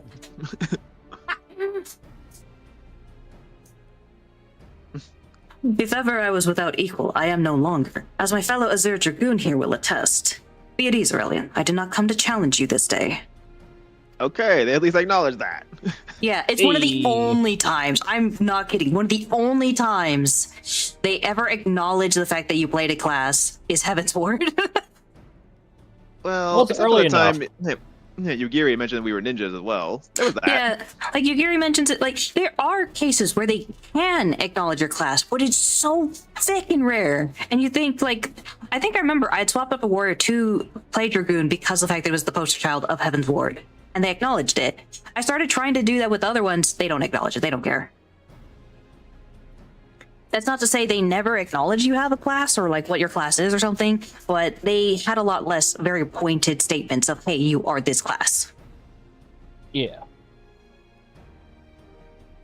Well, now that we have all been introduced, let us proceed to the matter at hand. I would share with you what we have learned of Iceheart's design as confessed by the heretics taken captive after the assault on the gates. It would seem that Lady Iceheart and the Dravanians share a common goal, the reclamation of Nidhogg's stolen eye. Nidhogg, one of the 7 great worms. His name features prominently in your nation's history, though once defeated by the hero Haldrath, the beast is said to have terrorized Kurthus since Ishgard's founding. Aye, many are the scars our walls bear from Nidhogg's relentless efforts to raise the city. The trophy Haldrath plucked from the bested wyvern's skull, Worm's skull, known simply as the Eye, is a treasured relic of Ishgard and one possessed of untold power. Should it ever be returned to Nidhogg, the dread creature would be restored to the height of his strength, and then no wall or ward we could erect would be stout enough to deny him. Gosh, I can read. I also almost did set a thickened spoiler. Holy thick. Stop it, brain. My vengeful son hath waged war against Ishgard for 1,000 years. No mortal mind could comprehend the depths of his rancor.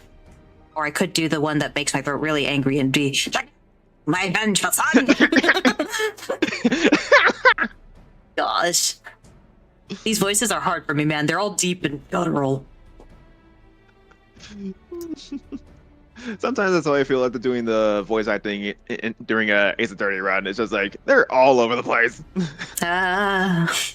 The eye itself is secreted deep within the vault. It is kept under heavy guard, surrounded at all times by men and women who have proven their loyalty to the Holy See. But though stout walls and sharp blades may suffice to discourage the heretics, the dragons are another matter. There are individuals within the Dravanian horde whom an entire company of knights would labor to repel, to say nothing of Nidhogg himself. Oh gosh, okay, I'm Batman. Nor...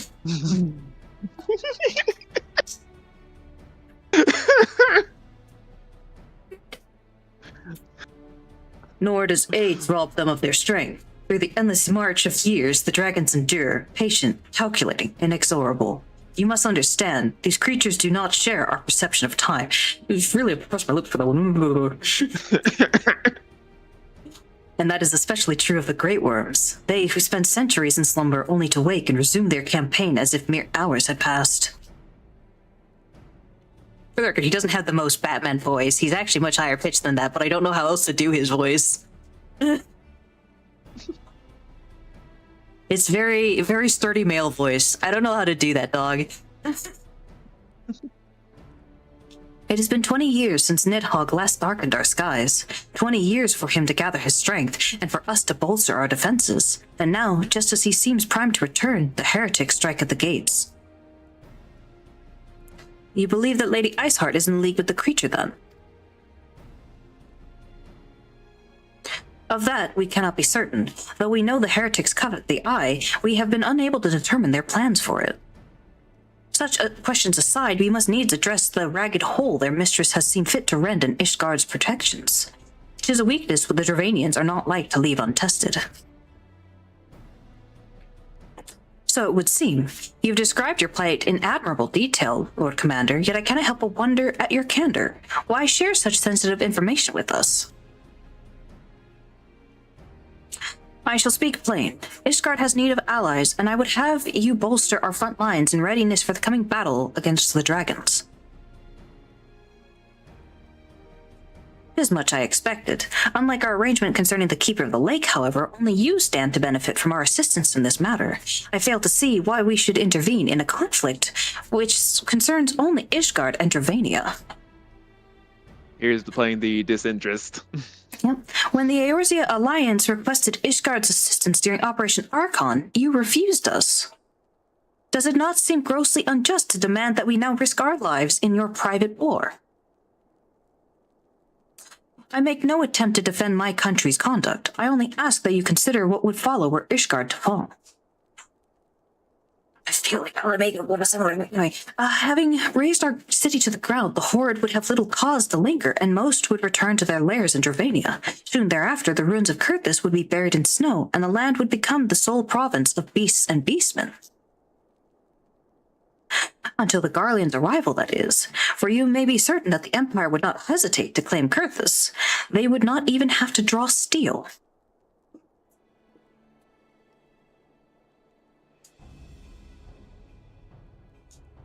An Imperial province sharing a border with Mordona. 7 hells.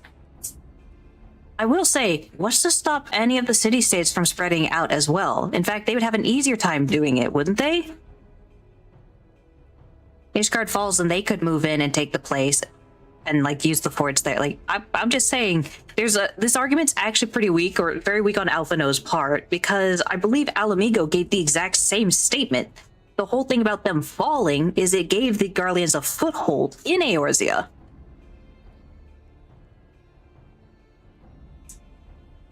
Well, I think the idea, well, as he put it, was to make the other parties sweat, but it seems that's been rebuffed pretty easily.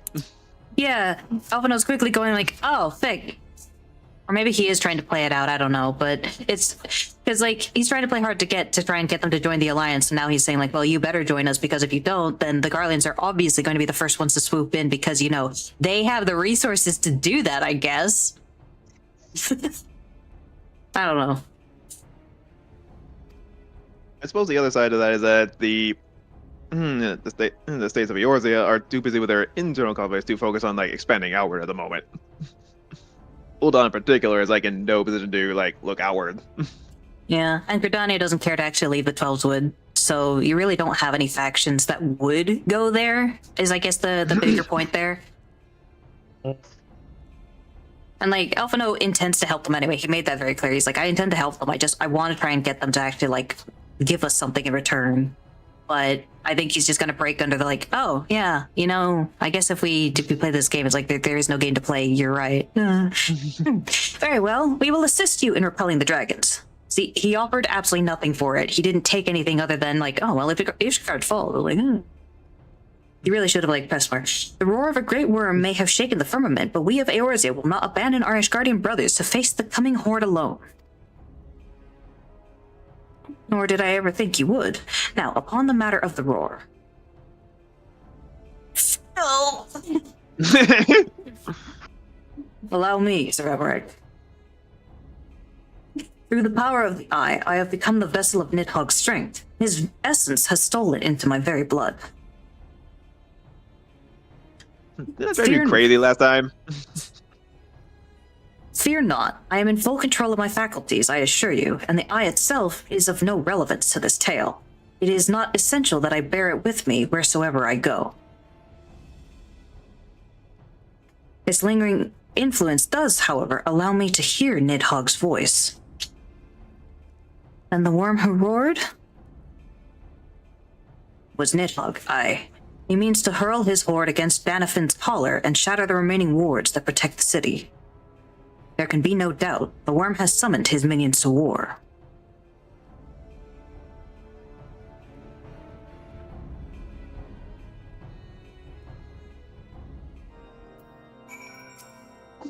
It's actually some very interesting timing, like, at least on my part, because I just wrapped up the Dragoon quest, so yeah. Yeah. I am painfully aware of the hypocrisy of our request and the self-inflicted nature of our predicament. But should it serve to deliver my people from their unkind fate, gladly shall I bow my head and beg for aid. I expect, nay, welcome the coming storm of scorn and disdain. Nidhogg, he is the source of our suffering. If we do not fell the worm, these endless clashes count for naught.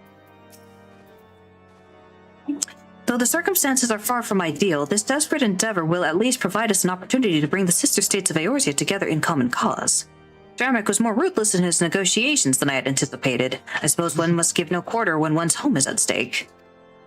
But did you see the look on his face when he formally requested our assistance? Though the Lord Commander has long campaigned for Ishgard to open its gates to outsiders, I suspect this softening of the Holy See's attitude towards foreign cooperation comes at something of a bittersweet victory.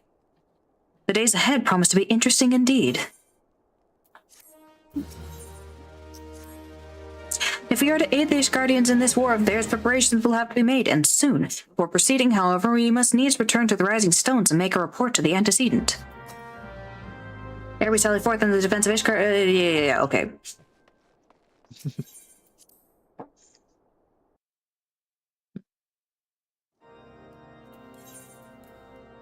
Still, it is interesting to see like one of the classes,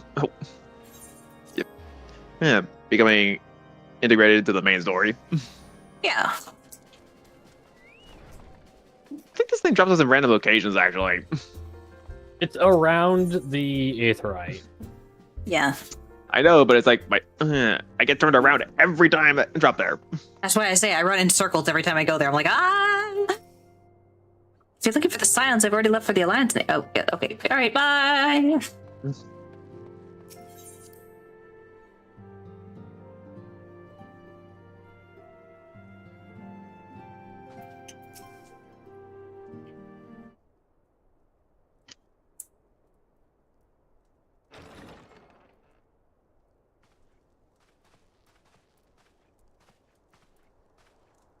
Alphino, it is good to see you.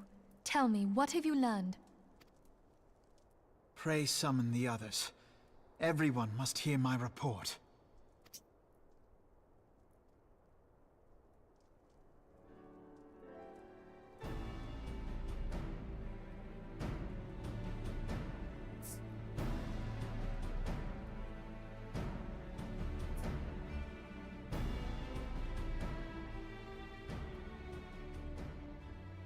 So this was all but a taste of what's to come.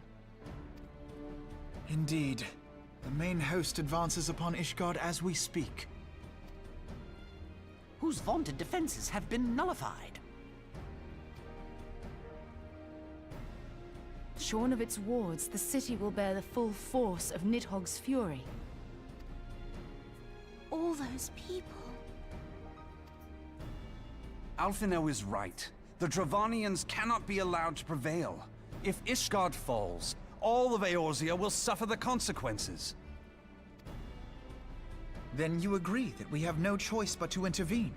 For the good of the realm, the Scions of the Seventh Dawn and the Crystal Braves must join the defense of Ishgard. Let there be no ambiguity about what has been proposed. We would be directly intervening in the war. But if all here believe the cause to be just, then to war we shall go.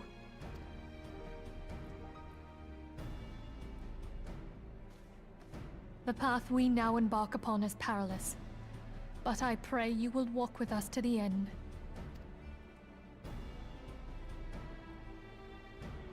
For those we have lost, for those we can yet save.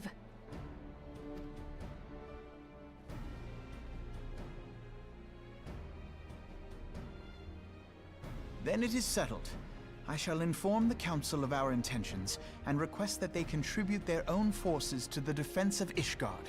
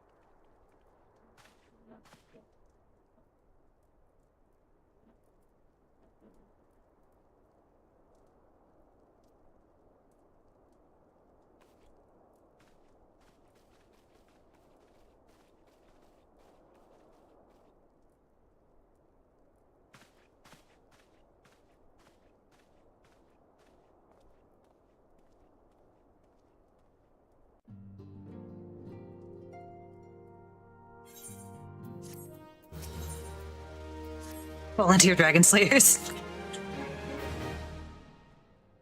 I have bid the Archons travel to their assigned nations. Should the members of the Alliance agree to pledge Grand Company soldiers to Ishgard's cause, our comrades will be on hand to act as intermediaries for the duration of the conflict. A smaller matter of pursuing the Alliance leaders to grant such support, I leave to Alphinaud. For you, my friend, a different task awaits. I would have you reach out to your fellow adventurers and gather what allies you may for the coming siege. I would also have you consider the matter of our own security. Revenant's Toll is but a short flight from the snowfields of Kurthus. It is not unimaginable that the fighting may spill across the border. Pray brief Slaffborn on the brewing conflict and discuss potential contingencies. The frontier settlers must be prepared for aught that might wing its way over our walls. I only hope that such precautions prove unnecessary. Before you leave, might I suggest that you have Tataru accompany you? He has a talent for administration and a firm grasp of the practical challenges we may encounter.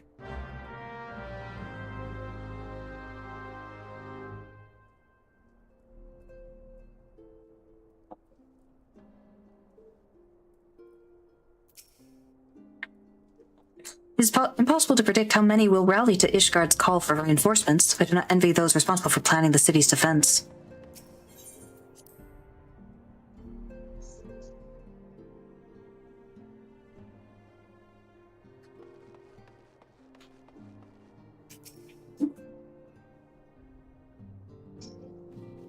We are rather close to Kurthus, aren't we? We'd best see to our own defenses and take stock of our supplies. Oh, and we'll also need to have beds and bandages laid out just in case. A good receptionist is ready for any eventuality. Let's go, Aurelian. I have 101 things to discuss with Slaffborn. Everyone moved again. So Anfilia has committed the science to Ishgard's cause, has she? Though she makes her pronouncements with unshakable confidence, I can only imagine how agonizing it was for her to arrive at this decision. So many lives are at stake.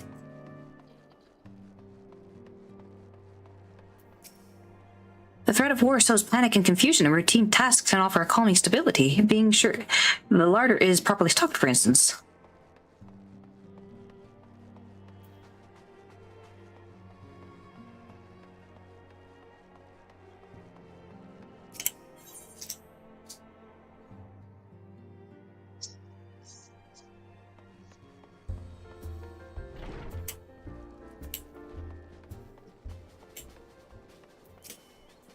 And so I'd like you to spread the word of the settlers and adventurers in town. I appreciate the warning. If war is coming to Kurthus, then the toll must be made ready. I'll increase the number of patrols and lookouts immediately. I'll also see about finding room for an infirmary as well as temporary housing for victims of the conflict. Ishgard has done well by us in the past, and I would return the favor.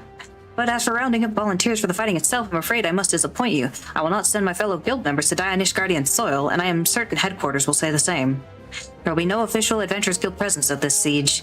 That said, each adventurer is of course free to do as he or she will. I shall have a word with some of my more capable colleagues on your behalf, and you might try your luck here in Revenant's Toll. I dare say there are a few stout souls about town who will answer your call to arms. Dr. Tataru. Let's get started, shall we? We have a town to rouse.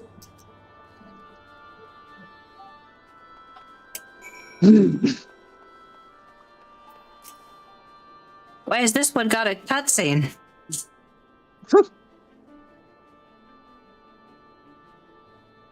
Spare me your talk of glory and fame. I'm not in the habit of volunteering for lost causes. I've survived this long by trusting my instinct, and my instinct tells me to stay well away from Ishgard.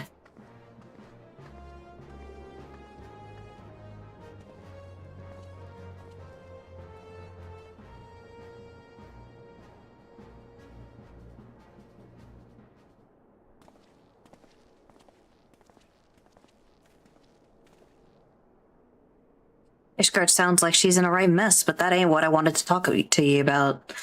I need you to cast your mind back to the scuffle with the Empire out by the processing plant. A lad from Little Alamigo by the name of Wilred was there with the fort that day, and I want to know if you've seen him since. Have you? God damn it, I feared as much. No one's bloody seen him. It's like the ground opened up and swallowed him whole.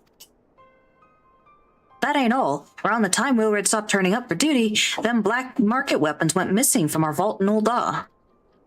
Now, of course, half the brave suspect the lad making off with the goods. Folks like to believe our company is a disciplined fighting force, but as you and me both know, it's no more than motley crew of mercenaries, adventurers, and Grand Company veterans. The only thing that binds us together is some vague oath about fighting for the freedom of all. That and the steady pay. Now, compared to most others in this crew, Willred's a fresh-faced novice, a bleeding whelp amongst wolves. But the boy's got passion. When he talked about being a guardian of Eorzea, he bloody well meant it. A lad like him wouldn't rob us blind and bugger off like that. He ain't the type. And then, and this is just between you and me, mind, there's the fact that the lad wanted to tell me about something queer he'd noticed in the ledgers. Something about the Braves' numbers not adding up. Aye, there's a villain at the end of this trail I've stumbled upon, and I'll bet me good eye it ain't young Willred. Any road, you've got a war to wage, so I'll let you get on. I just thought someone should know. I'll be seeing you, Aurelian.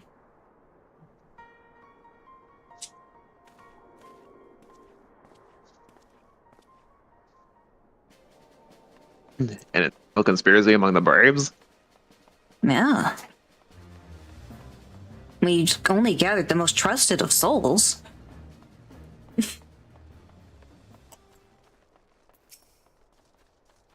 So Ishgard seeks elsewhere to bolster his ranks, eh? No, I'm not sure I like the sound of the siege. Those nobles will surely be generous with their rewards.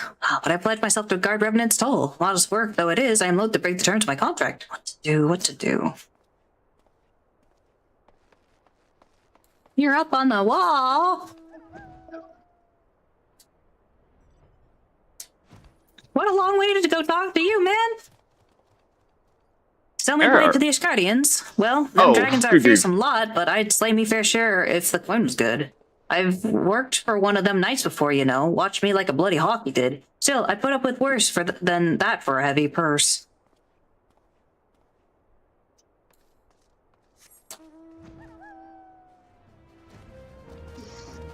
Where are you? Are you in this room? You are in this room, okay. Angular adventurer!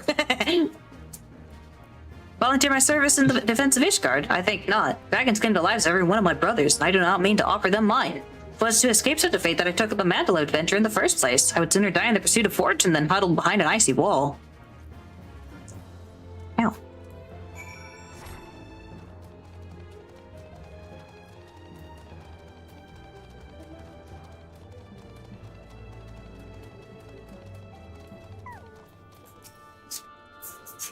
There you are, Aurelian. So, did you sway any hearts?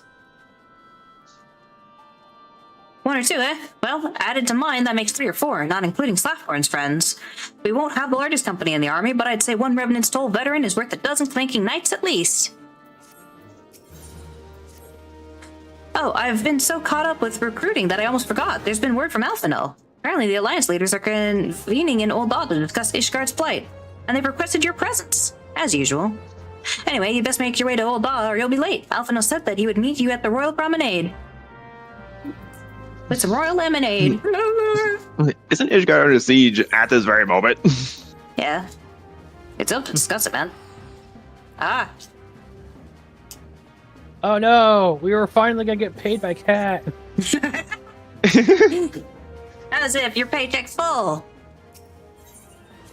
Ethernet, Chamber of Rule. Right.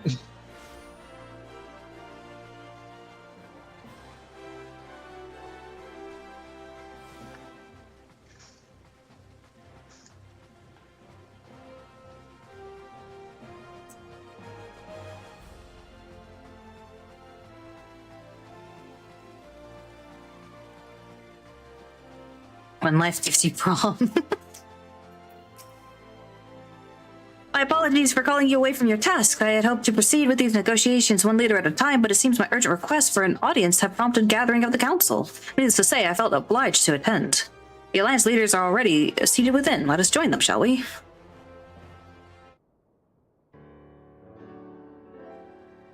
I was like, who the frick is that in the corner? That's me. I didn't recognize myself sitting.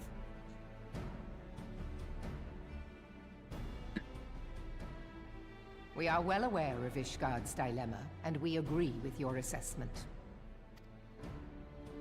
Then I trust there are no objections to the Crystal Braves' intervention. Ul'dah has not. Gridania does not object. The Crystal Braves are yours to command, Alphino. Do what you will. We shall pray for your success. It was my hope that you would offer more substantial aid than prayer. I know it is within your means. Do not presume that you have knowledge of our every concern. The Garleans and the Beast Tribes are but two of many. We are not in a position to contribute greatly to the defense of Ishgard, not when our own homes are still under siege.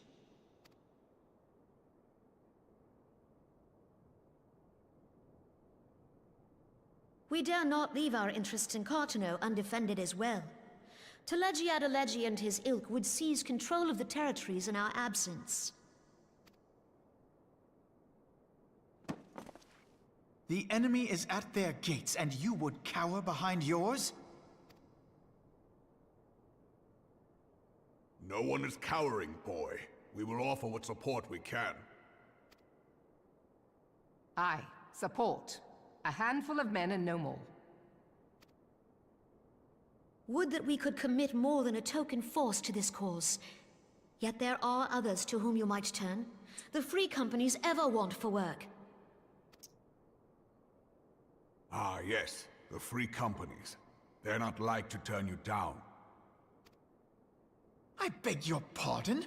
You would entrust the survival of Ishgard to sell swords? Crises like these are the very reason why this alliance was formed. It is our duty to aid our fellow man. Thank you, Discamera. My duty is to my country and my people. If you expect us to place the welfare of a foreign power above our own, you're going to be sorely disappointed. Lest you doubt, Limsa comes first, then the Alliance, and finally, circumstances permitting, Ishgard and the rest. If you cannot understand so simple a concept, then you have no place at this table.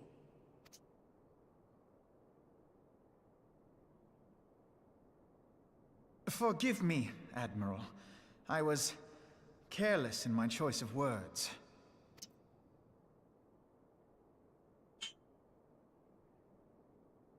I suggest you assemble a party of elite adventurers, assuming you haven't already. Your fellows served us well during Operation Archon. I dare say they will do so again.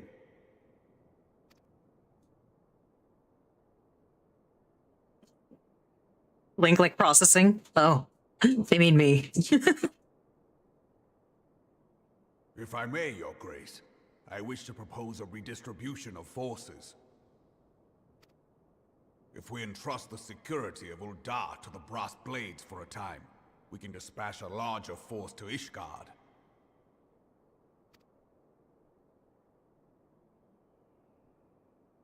Your Grace?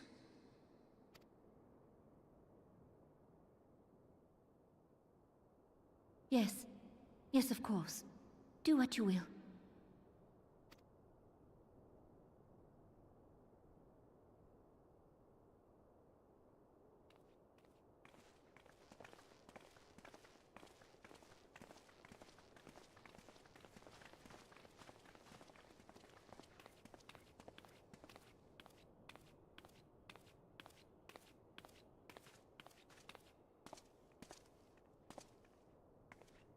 Is Her Grace not feeling well? To the best of my knowledge, Her Grace is in perfect health. I see. Carry on.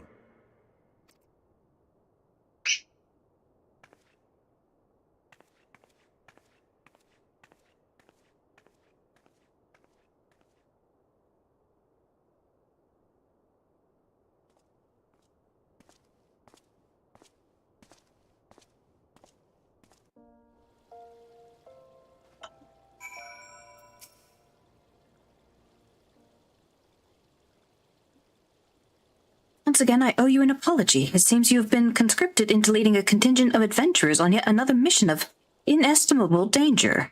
But I fear we have been left with little alternative. We cannot well abandon Lord Hoshafal and Sir Emmerich to their fate.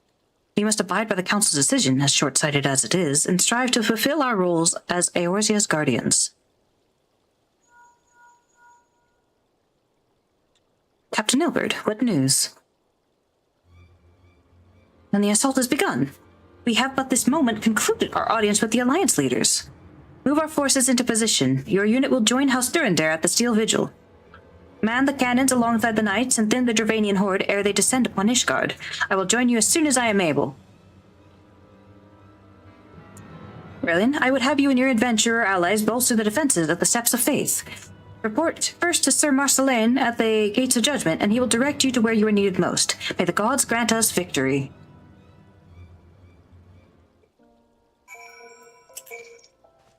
Is this gonna be the hard version of one of the dungeons? No.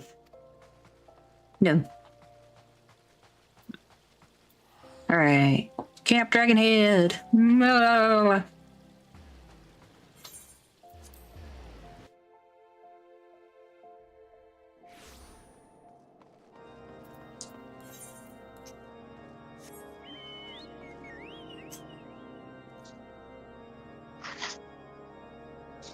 It was probably like decent air conditioning in within the city, but the more you get here, it's like cold. It's so cold. Oh my gosh. Yeah, that must be terrible whenever you're like traveling that way and you just have a dramatic shift in temperatures. God. Just whipped in the face with freezing rain. Go from a freaking sweaty place to here, freezing the sweat on you immediately. You are the appointed There's one of the Avengers here. Oh, nice. You are the appointed captain of the sellsword contingent. Then welcome. There is no shortage of blade work to be done. As we speak, Dravanian skirmish parties are harrying positions across the Central Highlands. I have assigned the Crystal Braves and your fellow adventurers to contain these scattered attacks. For the present, I would have you join them. Headcanon is that he still thinks free companies are a bunch of lonely sellswords. Alphino would never apologize for that comment. Yeah. I mean, it is basically like you don't have loyalty to anything, so it is just like a grouping of sellswords. But yeah. And like technically, you can 100% play without being part of a company. So it's not exactly like we're necessarily canonically there to like up it. This is, of course, merely a precursor to the assault on Ishgard proper. The wily serpents seek to divide and confuse our forces, but we will not be so easily drawn out of position. The Temple Knights will remain on the Steps of Faith and continue our preparations. When the Horde arrives in force, they shall face a wall of Ishgardian steel. Report back to me once their advanced skirmishers are slain. Oh my gosh, it's so far. Vic. Yeah.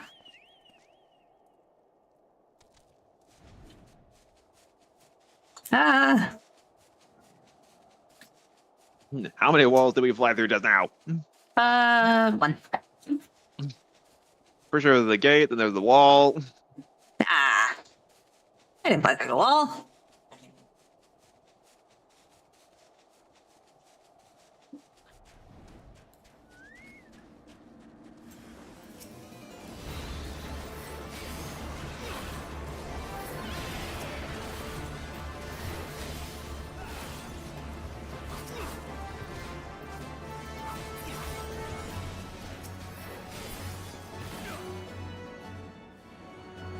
There's more!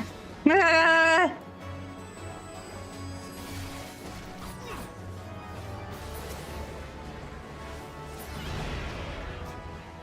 One more? No, we're done. Okay, cool.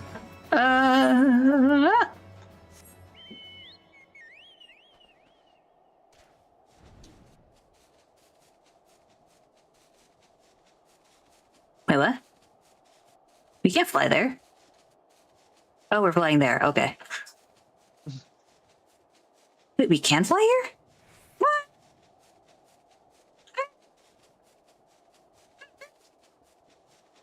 You liar! You gotta liar! Just because you have access to this point. No. It's just funny that the gate guard, like, he will take you directly to Ishgard, but there's like a whole path you can go behind him and you can't go to Ishgard. Hilarious. Oops.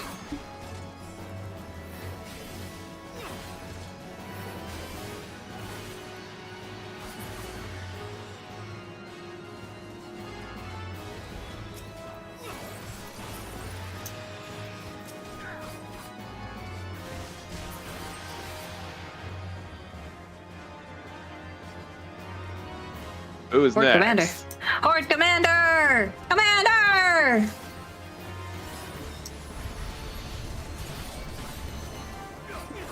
You fight this one in one of the dungeons. Yeah, no, they a lot of these have been fought in the dungeons. Okay. Yeah.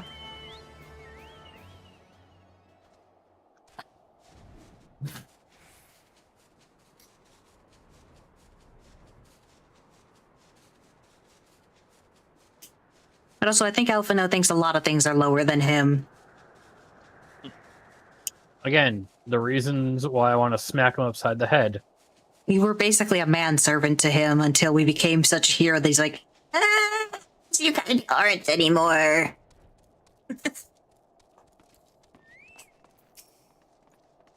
What news, adventurers? Reinforcements? Estimated, you say? Draconian devils? Darn their scaly hides. Hold fast to your grief and fury, sir. You will avenge the deaths of your fellows in the battles to come.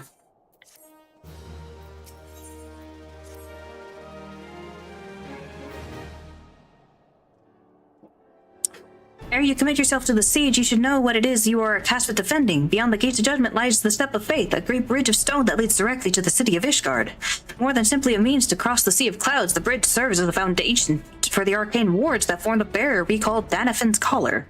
Alas, in dispelling the barrier's outermost layer, that thrice-darned witch, Iceheart, stripped the bridge of its protections, and thus are the dragons now able to land unhindered upon the Steps of Faith.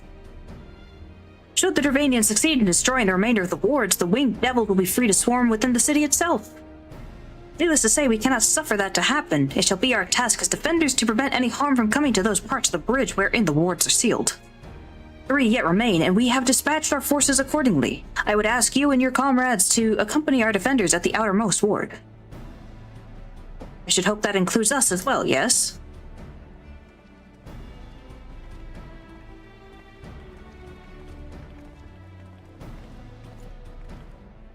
I wonder if you're a Lalafell, the angle is you're looking up at him past you by. The Scions of the Seventh Dawn! We could not well stand idly by while the Horde threatens the good people of Ishgard. Indeed, to do otherwise would go against all that Master Louis Soir had taught us. As for where we may be of the most assistance, I think it prudent we divide into 2 groups. Ida and I will join the rear guard. Right, if the dragon should reach us, we'll be sure to give them what for. Thank you, all of you. Pray speak with me again when your preparations are complete, and together we shall stand against the Horde. Now, is this a, like, solo instance thing, or... It sounds like an alliance raid, actually. Yeah, it's a solo instance. Okay, bye-bye. Oh, okay. This will be fun. I trust you're ready then. Good. Come, let us make for the battlefield. If they ever add another playable race, which is extremely unlikely, I hope it's a beastly but small race this time. I think a lot of people are, oh my gosh! Is that A-Dog? No. No. But he's thick and cool! I think they never use this model again. You've got such a tiny head, sir. He's so good! Yeah, a lot of people are kind of hoping they give us the small race. In event. An event! Oh, okay. My gosh. I think the level 110. We claim victory this day or Ishgard falls! Accept the fury into your heart and defend this bridge with your life's blood!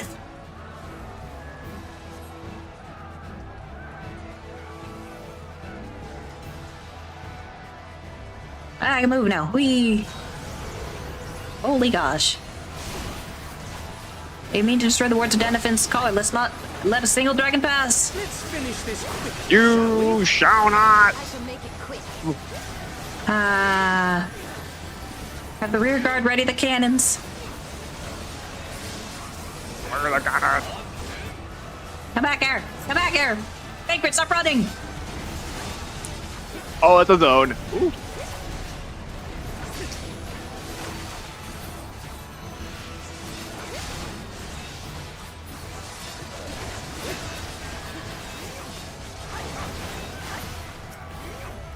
Target the dragon, I'm trying to... Oh my goodness. I mean, it's just the targeting here.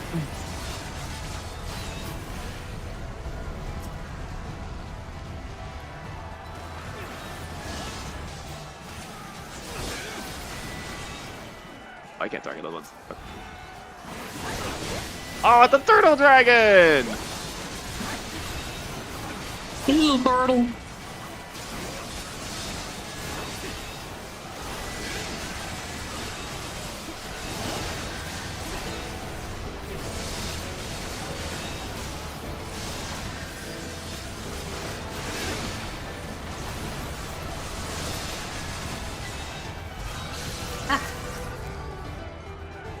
I think it's got range on it. He's alcohol. Whoa. Look at him. Oh, snap, I can't move! Everyone fall back now. He's so cool. He's got freaking massive wings.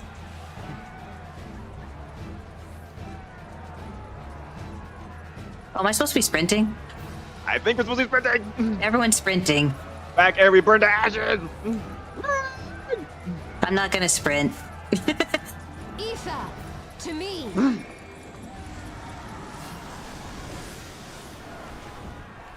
I'll stand Oh, here. wait. We.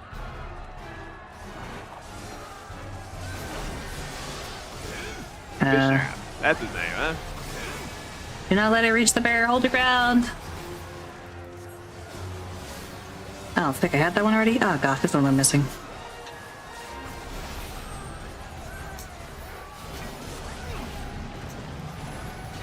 Oh, shoot.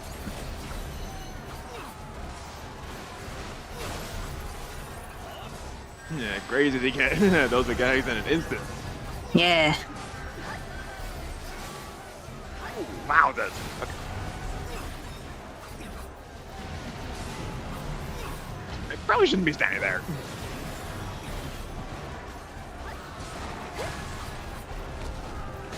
Oh, shoot. Over here, over here. Woo! Okay.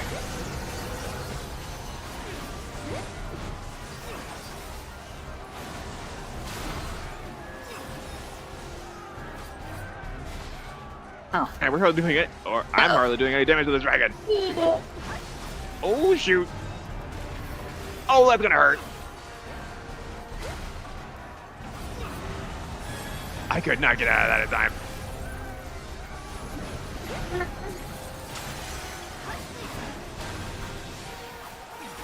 That's not good.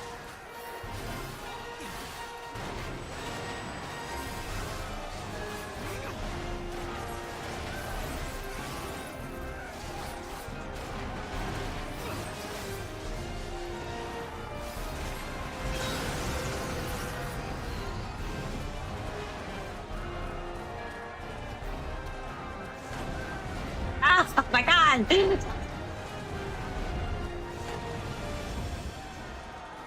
Oh.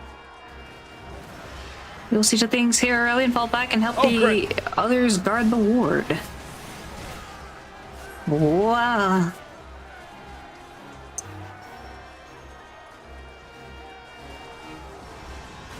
Which one was I missing? They mean that if he doesn't share numbers then. Oh. But it's a good thing I can't count. No holding back.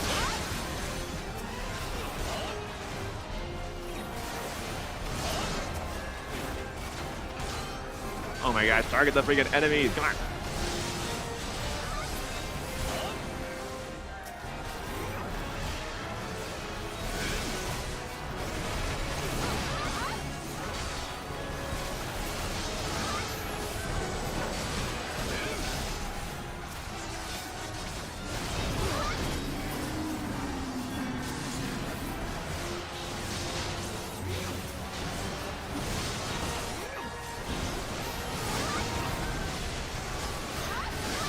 Oh shoot, I think we lost an adventure.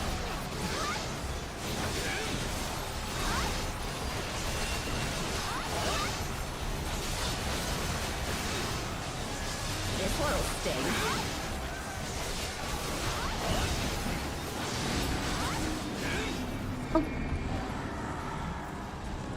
Thanks, Ida.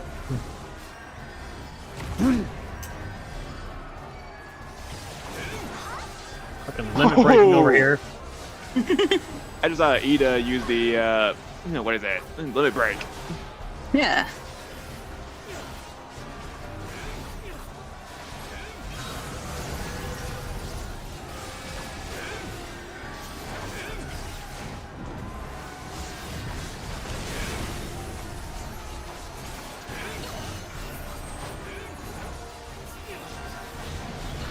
Okay, go down there.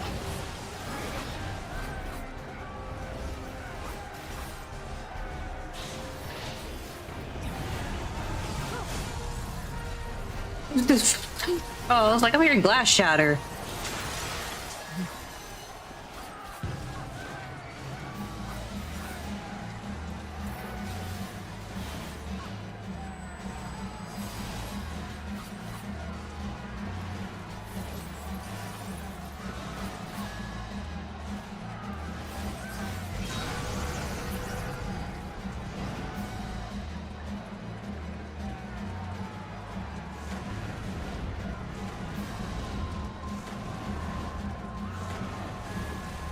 Watch monkey's paw curl and its small cats. No, JK, I'm more optimistic than that. Ooh, okay. I mean, they are adding small cats.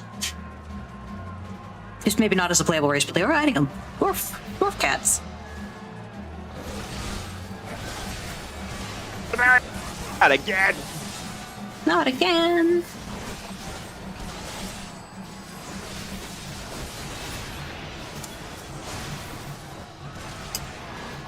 Know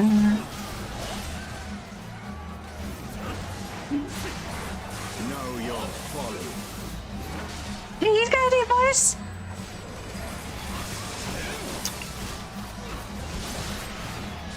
It's just not like Batman deep.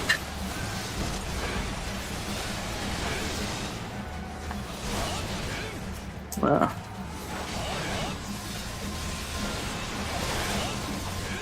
Wait. Oh, that.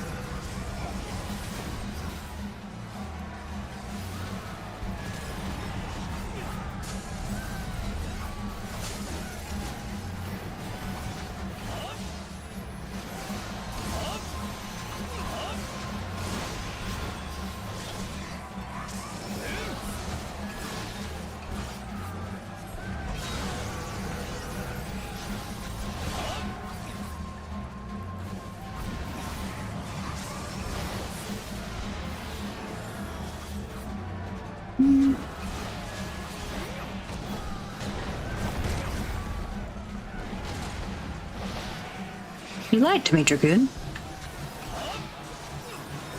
You lied to me. How dare. Oh. Oh, that should be good. Oh, I lost track of which one I'm on. Oh, man. Oh, Wow. good.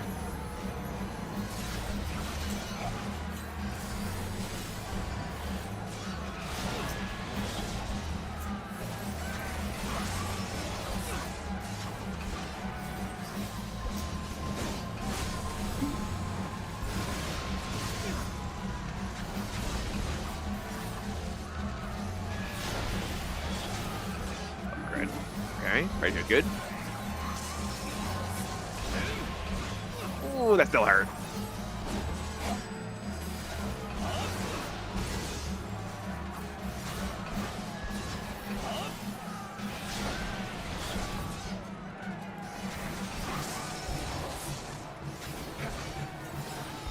Very nice angle. Yeah, I'll go with that one.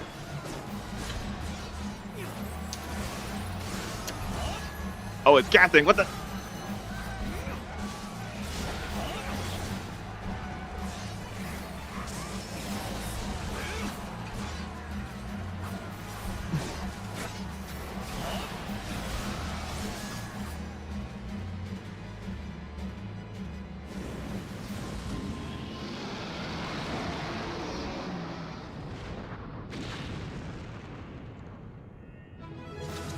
What a big boy.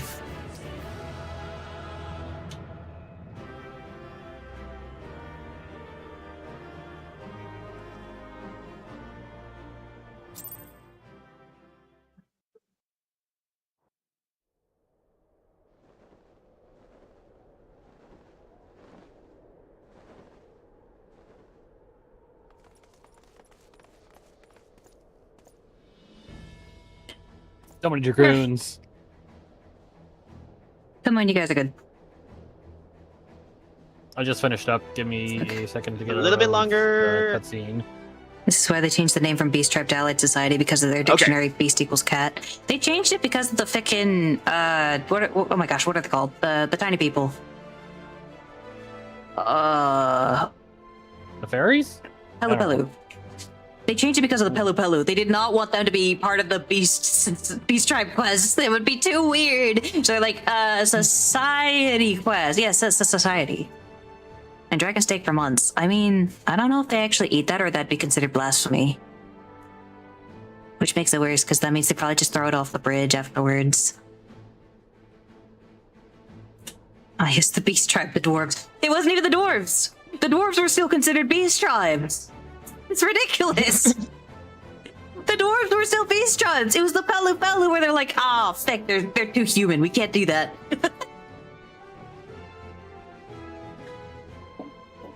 The dragons, they're withdrawing! Victory is ours! And the first thing I see is that fucking guy in his hair.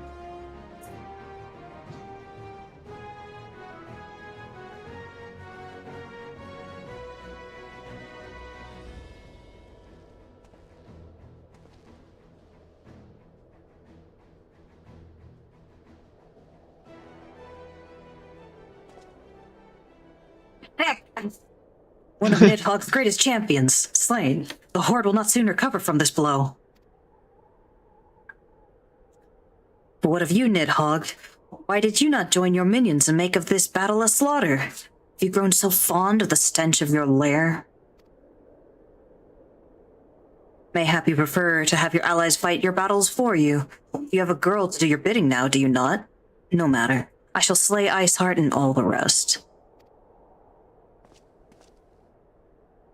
But I yearn to spill the blood of a great worm, Nidhogg, and only your death will sate my lance.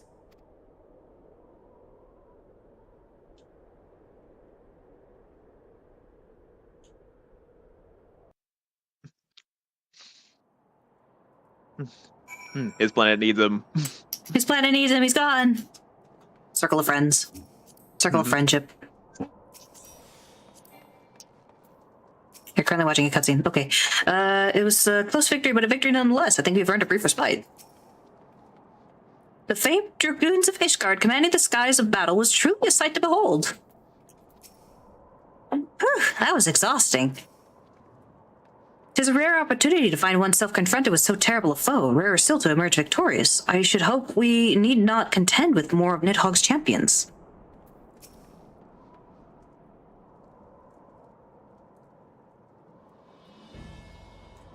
Aurelian, the dragons are routed. Lest you wonder, the fighting at the Steel Vigil was also fierce, but my crystal braves were not found wanting. Drunk?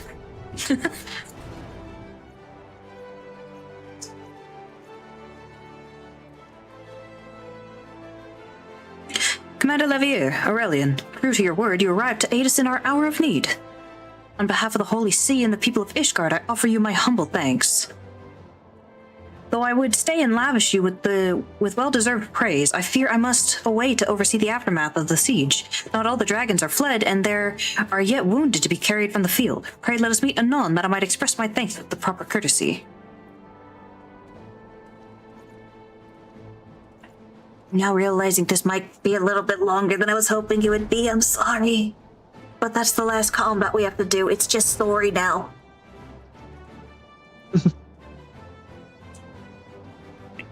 We have indeed achieved a victory of singular importance. With the Dravanian horde thus weakened and scattered. Also, I kid you not, when I did that little fight there, I was like, it's Monster Hunter! All I'm doing is stubbing his nose. With the Dravanian horde thus weakened and scattered, the threat to Ishgard has been greatly diminished. And mayhap equally significant, the Holy See must now recognize the necessity of cooperation with foreign powers. By the way, the sit that the Catboy is doing there, that's apparently a Catboy unique sit, and I'm upset about it.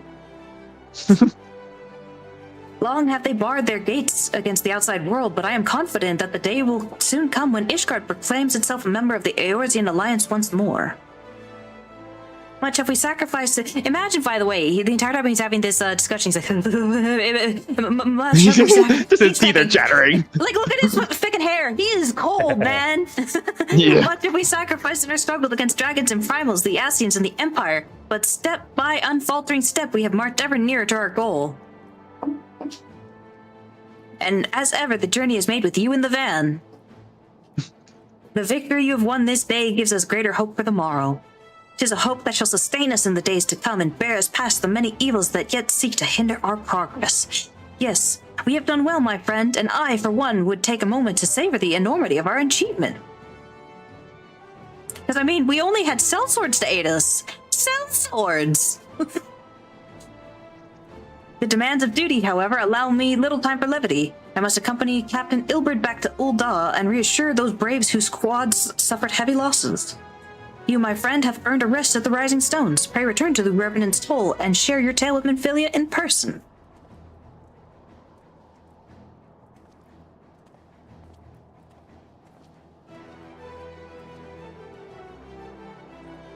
We will see informing the other nations of what took place here. Do be sure to give our regards to Minfilia.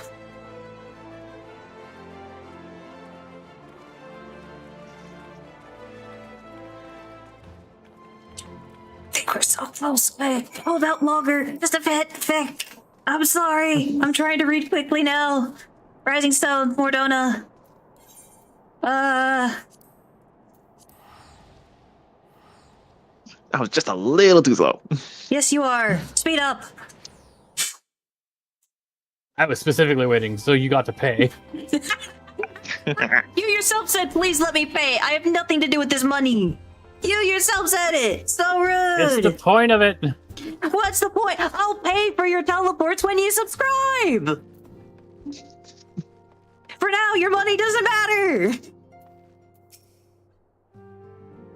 I am faced with merciless mountain of administrative chores. Thankfully, this is one battle I'm well equipped to fight. Okay, goodbye. But yeah, it's like once you guys are actually subscribed, I'll pay for it. I promise. I'll do it. Just for now, you're not subscribed, so your money is capped. Imagine looking their faces when they find out we accomplished this with the help of not much else other than these low IQ cell swords. Gosh dang. Aurelian, welcome back. Alphino sent... Yes? They specifically leveled our gear for this one. Yeah. You're too powerful. Alphino sent word of the siege and, of course, of the role you played in ending it. Your deeds never cease to amaze me, Aurelian. Thank you.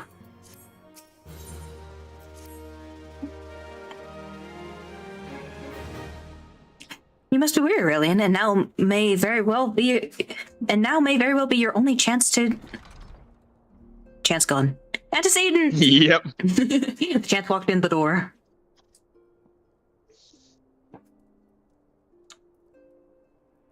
A messenger from Ul'dah arrives with a missive for you. Just jump up. There, it's on the desk. The royal seal. Curious indeed. Ah, an invitation. Yes! We're right there! Come on! On behalf of the Council of the Eorzean Alliance, Her Royal Majesty Nanamo Ul Nanmo invites the Scions of the Seventh Dawn to attend a feast at the Royal Palace of Ul'dah in honor of Ishgard's recent victory. It would seem we are to be recognized for our part in lifting the siege, you for your valiant efforts as commander of the adventurous contingent, and the Archons for the earnest attempts to rouse the city-states. Truly, I find it strange that the Alliance leaders should think themselves deserving of a place at such a celebration. All three refused to deploy their standing armies, preferring to send hastily assembled companies of sellswords, many of whom perished ere the siege began. Are they truly so brazen as to seek to share in the glory of your triumph? But mayhap they simply seek a pretext to meet with the Ishgardians while the mood is yet jubilant. Such an occasion would present a fine opportunity to press for Ishgard's return to the Eorzean Alliance. We've scarce had time to mourn Moonbrita, and I for one am in no mood to carouse. But I suppose we must put away our grief for the good of the realm. Though you were promised rest, I fear I must insist that you also attend. It would be a strange celebration indeed if the victorious hero were not present. Pray, content yourself with the thought that such occasions may bring about momentous change, and this without recourse to bloodshed. Tataru, if you would do me the favor of contacting the rest of the Scions. First antecedent. I like that she knows that a noble party is not for, like, resting. You have to be on guard the whole time you're there. You're dealing with nobles, you're dealing with politics, you're dealing with, like, you are not enjoying yourself at that party. You are there to mingle with politics. She knows. She's like, I'm sorry you don't get any rest. Remember when I gave you the idea of seeking the aid of the free companies? I like to think I was an instrumental help in that siege. And please let me know if there's anything else I can do.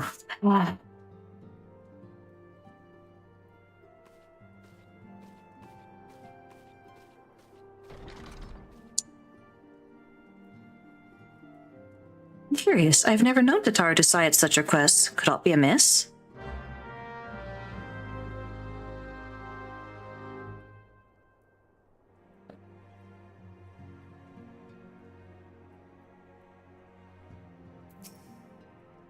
Tataru is troubled, I am certain of it. Would you mind speaking with her? I fear any concern will be met with stoic denials. Because apparently everyone opens up to us. I don't know.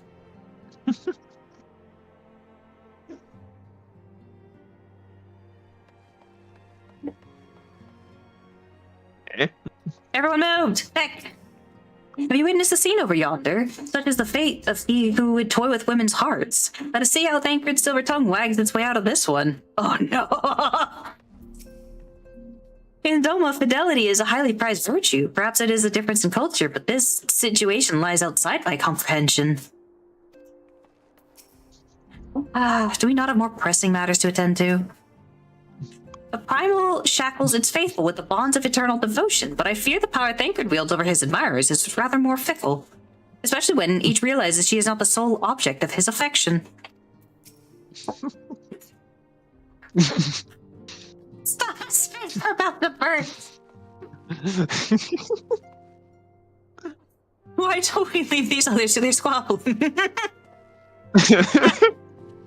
Well, I'm the one who procured the rarest of ores. You can watch your daughter.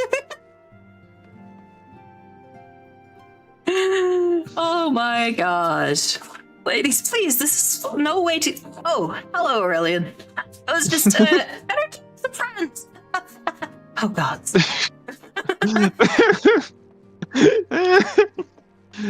And Grizz strikes again.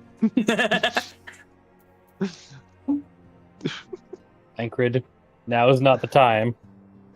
This is Thancred. This is where it comes from. Picking him just trying to placate all of them. This is Thancred. Leave your voice at the veil. Tataru is conspicuous by her absence. Tataru, I believe she just stepped outside. Now that I think on it, she did seem rather preoccupied.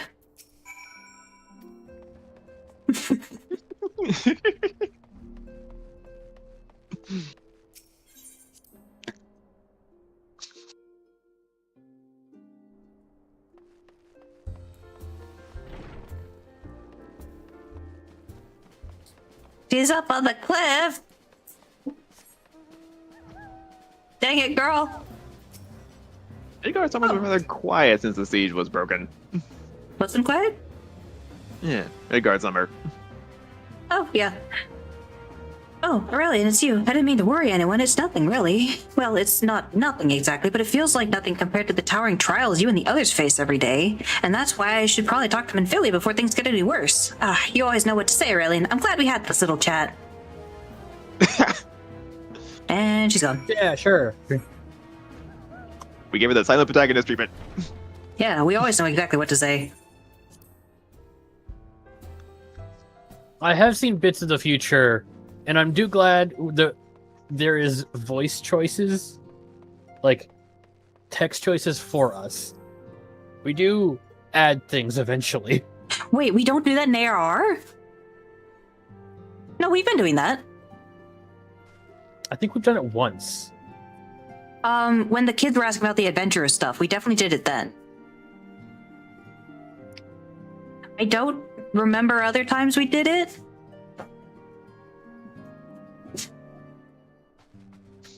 But yes, eventually they will give me my ... options.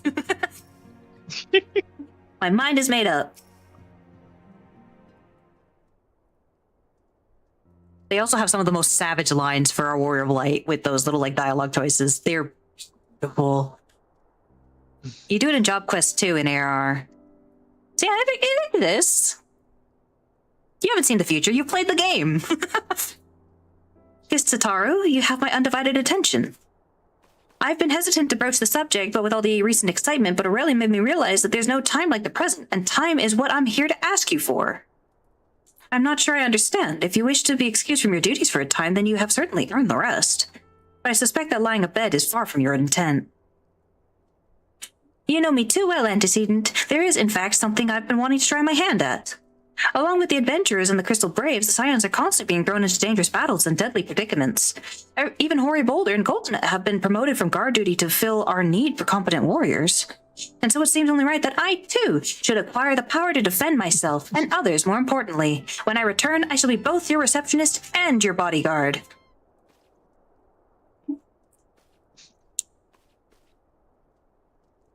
What? I'm gonna wait for her reply, And huh? She's up. Oh, okay. Just ram. That's the first time I've almost been knocked to the ground by a Lalafell. I've never seen Miss Tataru so determined. Has aught befell with which I might help, Antecedent? Ah, not at present, thank you. Was there something you would ask of me? Oh yes, pray excuse my distraction. An adventurer who was to join us for escort duty was injured while out on patrol.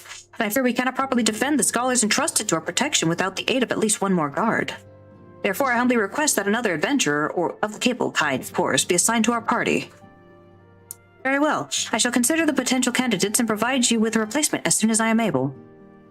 My thanks, Antecedent. I take my leave of you.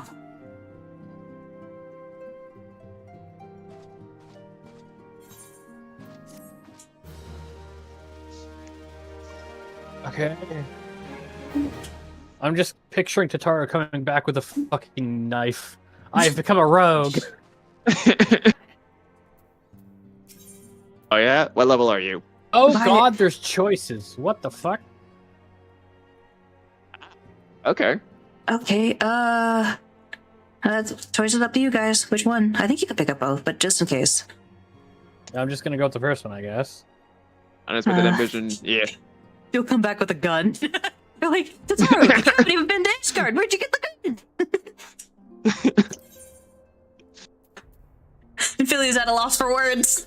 The power to defend oneself. Tataru has ever been full of surprises. Now that I think on it, I do recall Irian J mentioning that she had developed an interest in Arcanima. Mayhap she hopes to gain admittance to the Arcanist Guild in Limsa Lominsa. Yes, that will be the way of it. Would you be so kind as to journey to the guild and see that all is well? It is doubtless unwarranted, but surely I am not alone in my concern for her safety. Okay, we'll have to do them separately. Just gonna pick up the other one as well. Oh, you can? Where we are needed. It's red for me. I can't pick it up. Oh. Okay, I guess we'll Okay, not I'll pick it hold up. off then. Yeah. I'm sorry. New Game Plus is struggling. It's struggling. Or is it New Game Limsa? Plus.exe failed to Limsa, load. yeah. Okay, I'm just gonna teleport. I don't know if it'll share it while we're here or not, just in case. Trying to get out so I can.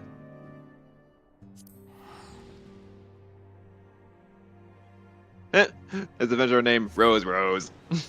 Ah. Okay, Limsa, Arcanist Guild, Ethernet, Arcanist Guild. Is somebody teleporting right now? Or okay. Already teleported, sorry. Alright.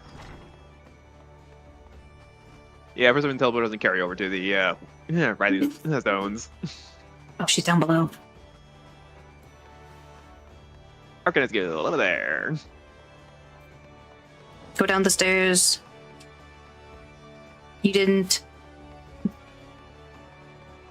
I was left on the menu.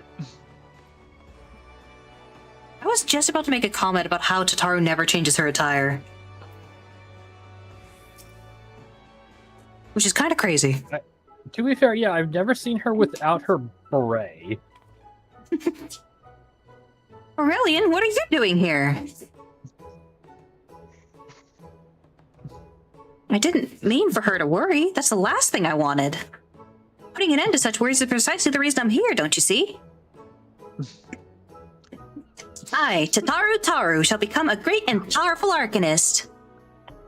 Where's your carbuncle? At Mistress Ibergrim's behest, I must go and complete a special training exercise until we meet again.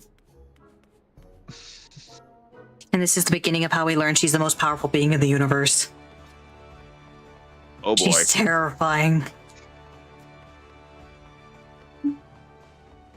I don't think fear begins to describe the absolute The horror. random I mentioned earlier? Yeah, they're right here. Hilarious. Rose. Ah, if it isn't Aurelian, what brings you to the guild? So you're acquainted with our newest member. An arcanist of your experience must see that her potential is somewhat lacking. Nevertheless, she would not be denied and goes now to undertake her first trial. Simulated inspection of 3 crates. Doubtless you recall receiving similar training under Kalea's supervision? A thought occurs to me. Why not oversee Tataru's training yourself? Given your relationship with the girl and your familiarity with the task, I think you the ideal choice. You need only head to the cliffs south of the Zephyr Gate as before and observe at a distance. Again, acknowledging classes. Mm-hmm. Zephyr Gate, da-da-da.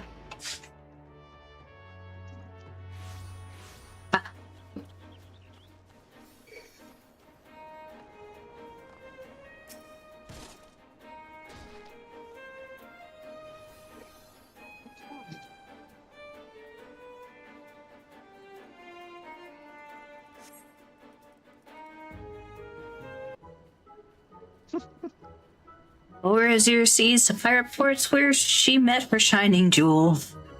For to bring the smuggler's plans to naught came the last whom none could fool. Beat him with a backdraft, got him with gust, deck him with a downburst, go Carbuncle, go! Oh, are those crates I spy? And this must be the true test. Oh, we're ready for them, aren't we, Carbuncle?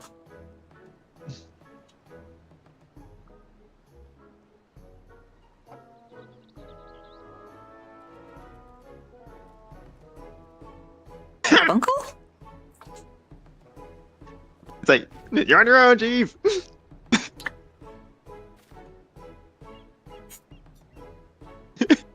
It waddles away.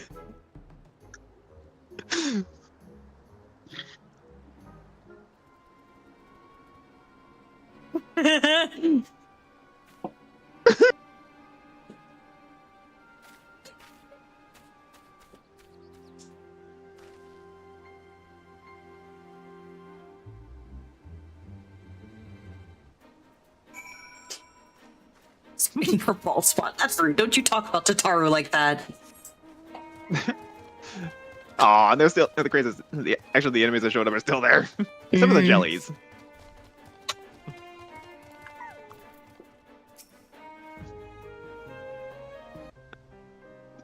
I see you switch to Scholar as well. I should have known you'd come, Aurelian.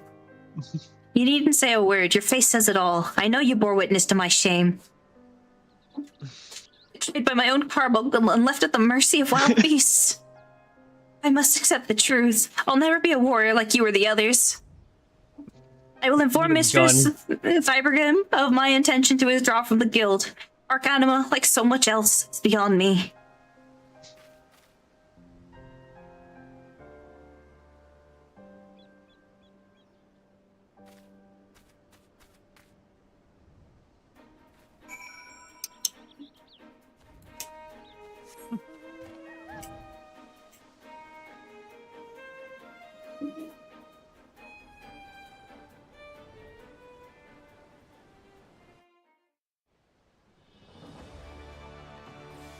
I'm sure you guys are thinking that I was playing it up, but I meant it.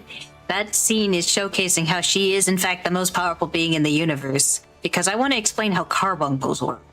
They're a mathematical equation given form, based off what you're thinking. Why was it able to move on its own?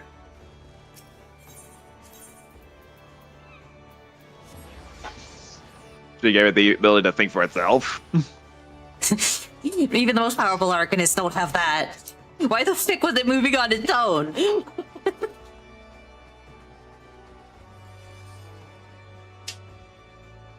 She's terrifying, man.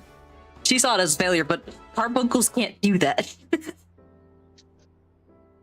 Back so soon. How fared our fledgling Arcanist? Abysmally, Mistress Thurbergame. Abysmally, as Aurelian will testify. I was wrong to become an Arcanist, wrong as usual, and I am completely and utterly unqualified, and I sincerely apologize for wasting your time. Taro, if that were true, I would not have permitted you to join in the first place. We must all come to accept our limitations, lest our ambitions lead us astray. However, we must not lose sight of our strengths in the process. For example, your exceptional skill with numbers helped you to gain a solid grasp of the fundamentals of Arcanima. Were it not so, you would have struggled even to summon Carbuncle to your side. In my opinion, the Scions are truly fortunate to have such a capable and good-natured receptionist in their service. Would you not agree? You are too kind, Mistress Thurbergame. Though I could not overcome this challenge, I shall take your words to heart and try not to be discouraged.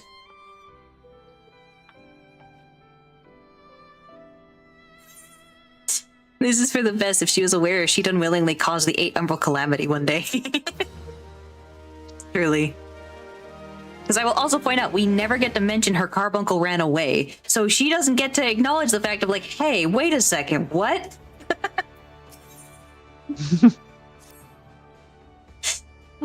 As fetching as these garments are, I fear I shall never don them again. But I can't go back to the Writhing Stones without something to show for my time away. Wait, I know what I can do. That is if you don't mind accompanying me for a little longer. Wonderful. Then to Costa del Sol we will go. It's a bit of a gamble, but I'm confident it will pay off. Costa del Sol. There's a fucking boat, ship, boat. There's a boat. Yep.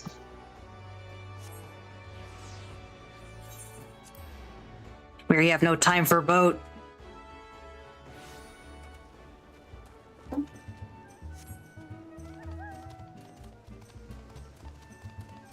Gosh. Yes, this is it. This is where the man at the Drowning Wench told me to look. There is a certain variety of clam which can be harvested this time of year in Bloodshore, one which produces the most marvelous pearls. However, these clams are also coveted by certain wild creatures, and since I fared rather poorly in battle last time, let's be off.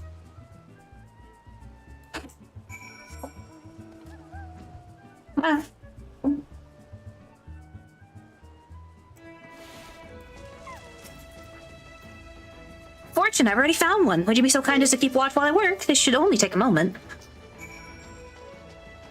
She's singing again. Open up, you little... This is proving much more difficult than I thought. There's someone else doing the quest over there with the little mix.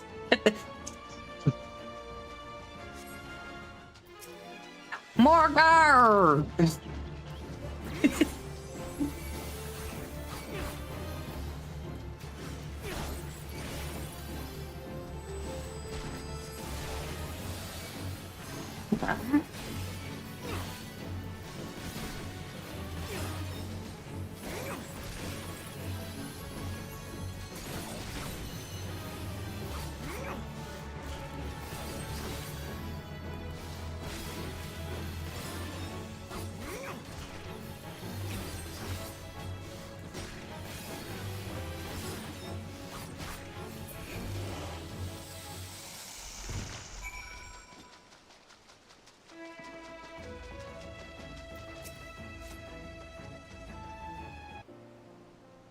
Would have been funny if you were doing this separately, spawning 3 of those. That's true. Not really. Well fought. I knew I was right to ask you to come. I just realized if she bends over, she's basically drowning. As for me, I have my prize, a bounty of blood pearls. Though named for their reddish hue, they were treasured as wards against dark magics in ancient times. I thought I might make charms for everyone so that no matter where they go, they will always come home. It's sort of the power to defend myself and other people, in a way. Right, well, I mustn't keep Flamine waiting. There's work to be done, and lots of it. We're to secure provisions for the Scions in the Laminson markets. She may have an eye for quality, but I have a nose for bargains. Will you be heading back to the Rising Stones? If so, pray convey my apologies to the antecedent and tell her that she needn't worry about me. Farewell, Aurelian, and thank you for everything. That sounded rather final, didn't it? How about until we meet again?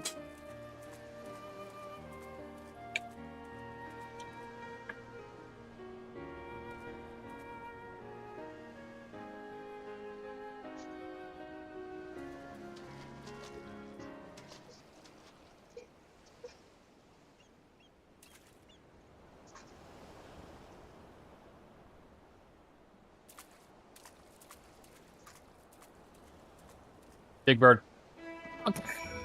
I think I might change my race. That's fair. Okay. Big Bird different? Just grabs her and go.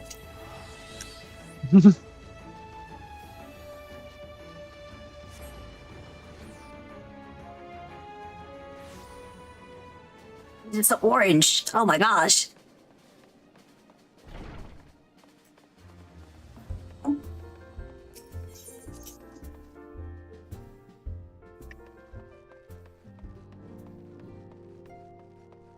Wow, everyone's just fucking gone. What an empty place. Empty, empty, empty place.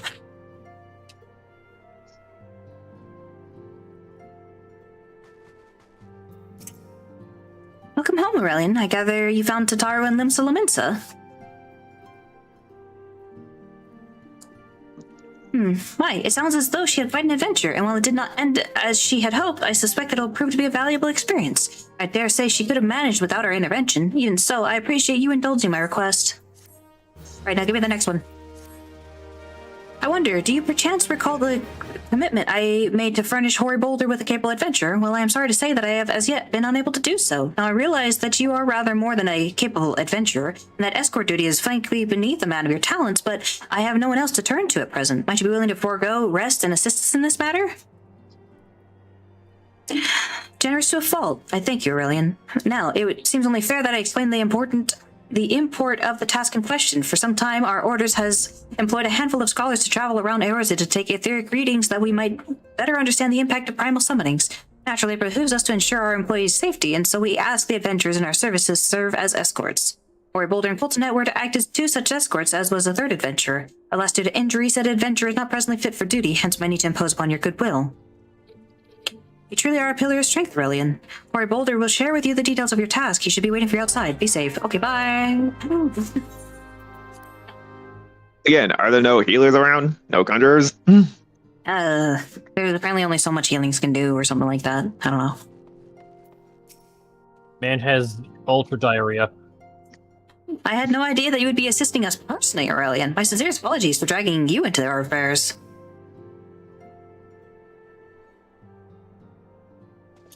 Aurelian, is it true that you agreed to lend us a hand? Huzzah! What did I tell you, Fultonet? Our misfortune is becoming a blessing, an opportunity to serve alongside the Warrior of Light himself. Did I remind you that we have 3 scholars to escort, each of whom will take a different route? I don't know. True, but our mission is the same. Separate by malms we may be, but in spirit we shall be together. If such thoughts bring you joy, you are welcome to think them. To more practical concerns, Aurelian, we would have you attend to the scholar charged with surveying the South Shroud. So far, he is waiting at Camp Tranquil as we speak. All you need do is follow the man. He will determine the most appropriate locations to take his readings. In spirit, Aurelian, in spirit we shall be together every step of the way. What a delight. And has an indomitable sense of joy. Always go forward with gusto. South Shroud. Yeah, we step outside to get the teleport. About the thing. Camp Tranquil, right? Yeah. Yes.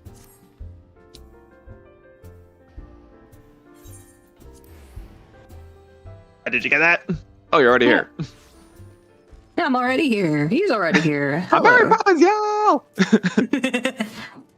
At last, the silent man deigns to grace me with his presence. A pity that we have no time for pleasantries. Our first destination is Isam-Har. Come, we are late enough as it is. I should not be surprised there's a mountain with that over there. Yeah, I think it's a shop mount, but I'm not sure.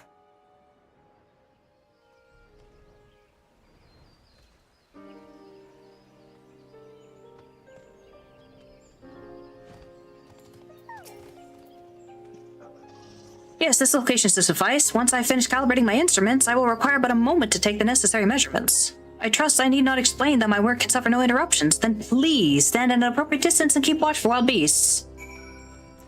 I'm getting closer to this man than we are to Haru when we were doing that. That's funny. And somehow we're gonna go across a level 50 beast.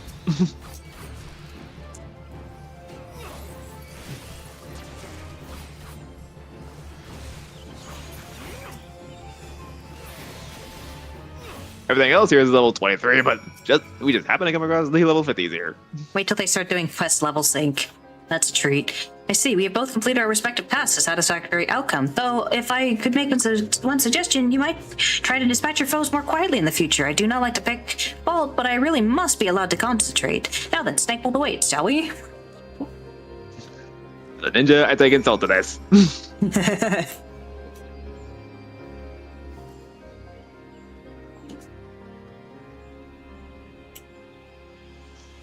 Honestly, it's situations like this that makes us gradually become much better at all the tasks we do, because like, so we were too loud for like someone trying to concentrate, huh? And then we work on being quieter. Or we just say, I can't do anything, dog. Yeah. Right about here, yes. As before, I would ask that you keep an eye out for dangerous beasts as I work. Yeah.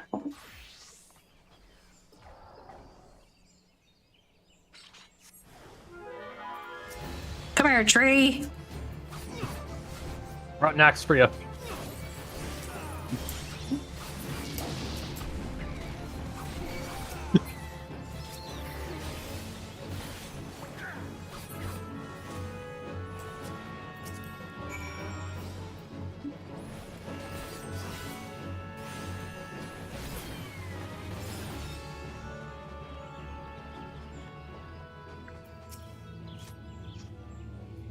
Fascinating. These readings are not at all what I expected. Though perhaps that should come as no surprise. I'm not given to superstitions, but there is a queer, almost blasphemous air hereabouts. Let us quit this place and return to Roots Lake. We have more sights to survey. Ah!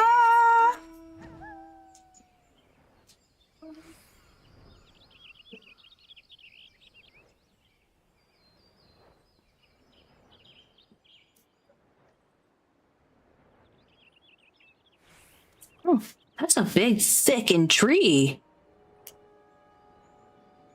Wait, I know. I would not have noticed that if you hadn't pointed it out. It's Wow. a big, thickened tree.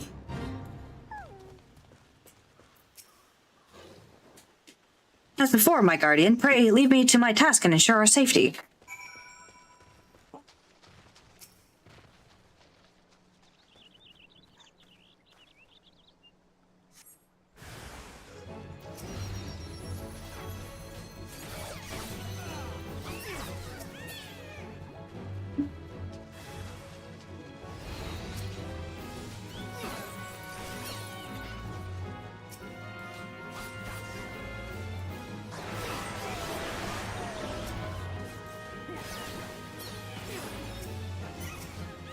Oops. Wow, that's a lot more angry than it should have been.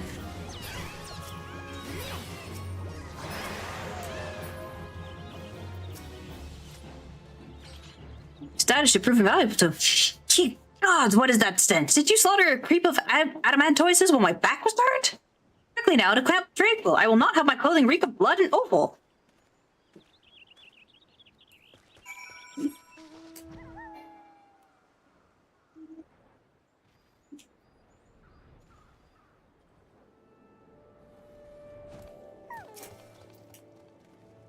You chose to paddle in the Ichor a while longer, I take it. No matter, I took advantage of my unexpected privacy and performed a cursory analysis of my data. It appeared that there has been a measurable decrease in Eorzea's ambient ether concentration since the calamity. However, this data is far from conclusive. We must take additional measurements to confirm my assessment. For our next survey, I would have you escort me to Earth's Fount. The ambient ether concentrations there are so high that crystalline structures form spontaneously. Consequently, anomalous fluctuations should be much easier to detect. Brilliant, yes? No, don't bother answering. That was rhetorical. Now come along! Ah! Ah, they did it!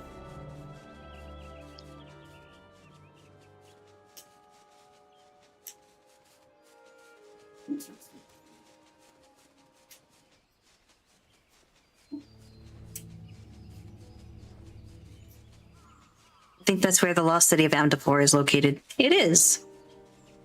That's why when you go there, you're going down like all this like fungally stuff as you go into the depths and the owls. Oh, whoops. So yeah, That's for another class. Where Amdapor was, yeah.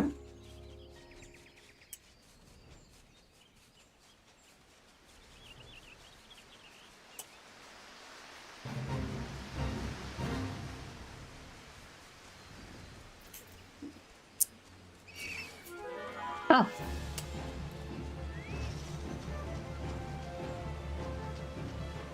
Ah, yeah, this bot. You should be more familiar. Oh my gosh! Why do you have a ranged attack?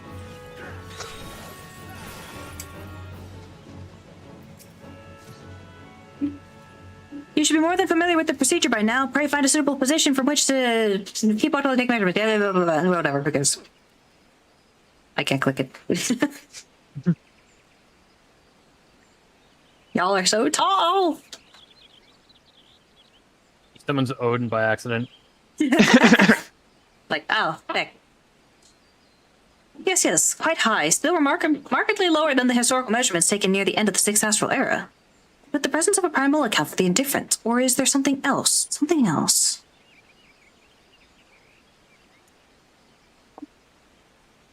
What's a sword?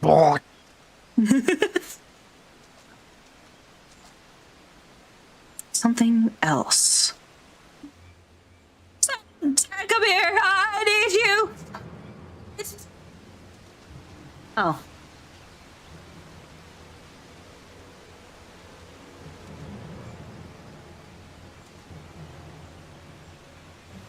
That would be impressive to miss for so long, my guy. If you're not my friends, help has arrived. Just saying, it's very bright blue in a very deep green forest. There you are, Aurelian. Hori and I were worried when you and your charge failed to return at the appointed hour.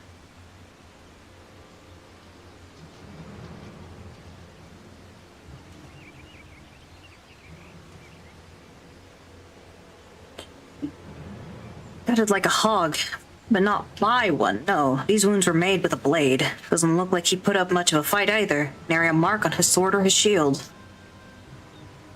I've heard nothing of any Crystal Brave operations in this area. What cause had Wilred to come here? What should we do? This is the one that went missing. Yeah, this is Wilred. We will see to the scholar's protection, Aurelian. Aye, and the boy's remains. You should return to the Rising Stones. The Antecedent will want to know what happened here. And so do I.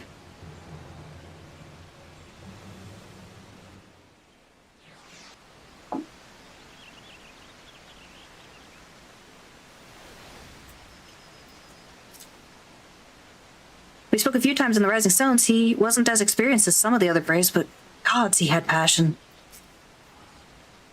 Gods, what a waste. Pray leave matters to us, Aurelian. You must return to the Rising Stones and inform the Antecedent at once.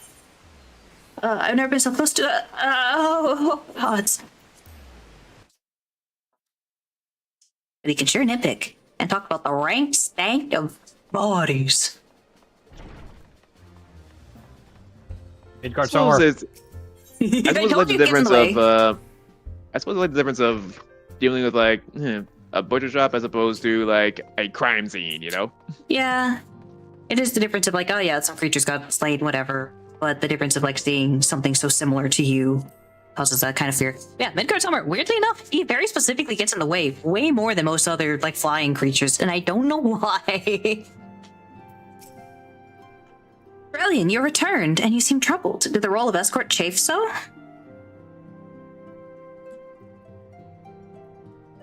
Wilred dead? Mayhap murdered? Well, how can that be? I will send word to Alphino at once. You will want to conduct a full investigation and send word to Wilred's family.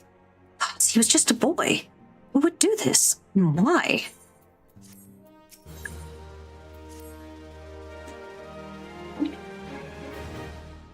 So close, I'm on tall, sitting there.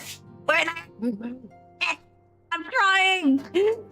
The recent events weigh heavily on our minds. We must needs set them aside for now.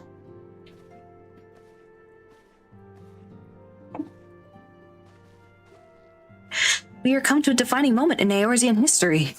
The grand commemoration of our joint defense of Ishgard, the first time in 15 long years that our people have stood side by side with our neighbors to the north to fight in common cause. This may mark the true rebirth of the Eorzean Alliance. Failing that, it should at the very least serve to bring our nations closer together.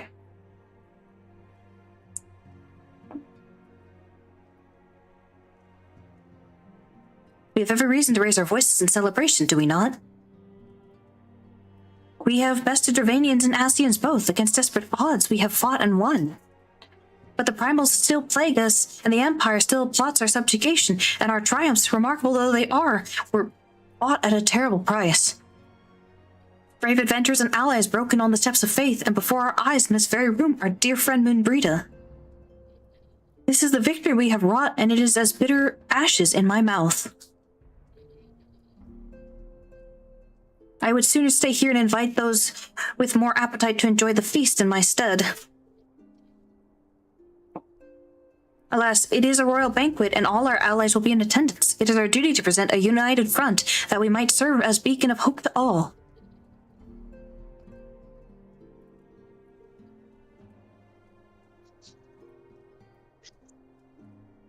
It seems I have no choice but to take my own advice. And I instructed the others to meet us in Ul'dah that we might make our grand entrance together. Unfortunately, I had to settle for leaving Tataru and Lamine a note. If they do not return quickly, they will have to settle for whatever leftovers I can smuggle out of the fragrant chamber.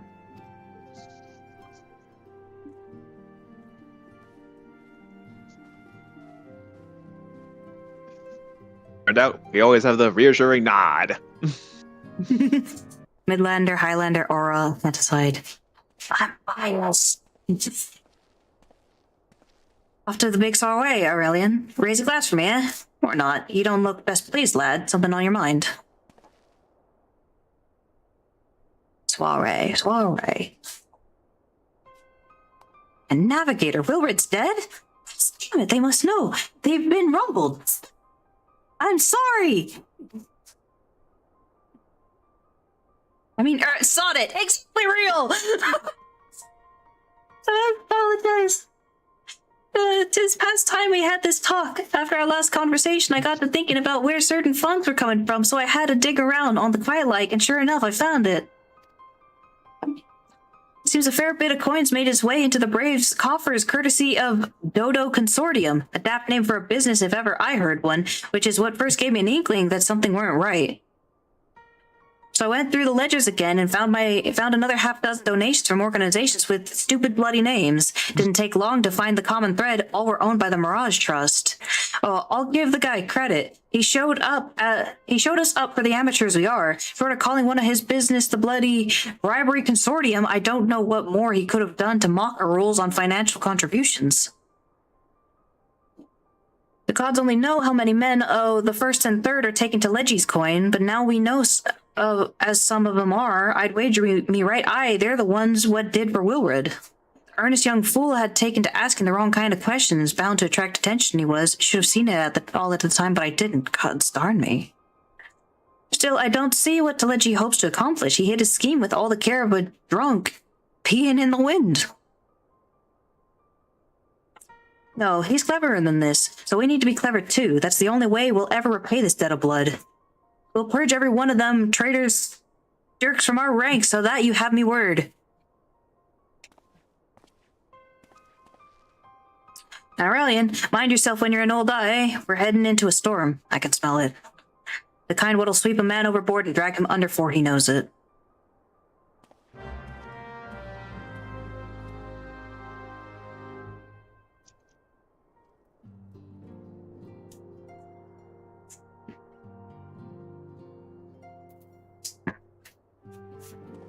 I will say, if you're making this character specifically to actually match the party here, it's a very tall party. So if you pick something small, you will end up being notably smaller than everything else. So if you want to match, Highlander's probably the answer.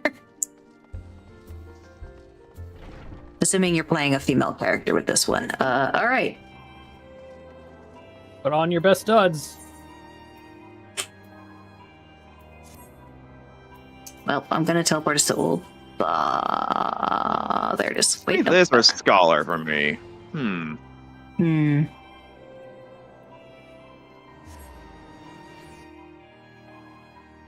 I'm thinking on it. I don't. That's not Ul'dah. I'm so sorry.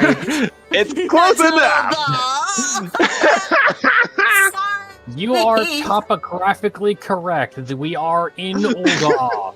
It had the star on it. I got distracted by the star. Give me 1 quick second. I'm gonna buy the shades. Yeah, you know what? I'm here to let you grab your shades. Alright, it is then. Yeah, I already got my Simply framer kit. Where is it? Okay, so, okay, we're good there. Yes, none of these. I don't know explicitly. It's the magnifiers. Yeah, I don't see any of them. Down here? Aesthetic girls. No, that's hairstyles. Oh, there we are. What the fuck? Magnifiers. Okay. There we go. We're good. Yeah. You just pop them and then they're usable, and then you can pick any color you like.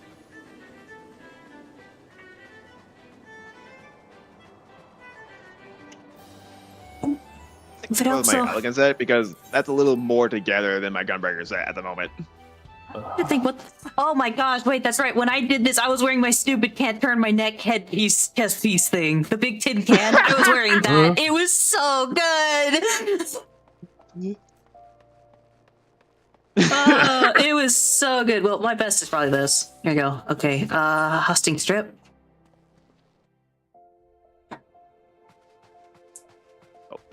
Yo, this is a party. Come on. I will say, we made it. We're not gonna click next on that quest.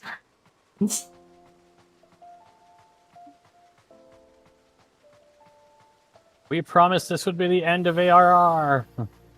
Yes, but you need to go to bed, man. I'll be fine. I'll be fine. Oh, also, yeah. I thought so, yeah. Okay, we're hitting next on this quest. Never mind, shut up. But no better. I should think our bard had run afoul of another jilted lover. Is that? No, it's my imagination. Oh, pay no attention to me. 'Tis a habit from my misspent youth, looking over my shoulder from time to time. It's a banquet, so there'll definitely be food, but will there also be dancing? And if there is, will it be before or after the food? Dancing on a full stomach is no fun, but neither is being hungry. What to do? I do hope Ida is not under the impression that we are here to make merry. We are ostensibly the antecedents escort, after all.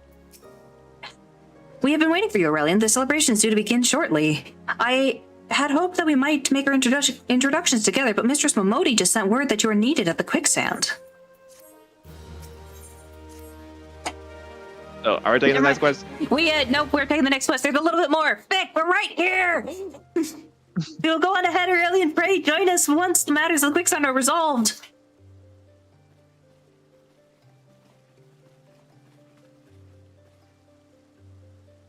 Give my regards to Momodi and let her know that I will call upon her anon.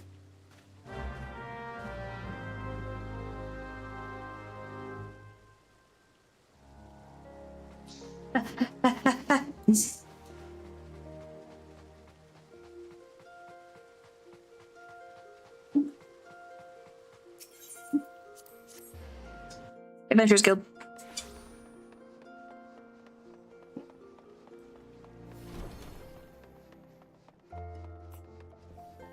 Hello, baby. I appreciate you dropping in on such short notice, Aurelian. I know you've got places to be, so I won't waste your time. You're friends with Crystal Braves by the name of Aliana, aren't you? Former adventurer? Come to think of it, I'm pretty sure you recruited her yourself. Anyway, she came round for a meal not long ago, and before she left, she asked me to give you a message. Said if others ended up dragging you to the feast, I was to see you got it before you made your grand entrance. Meet me at the station west of Coffer and Coffin. There's something I must show you. A short message, I'll grant you, but she thought long and hard before picking those words. Barely touched her food, too. Under the other circumstances, I'd have thought those signs of a troubled heart. Something tells me she ain't planning to confess her undying love. Where is that? Where the frick? Gosh. Alright, just go out the door right here. The Aetheryte's a waste of time.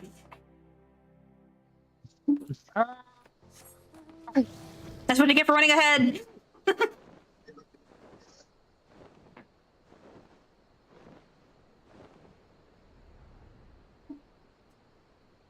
Hi, bud. I'm gonna be reading all of the above. I've given up trying to do voices at this point. I'm trying to get it quickly. I appreciate you being here, Tall. I'm sorry. Almost there. Almost. We're right in there.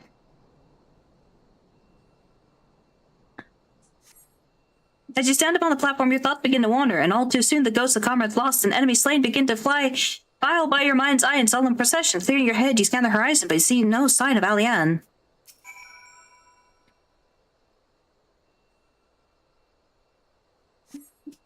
Straining your ears to listen. What ears? You hear the chatter of Kirkern and the buzzing of surfids, but no approaching footfall. Sighing, you bow your head, only to notice the vial lying at your feet. Straining my ears? What fucking ears?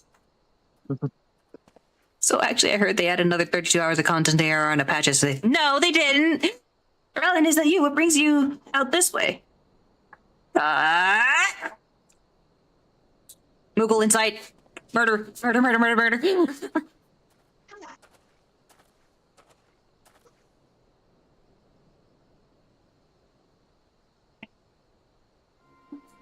Lieutenant Alianne, why no, I haven't seen her about. Had she come this way, I guarantee we would have crossed paths. I must have passed this spot a dozen times. We were to patrol the city's environs on account of the royal banquet. Captain's orders, you understand. Speaking of which, isn't it about to begin? You should be with the other honored guests, enjoying your well-deserved respite. Aye, pray return to Old Darrelin. If I chance to meet the lieutenant, I will tell her you were here.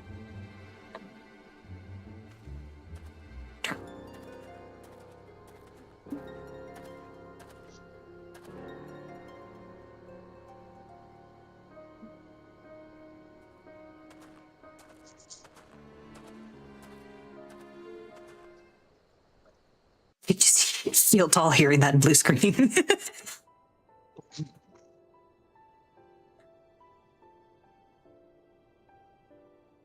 Oh, Sultan Tree. Oh, Sultan Tree. Hallowed spirit of my line. Through my weakness, the glorious house of Ool has all but disappeared beneath the sands. For want of the strength to raise it up again, it were better that it fall. Forgive me, but I know not what else to do.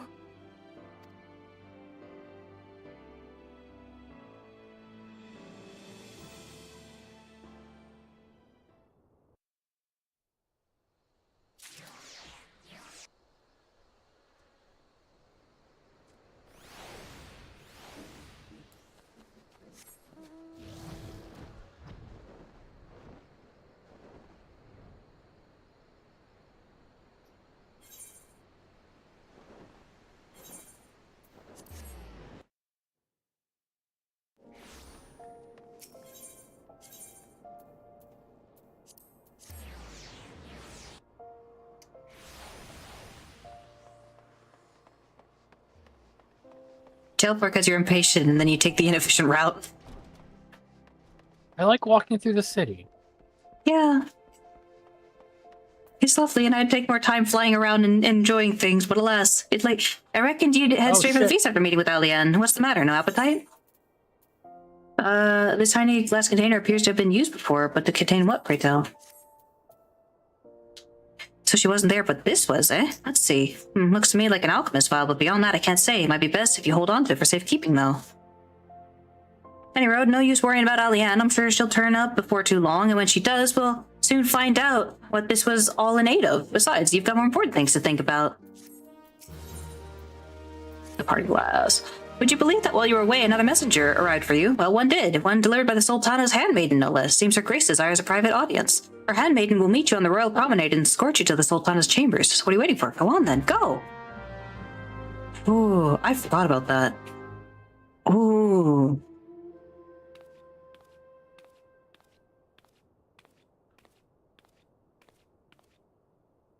You needn't trouble yourself so. Your grace is most kind, but it is no trouble to me, rather an honor. If your grace is ready, I shall summon the warrior of light. I am.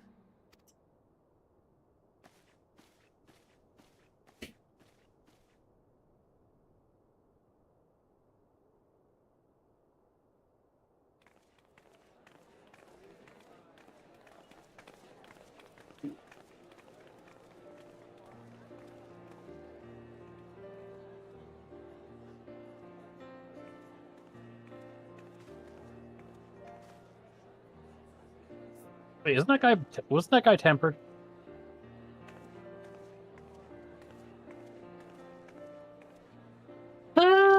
It depends on which guy you're talking about, but probably not. I don't know.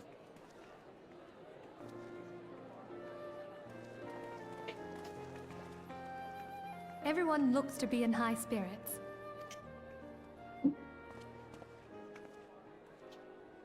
With good cause.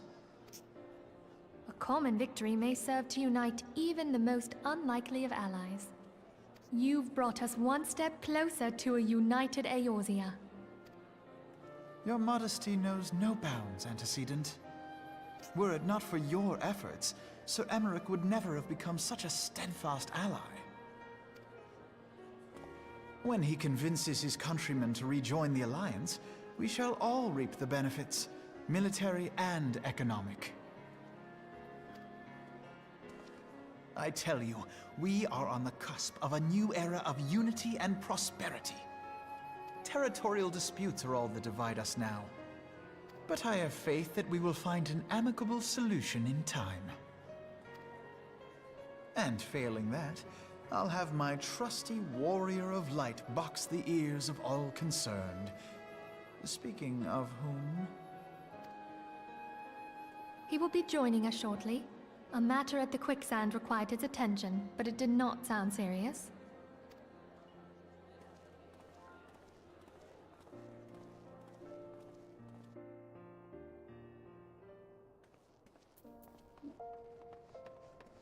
Alright, I have but one question for you, Tall. Do you want to stay up for that hour-long cutscene thing? Go. Let's go. Okay. Okay. Chamber rule.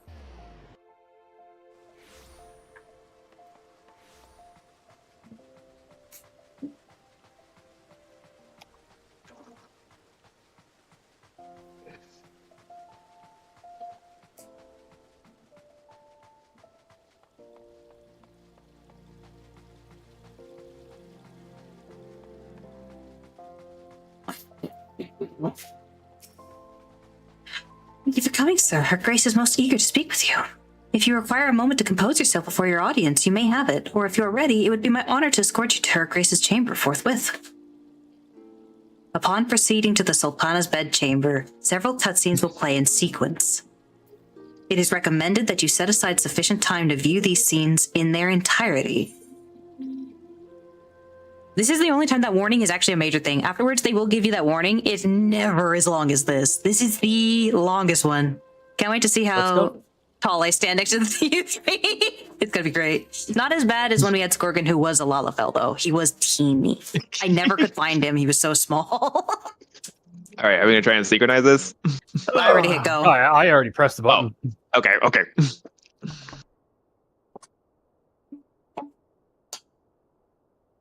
Enter. Your Grace, your guest has arrived. Ooh. I'm so pink. Please, I'm not a stupid... And take your ease. I'm not a stupid tin can this time. Just for the occasion. I was a tin can last time. It was so funny.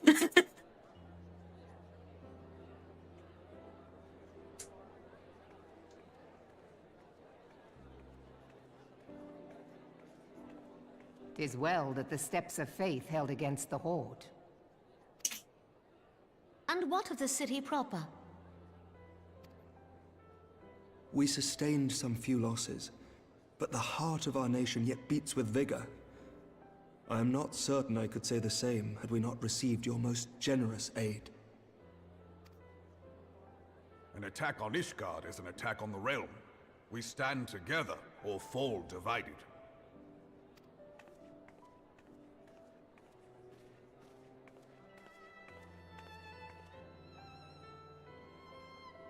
Such noble words.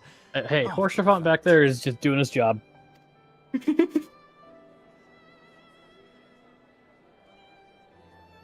I had hoped to speak in the presence of Her Grace, but it seems she has been delayed.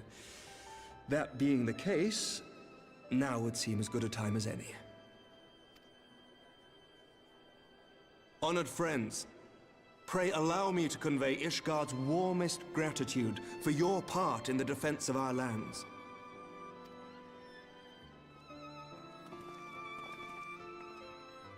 'Tis upon the success of this very alliance that my recommendation to throw open the gates of judgment shall be founded. With the blessing of the Archbishop, it is my hope that Ishgard will soon be reunited with her long-estranged sister nations, and that Eorzea shall once more be as one.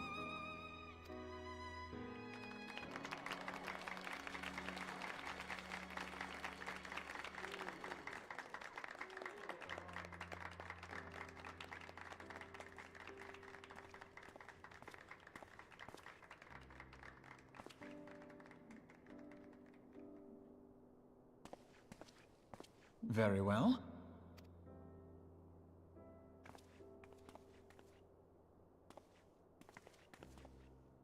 Is aught amiss? Nothing to worry about. I shall return anon.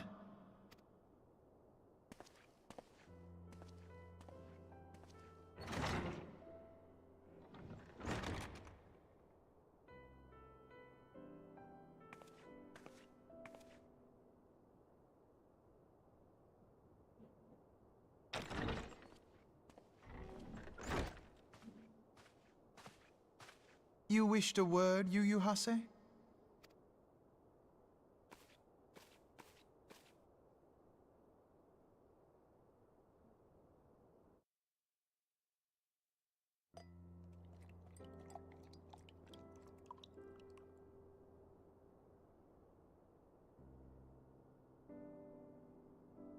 You may go. Your Grace.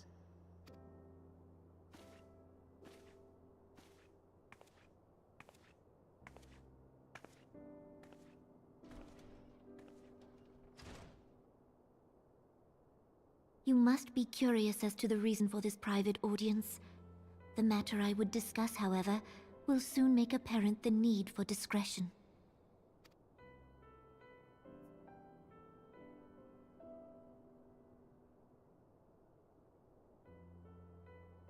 I intend to abdicate the throne and dissolve the monarchy.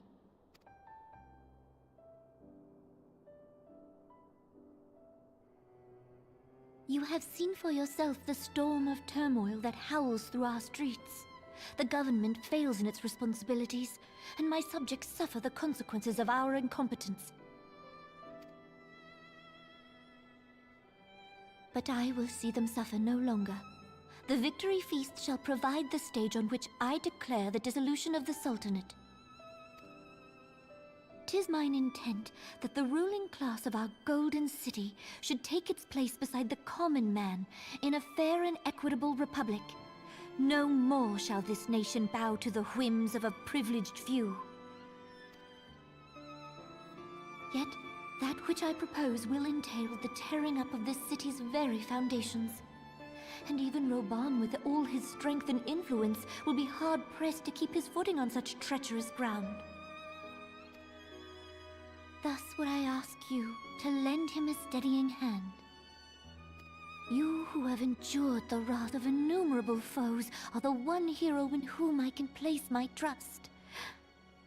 Will you do this thing for me?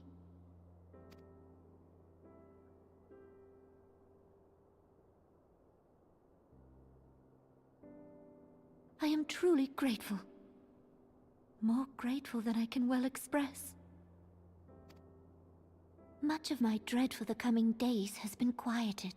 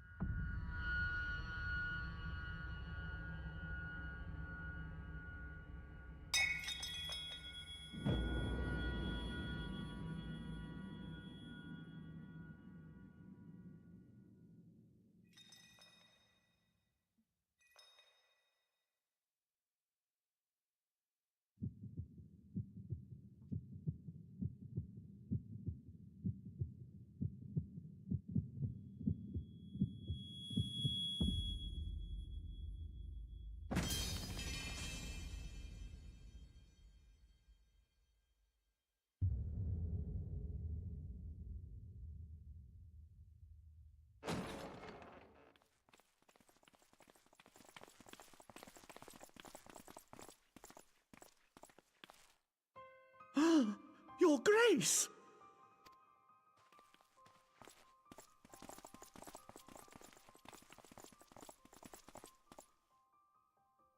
Her Grace, the Sultana, is dead.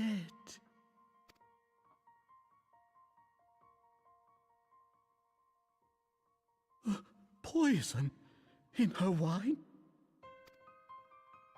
You did this!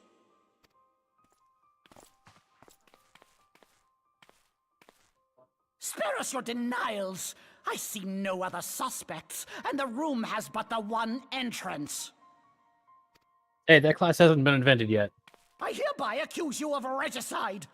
Men, arrest this viper. Snick, I am a level 100 Viper. Dang, you got me.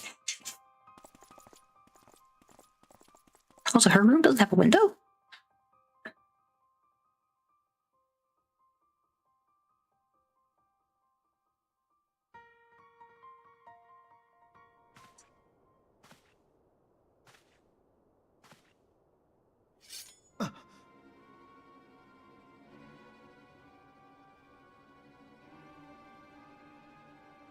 Sir, barring a few exceptions, we have detained all those with allegiance to the Scions.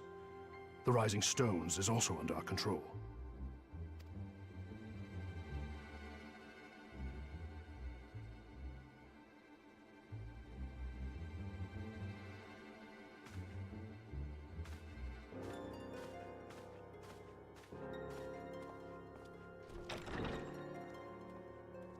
And what do you hope to achieve with this mutiny?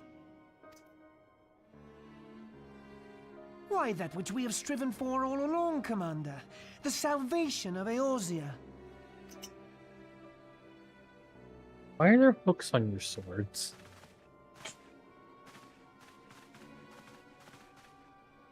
Catching blades.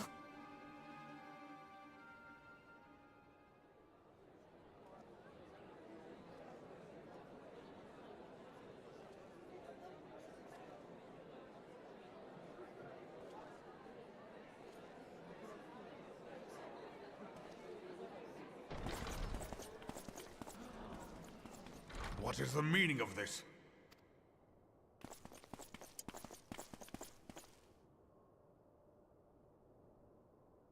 Knights from the homeland. This cannot bode well. Lord Commander, we have received an urgent message from the Holy See. I am grieved to report that your serpentine foes have resumed their assault. Needless to say, your presence is urgently required. These knights have come to bear you swiftly home to Ishgard. A surprise attack? We've had no such word from our men, and the timing is most fortuitous to catch us away from the city. Most fortuitous indeed. Lord Commander, we must away.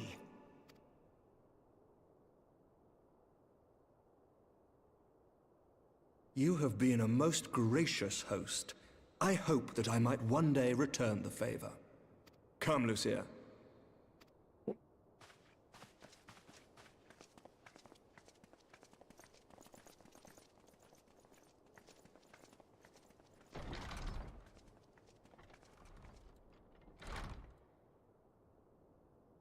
God damn it, Thancred. This is Thancred.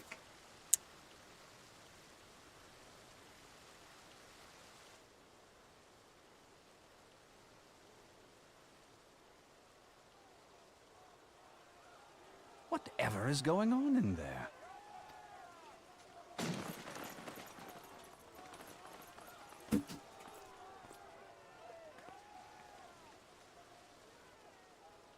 Ah, the ever-dutiful brass blades. I must apologize, but my dance card is rather full. Another time, perhaps? Thancred, of the Scions of the Seventh Dawn. You stand accused of committing acts of espionage in service to the Garlean Empire. Espionage? What in the seven hells are you talking about? Ah, if you're referring to that business with the Ultima weapon, then you must understand, I wasn't myself. Under interrogation, an Imperial prisoner revealed your involvement in numerous dealings with the enemy. We've also been investigating reports that you are a practitioner of forbidden arts. You'd best come along with us. You invite me to your party and now you want me to leave? I do so detest receiving mixed signals. Come then. I believe I've lost my appetite for this farce of a celebration.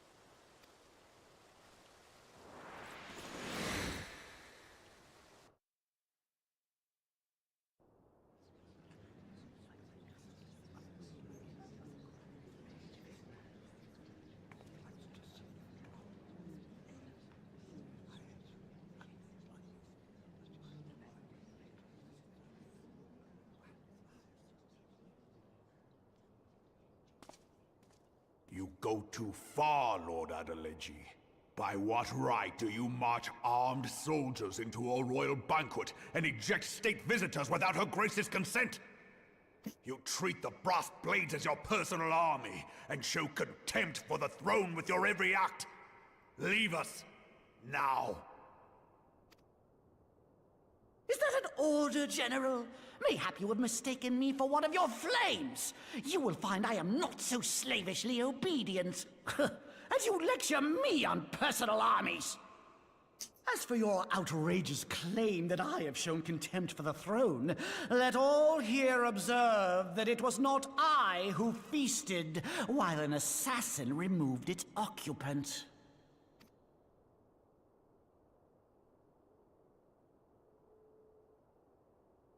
I expect this is your idea of defending the nation, is it?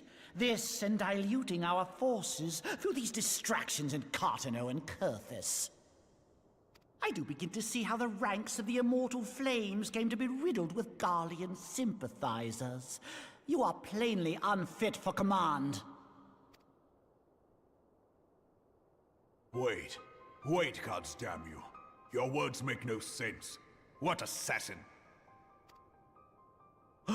You mean to say you don't know? We caught the vaunted champion of the Scions in Her Grace's private chambers, not moments after the deed was done.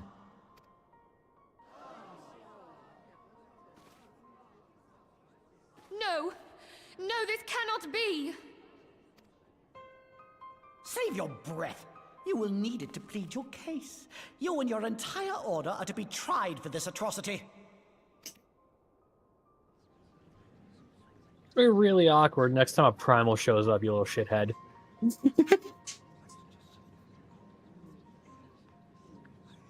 Bring in the prisoner!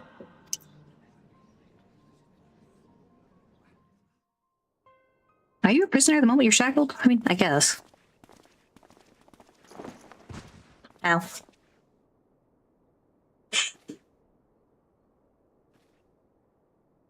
This man stands accused of poisoning Her Royal Majesty Nanamo Ul Namo, and his suspected accessories to the crime. All members of the Scions of the Seventh Dawn will be detained for questioning. This is madness! What a pity.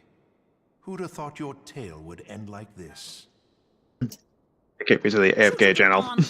Oh, whoops. I had to mute myself. Traces of the substance used to poison Her Grace was found upon the assassin's person.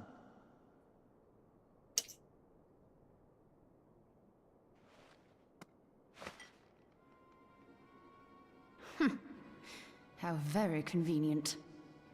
You would speak of convenience? Who persuaded Her Grace to host this celebration? A diversion which presented you and your confederates ample opportunity to commit the crime, and a crowd within which to fade from view. A more convenient occasion I could scarcely imagine. How dare you! After all we have done for Uldar! Hold your tongue, witch! I'll not be ensorcelled! I know all about the dark gift that you and your disciples wield. Oh yes, I've observed how you worked upon the minds of the Alliance leaders, bending them to your will. And what of your cordial relationship with Sir Emmerich? For years, Ishgard abjured all contact with the outside world, and now the Lord Commander of the Temple Knights treats you with the familiarity of a childhood friend. I'll tell you what I think. I think this desperate defense of Ishgard was but a ruse to deceive us into dividing our forces. Your next move will be to charm your Kurthan allies into invading our lands. Now that is truly ridiculous. How do you even think of this stuff? She cannot be dead.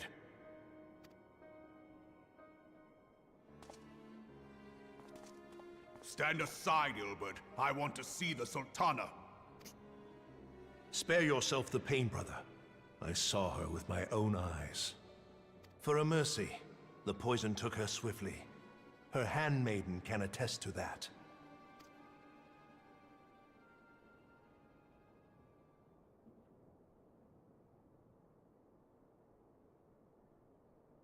This cannot be. Nanamo. Nanamo. No!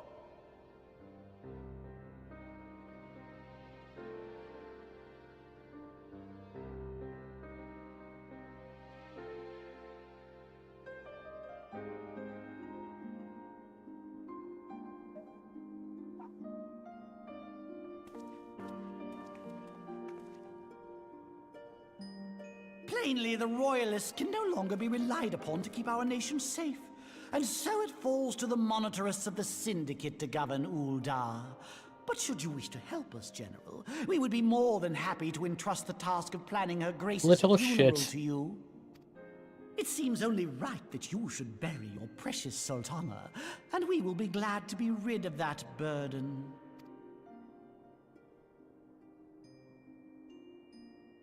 I'll bet you will. You more than any man. Whatever do you mean? I mean you had her killed, you black-hearted bastard! What rot! Though I did have sufficient motive, 'tis true. That young lady caused me no end of grief. She always was a most unwilling puppet. I dare say her Grace was grateful that someone thought to cut her strings.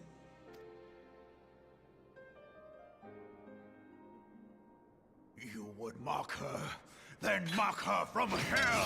What? Okay, I love the camera work because obviously they can't cut a rig in half.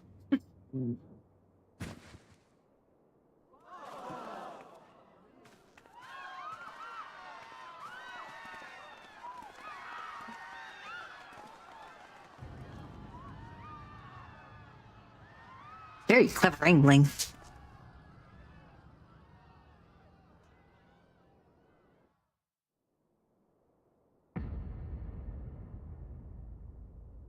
Have you lost your mind, General? It is forbidden to draw steel in the royal chambers, much less slaughter our fellow Syndicate members. You're one of them! You've been in league with the Scions all along!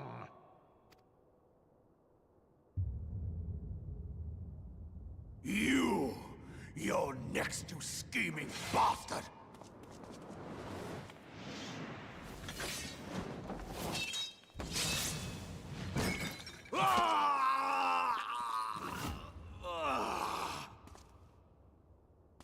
Oh yeah, about that. What if they did cut a model anyway? Seven hells!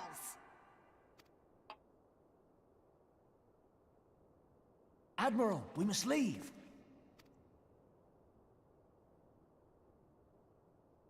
Ah!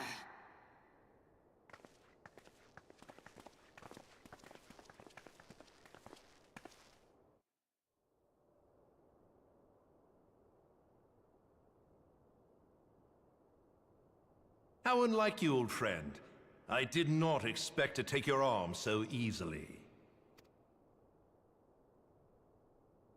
Take the Scions into custody.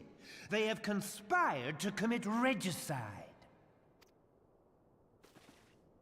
and arrest this traitor as well.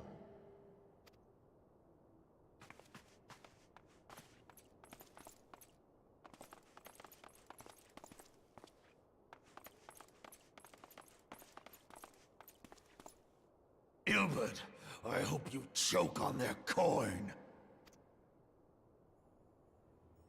'Tis better than the dirt I've supped on these long years. We can't all abandon Alamigo and become great war heroes as you have.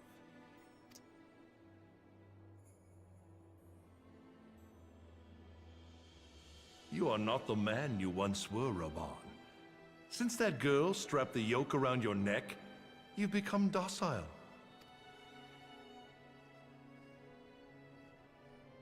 She took the mad bull and cut off his balls, and a bull that cannot rot is fit for naught but slaughter.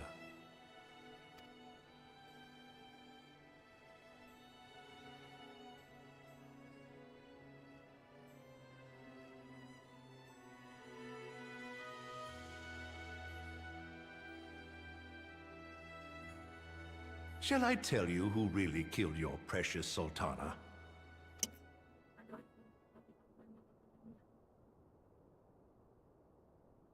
It was me.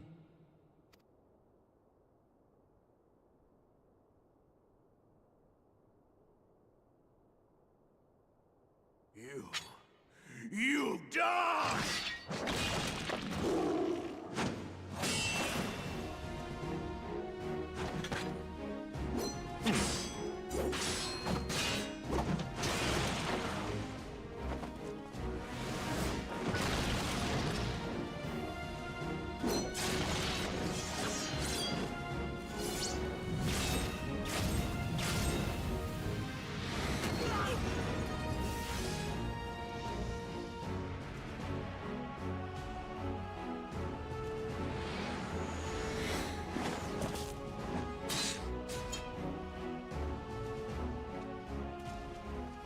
I never doubted you, not for a moment. But there is more to this than I yet understand. Flee this place. Clear your names.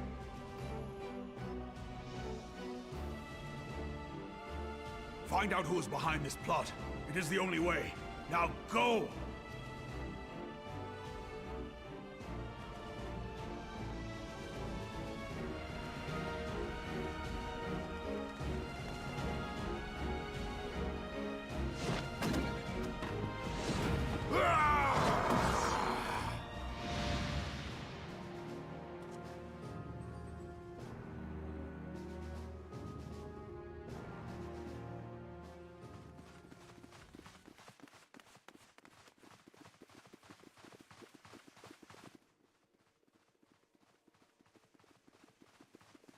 Ah, there you are. Thancred, where have you been? Avoiding the fumbling advances of some very persistent admirers. When I realized the celebrations had turned sour, it seemed prudent to slip away and take stock of the situation. 'Twould appear that much of the city is already under tight guard. It occurs to me that expanding the Brass Blade's authority may not have been such a wonderful idea after all. The success of this plan was contingent upon those thugs having the run of the place. Just how long has this scheme been in motion? The careful preparations, the maneuvering of forces. I am inclined to agree with the General's insistence that a deeper plot exists here. So, would I be right in Thinker's thinking like, wait, we what? now have an excuse to pummel as many brass blades as we like? Unless you plan on pummeling them all, I'm not sure that will greatly aid our cause.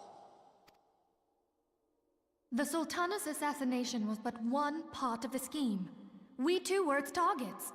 And though we did not share Pornanimo's fate, we are yet hobbled by the charges laid at our door. Where now might we seek refuge? Where indeed, we may safely assume that our foe is thought to have the Rising Stones watched. Forgive me for stating the obvious, but our choice of destination will matter little if we cannot secure an escape route out of Ul'dah.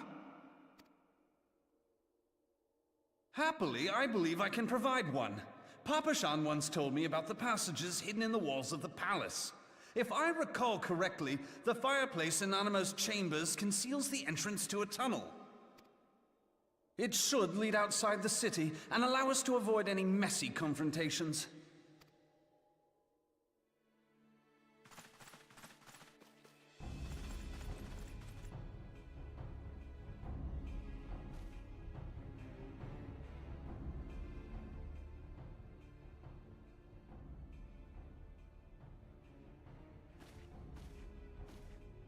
The rest of you, go on ahead. I'll handle this lot. By yourself? I suppose I shall just have to join you.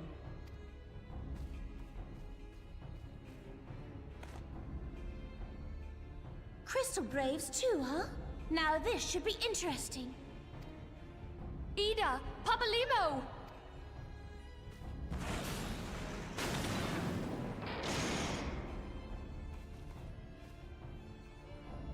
We will hold our pursuers here. Hurry, now! Find this tunnel of Thancreds.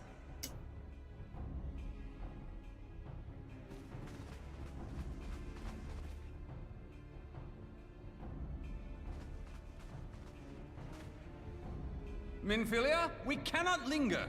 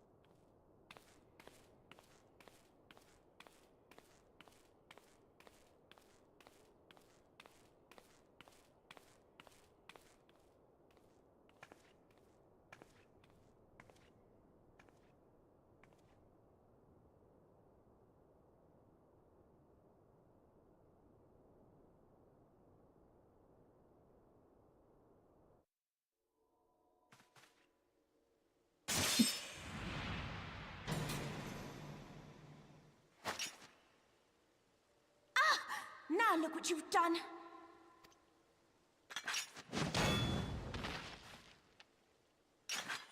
Ida, are you all right?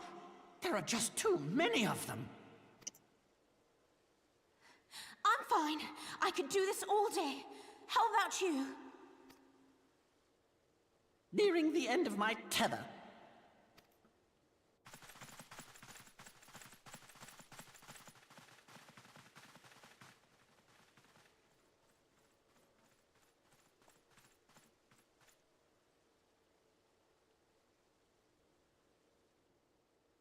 This is so stupid.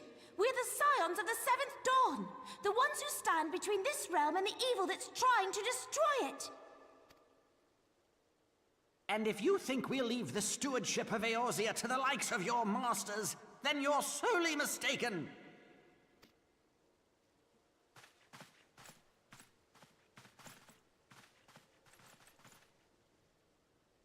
Sorry I dragged you into this, Papalymo.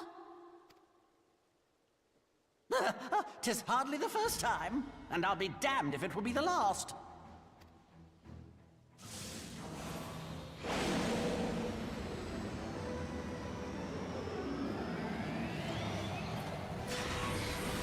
Dunclaw?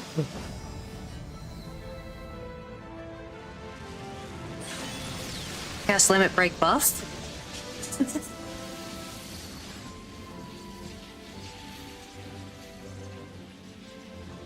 Let them have it, Ida. Happen again. I was hoping you'd say that. Well, yeah, you have to make some kind of comment. You're being real quiet. I appreciate you being respectful, but come on, react. The point of this is to have you react. What's your reactions? Holy gosh! To be fair, in our journey, we did not spend a lot of time with Ida and Papalymo so far. Yeah, true. Yeah, well, we did spend a lot of time with Raban. He just got his freaking arm cut off. He was betrayed yeah. like thrice over. We saw a murder Limbs be flying everywhere. You don't think a murder happened, man? No comment. What the heck? It's so dark. I mean, I did suspect the captain was involved in the whole I thing, never but knew such yeah. a watercourse existed beneath Uldar. The architecture is of the Sildine style, if I'm not mistaken. The ancients plainly foresaw the need for a ready means of escape.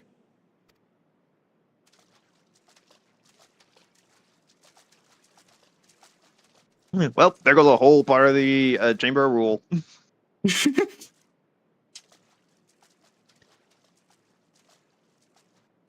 This way! Well, that didn't take long. It seems these tunnels were not as secret as I'd hoped. You two, go on ahead. Thancred and I will deal with this. What do you mean to do? Only that which is required to ensure that the dawn's light survive to brighten the morrow.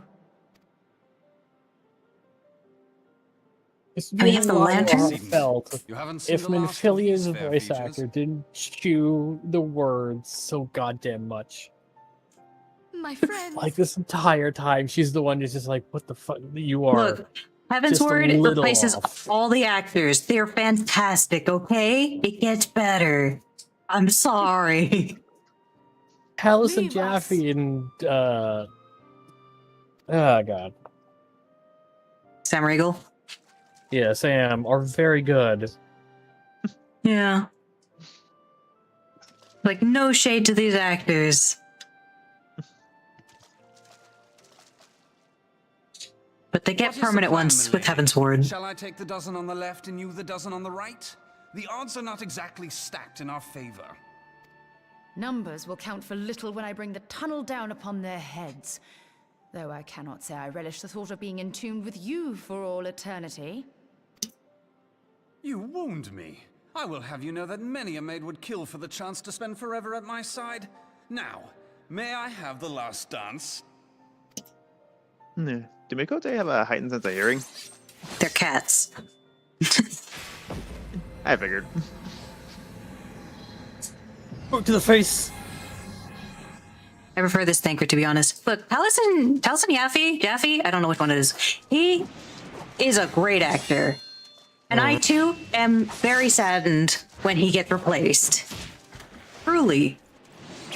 No shade to the other actor. Also good, but Taliesin Jaffe.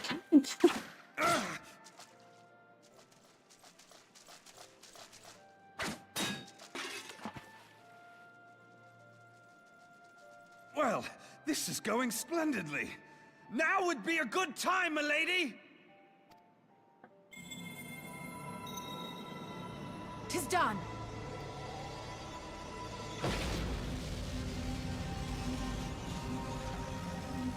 I love Y'shtola casually being just a chaos magic monster.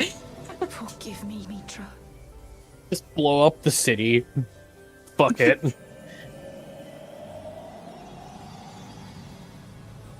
Farewell, Nymphilia.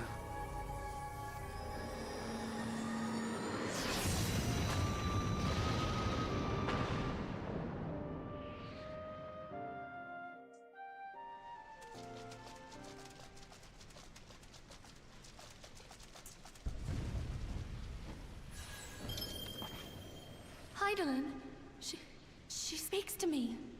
That was our light Minfilia. No, get out of the water. It's so dark.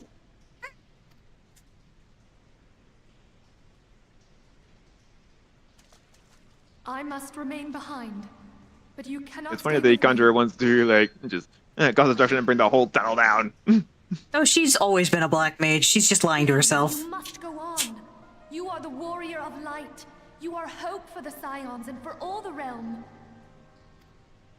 As Oh, long the arrow as to the your knee. flame There goes the continues to venturing. burn, the light of Rip, dawn man. may ever be relit. You must escape. That was not a meme and at this save point, was Eorzea it? from I don't, those I'm who not would entirely plunge it sure. into darkness. I think this was before. Well, actually, I think well, the Skyrim is really old now. yeah, probably.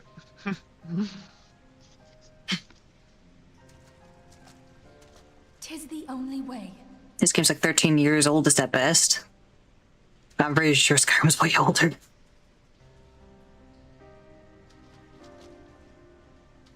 Alright, well, now I gotta fumble through this place. Thank goodness there's a skylight suddenly. Because someone didn't feel like holding on to the light. Oh, I know that spot.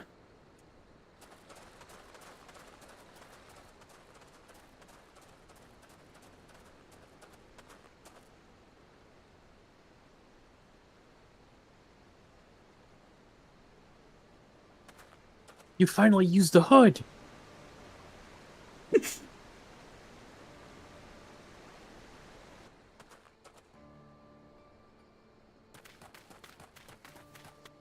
Well, Telegi's dead. Don't mind that.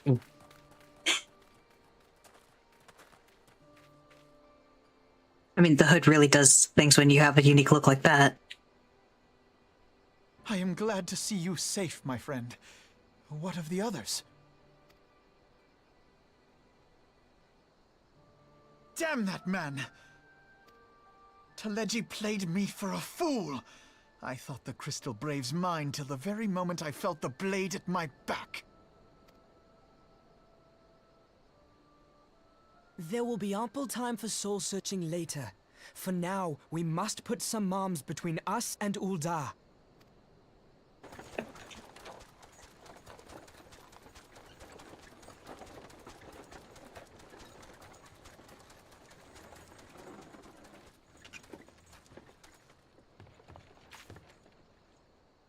Well, would you look who it is?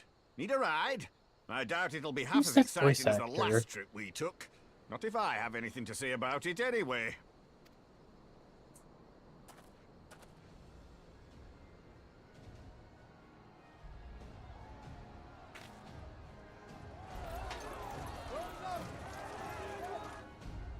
Let's not dawdle, eh? All aboard!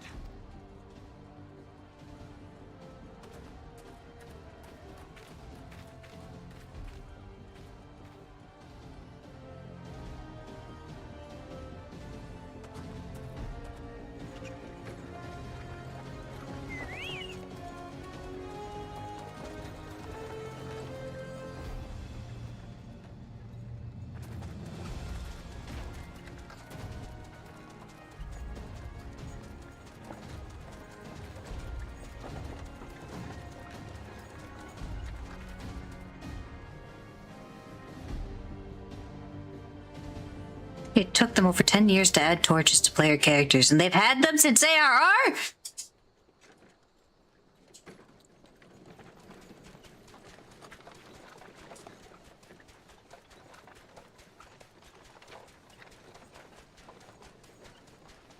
I was stocking up on supplies over in Vesper Bay, you see, when your sister come up and begged a favour.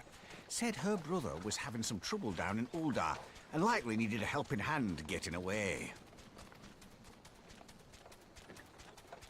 Thinking them ruins would make a fine hiding place, I decided to try there first. And lo and behold... Hang on. Did characters from the starting cities get voices before? No. Aye. And judging by them soldiers as were pouring out of the city, I arrived not a moment too soon. Ha! Must have been fate that we happened to find you there, though, eh?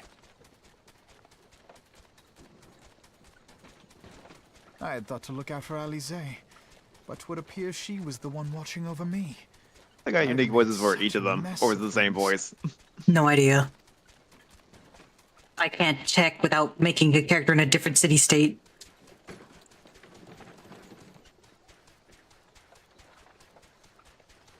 And who might you be, young sir?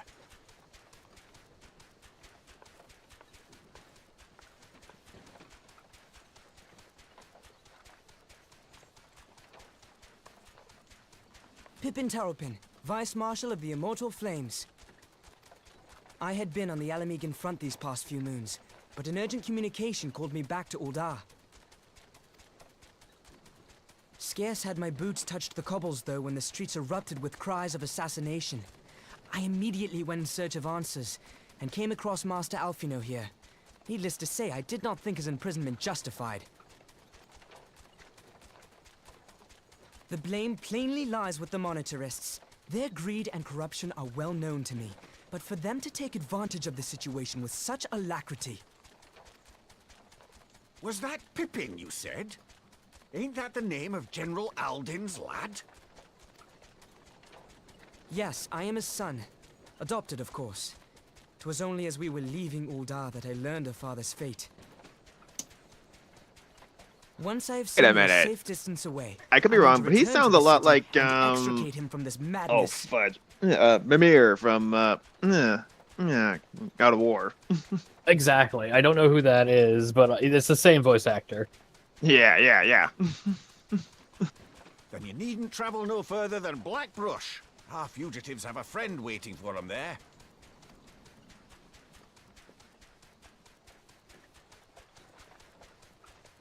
I dreamed of bringing about Eorzea's salvation, but in the end, 'twas I who needed saving.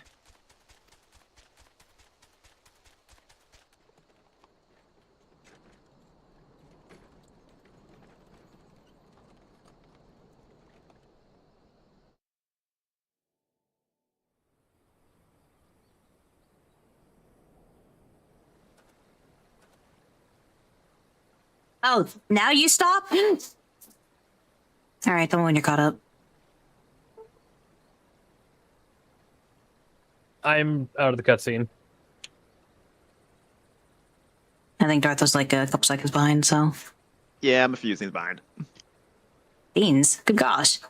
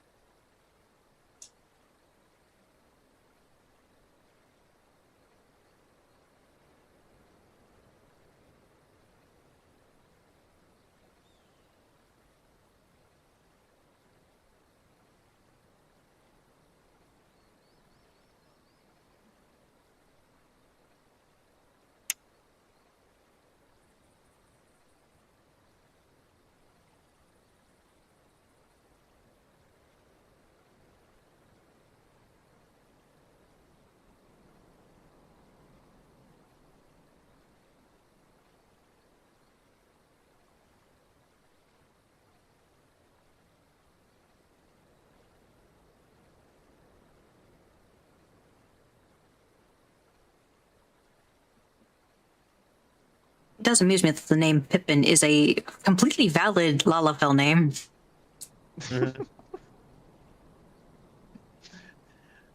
And Lalafell's probably the closest that this realm will get to halflings, so yeah. Yeah.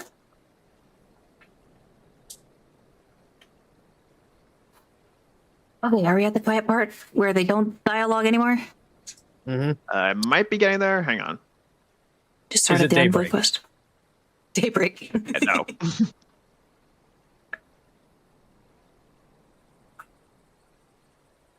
Oh, it is.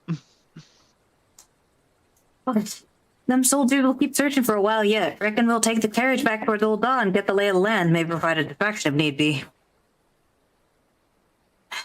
You three wait here. Help will be along shortly. Stay strong, friends. The real fight's to come.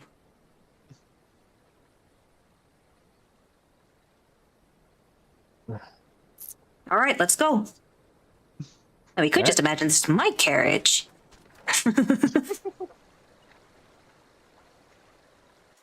Man, I'm the one who showed up at the party. Like, so party didn't go well?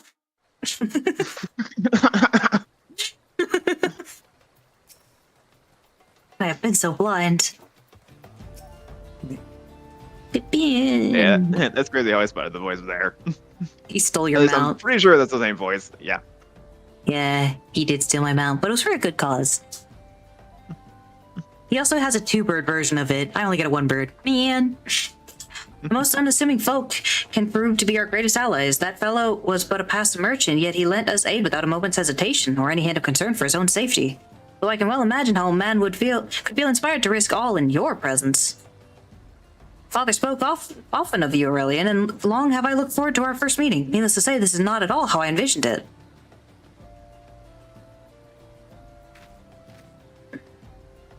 Master Alphino, you must not give in to despair. That would only play into our enemy's hands. So long as you and Aurelian are free, we may still set things right. Forgive me, Marshal Tarapin, but Alphino, my boy. Sorry to keep you waiting.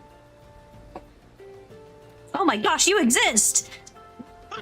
Where have What else you been is for the he last saying? 2 months? Ah, he's alive! Sid, what are Well, you doing he wasn't here? in a dead situation before, so yeah. But where has he been? Pulling you out of the fire as usual, your merchant friend told me everything. Truly, then he is no merchant but an angel in peddler's clothing. But tell us, how do you intend to bear our friends to safety?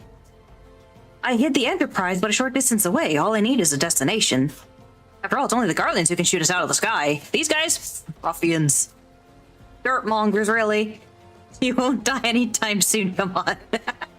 Oh wait, he may look old, but he's only 34. He won't die anytime soon. Okay. I wasn't worried about him being dead. He was just gone for so long. We must find a place beyond the reach of both the Monetarists and the Crystal Braves. Perthus, Ishgard will not suffer the intrusion of foreign forces in their territory. That settles it. With me, everyone. Not I fear. I must remain here. I dare not abandon Old Dot to the Monetarists and their cronies. You may be certain that they will seek to defame you, both here and in the other city-states, but know that I shall do my utmost to thwart their every effort. Frankly, I do not expect it to be much of a challenge. Small folk will not turn so easily on the Warrior of Light and his allies, no matter what the Monetarists claim. Marshal Terrapin, I know not what to say. Ah, now that Father would labor to believe, but enough talk. You must go, Master Alphino. Your airship awaits.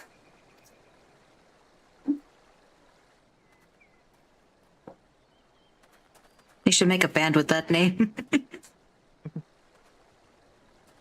We are Malorito and his cronies. Oh gosh.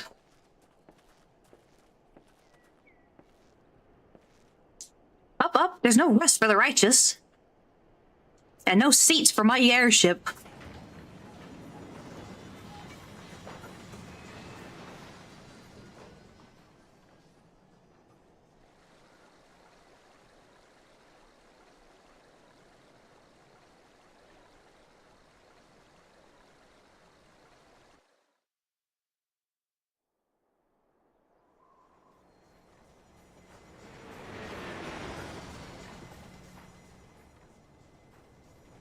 Sid, you're gonna hit the trees if you fly any lower.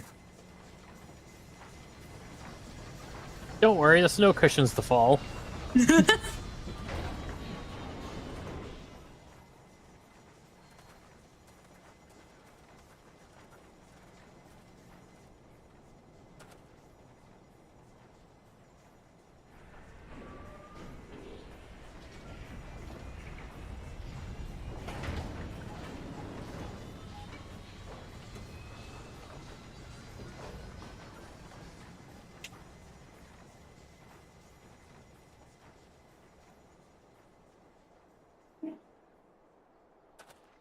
We should make for Camp Dragonhead and speak with Lord Hushafall. Mayhap he will know what to do.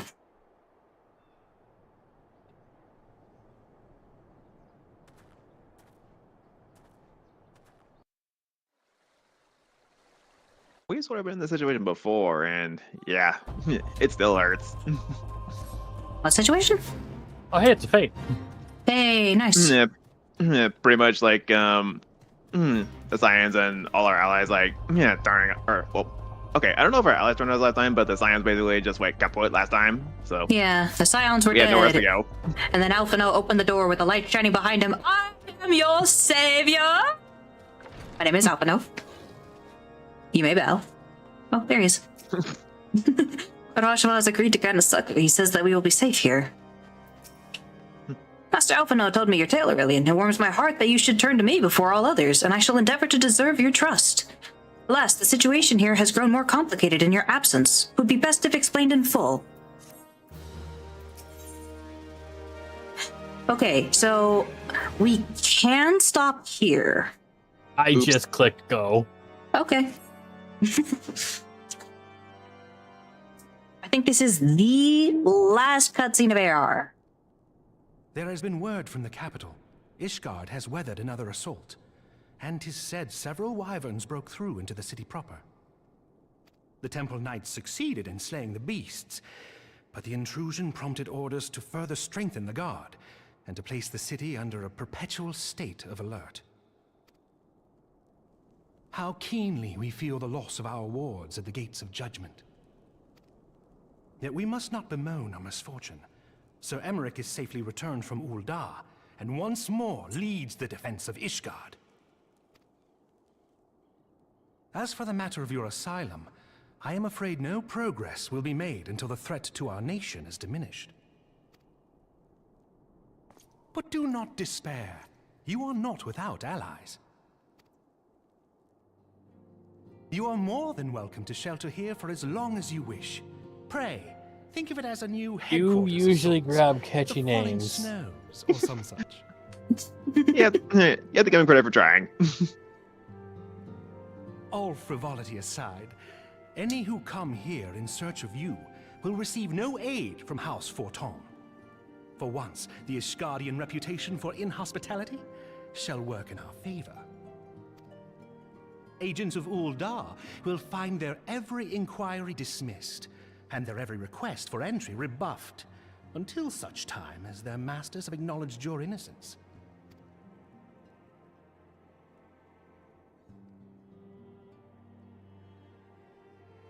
You once fought to preserve the honor of my dear friend. 'Tis a blessing that I may now repay that debt in kind. But let us dwell no more on this. Pray, join the rest of your companions. 'Tis bitterly cold this day. I suspect there are those who might welcome the warmth your presence brings. And maybe there's one more cutscene. I'm not sure. I'm really bad at remembering this. The intercessory. Oh, wait, Sir Elian, pray do not keep your companions in suspense. I am certain their hearts will soar at the sight of you. Unlike this guy who won't look up anywhere, who managed to escape, and what of those who did not? I'm going. Yeah.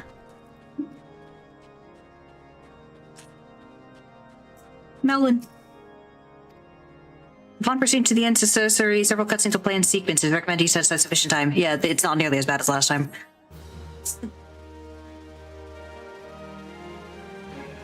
What cracks me up, though, is this is definitely the last of the cutscenes. And then as soon as you finish this up, you start Heavensward, and you get to hear the new Alphino straight from this. Alphino? Aurelian? Is it really you?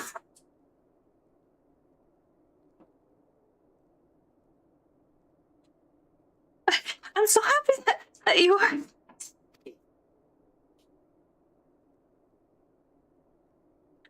I tried contacting Minfilia and the others, but no one would respond. And then Crystal Braves, our own people, turned on us in the marketplace.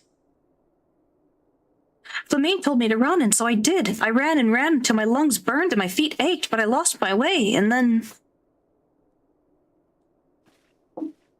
Fortunately, I had observed some of the Braves behaving suspiciously beforehand.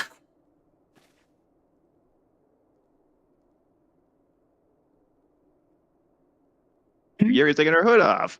Yes, my mask. He was lost in the struggle. Well, actually, it occurred to me like 2 streams ago that this was probably the worst place for her to take her hood off.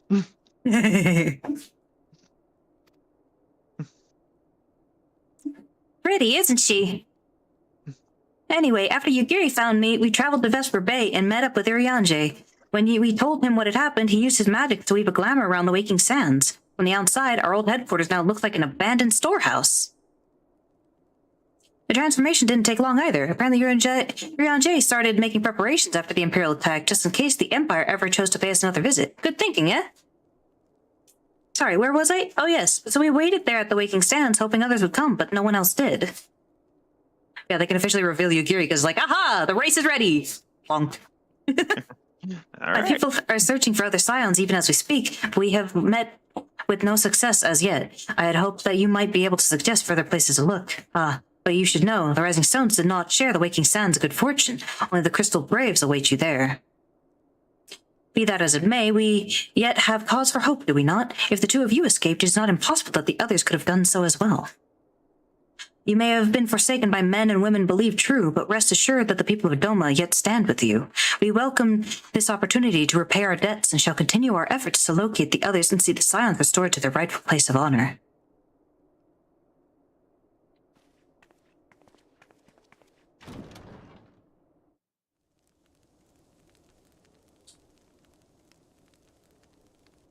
'Tis all my doing. 'Tis all my doing.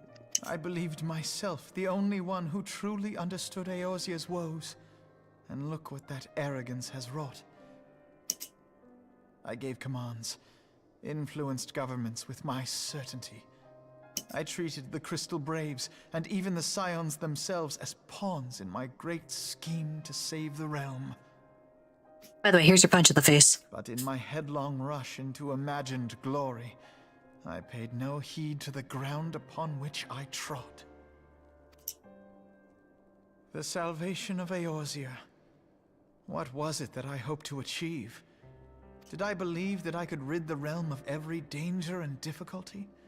That I could defeat the Empire and the Ascians, and find homes for every refugee? Oh, yes. I was so very clever. Become a guardian of Eorzea, I implored, and sat back to watch my perfect army cleanse the land of chaos. It was all but a means to feed my own vanity. I mean, yes, that was effectively your own pride that Only fucked when you. all is lost do I finally realize the truth. Oh, Alphino. It's probably not a good idea to have a 15-year-old in charge of a paramilitary.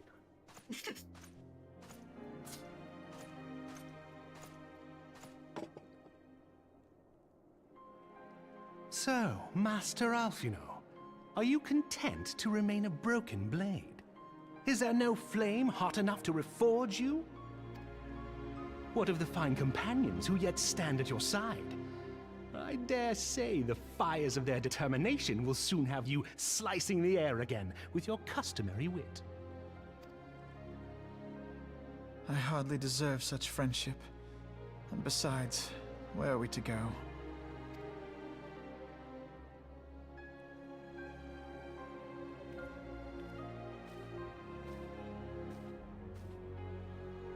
Alphino, if I may?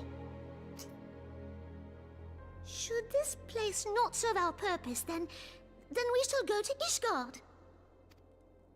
Minfilia told me many times, as long as we stand fast against despair, the beacon of hope will never be lost to sight. Be it in the snow or in the clouds, we few will see that the dawn's light shines again.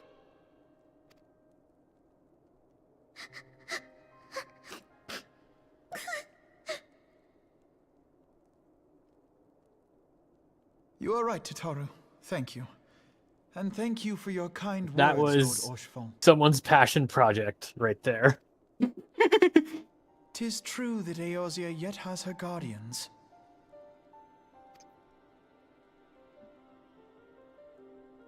The Scions have achieved much, and 'twould be remiss of me to discard it all in a fit of self-pity. Let us then resume our journey, together, one step at a time.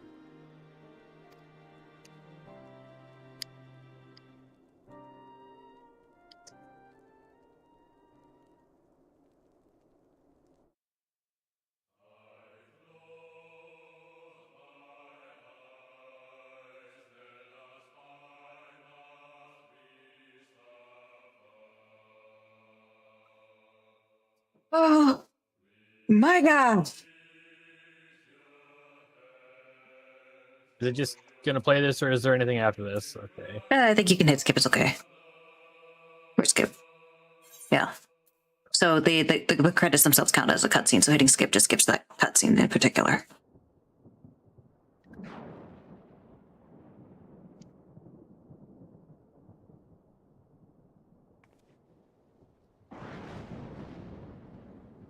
All has been arranged as you desired, my lord.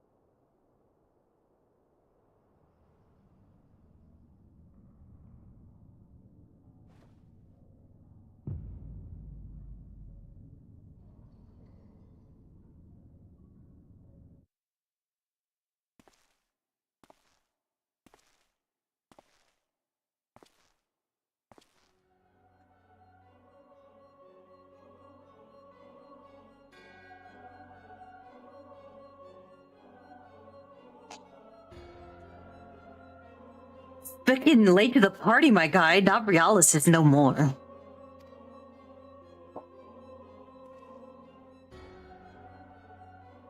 The ardor was not his to invoke. His demise was of his own making.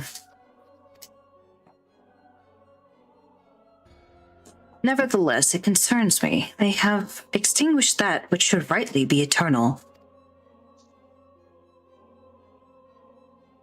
Mayhap he was not wholly mistaken. Greater haste may be warranted. We are of one mind. The northern lands, then?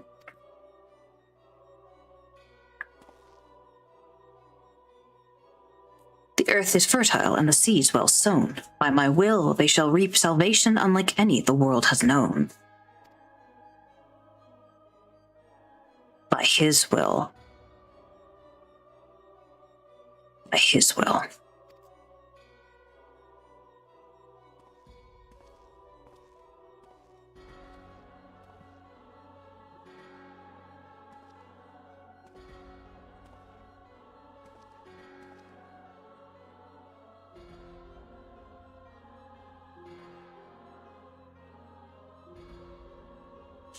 I have answered thy summons, emissary. Speak and make thine intent known.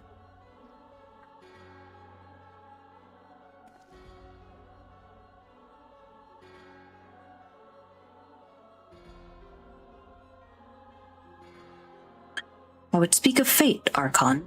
Yours, mine, the fate of this very star.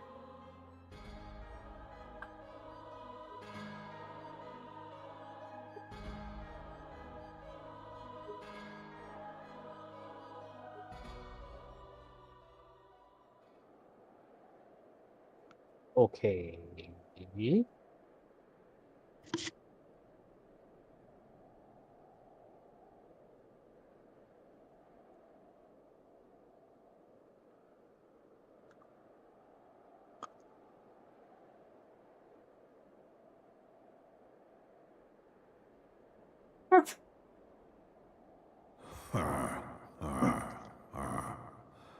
Thou thinkest sanctuary lieth beyond. Delusion, despair, death. Thou shalt find naught else here.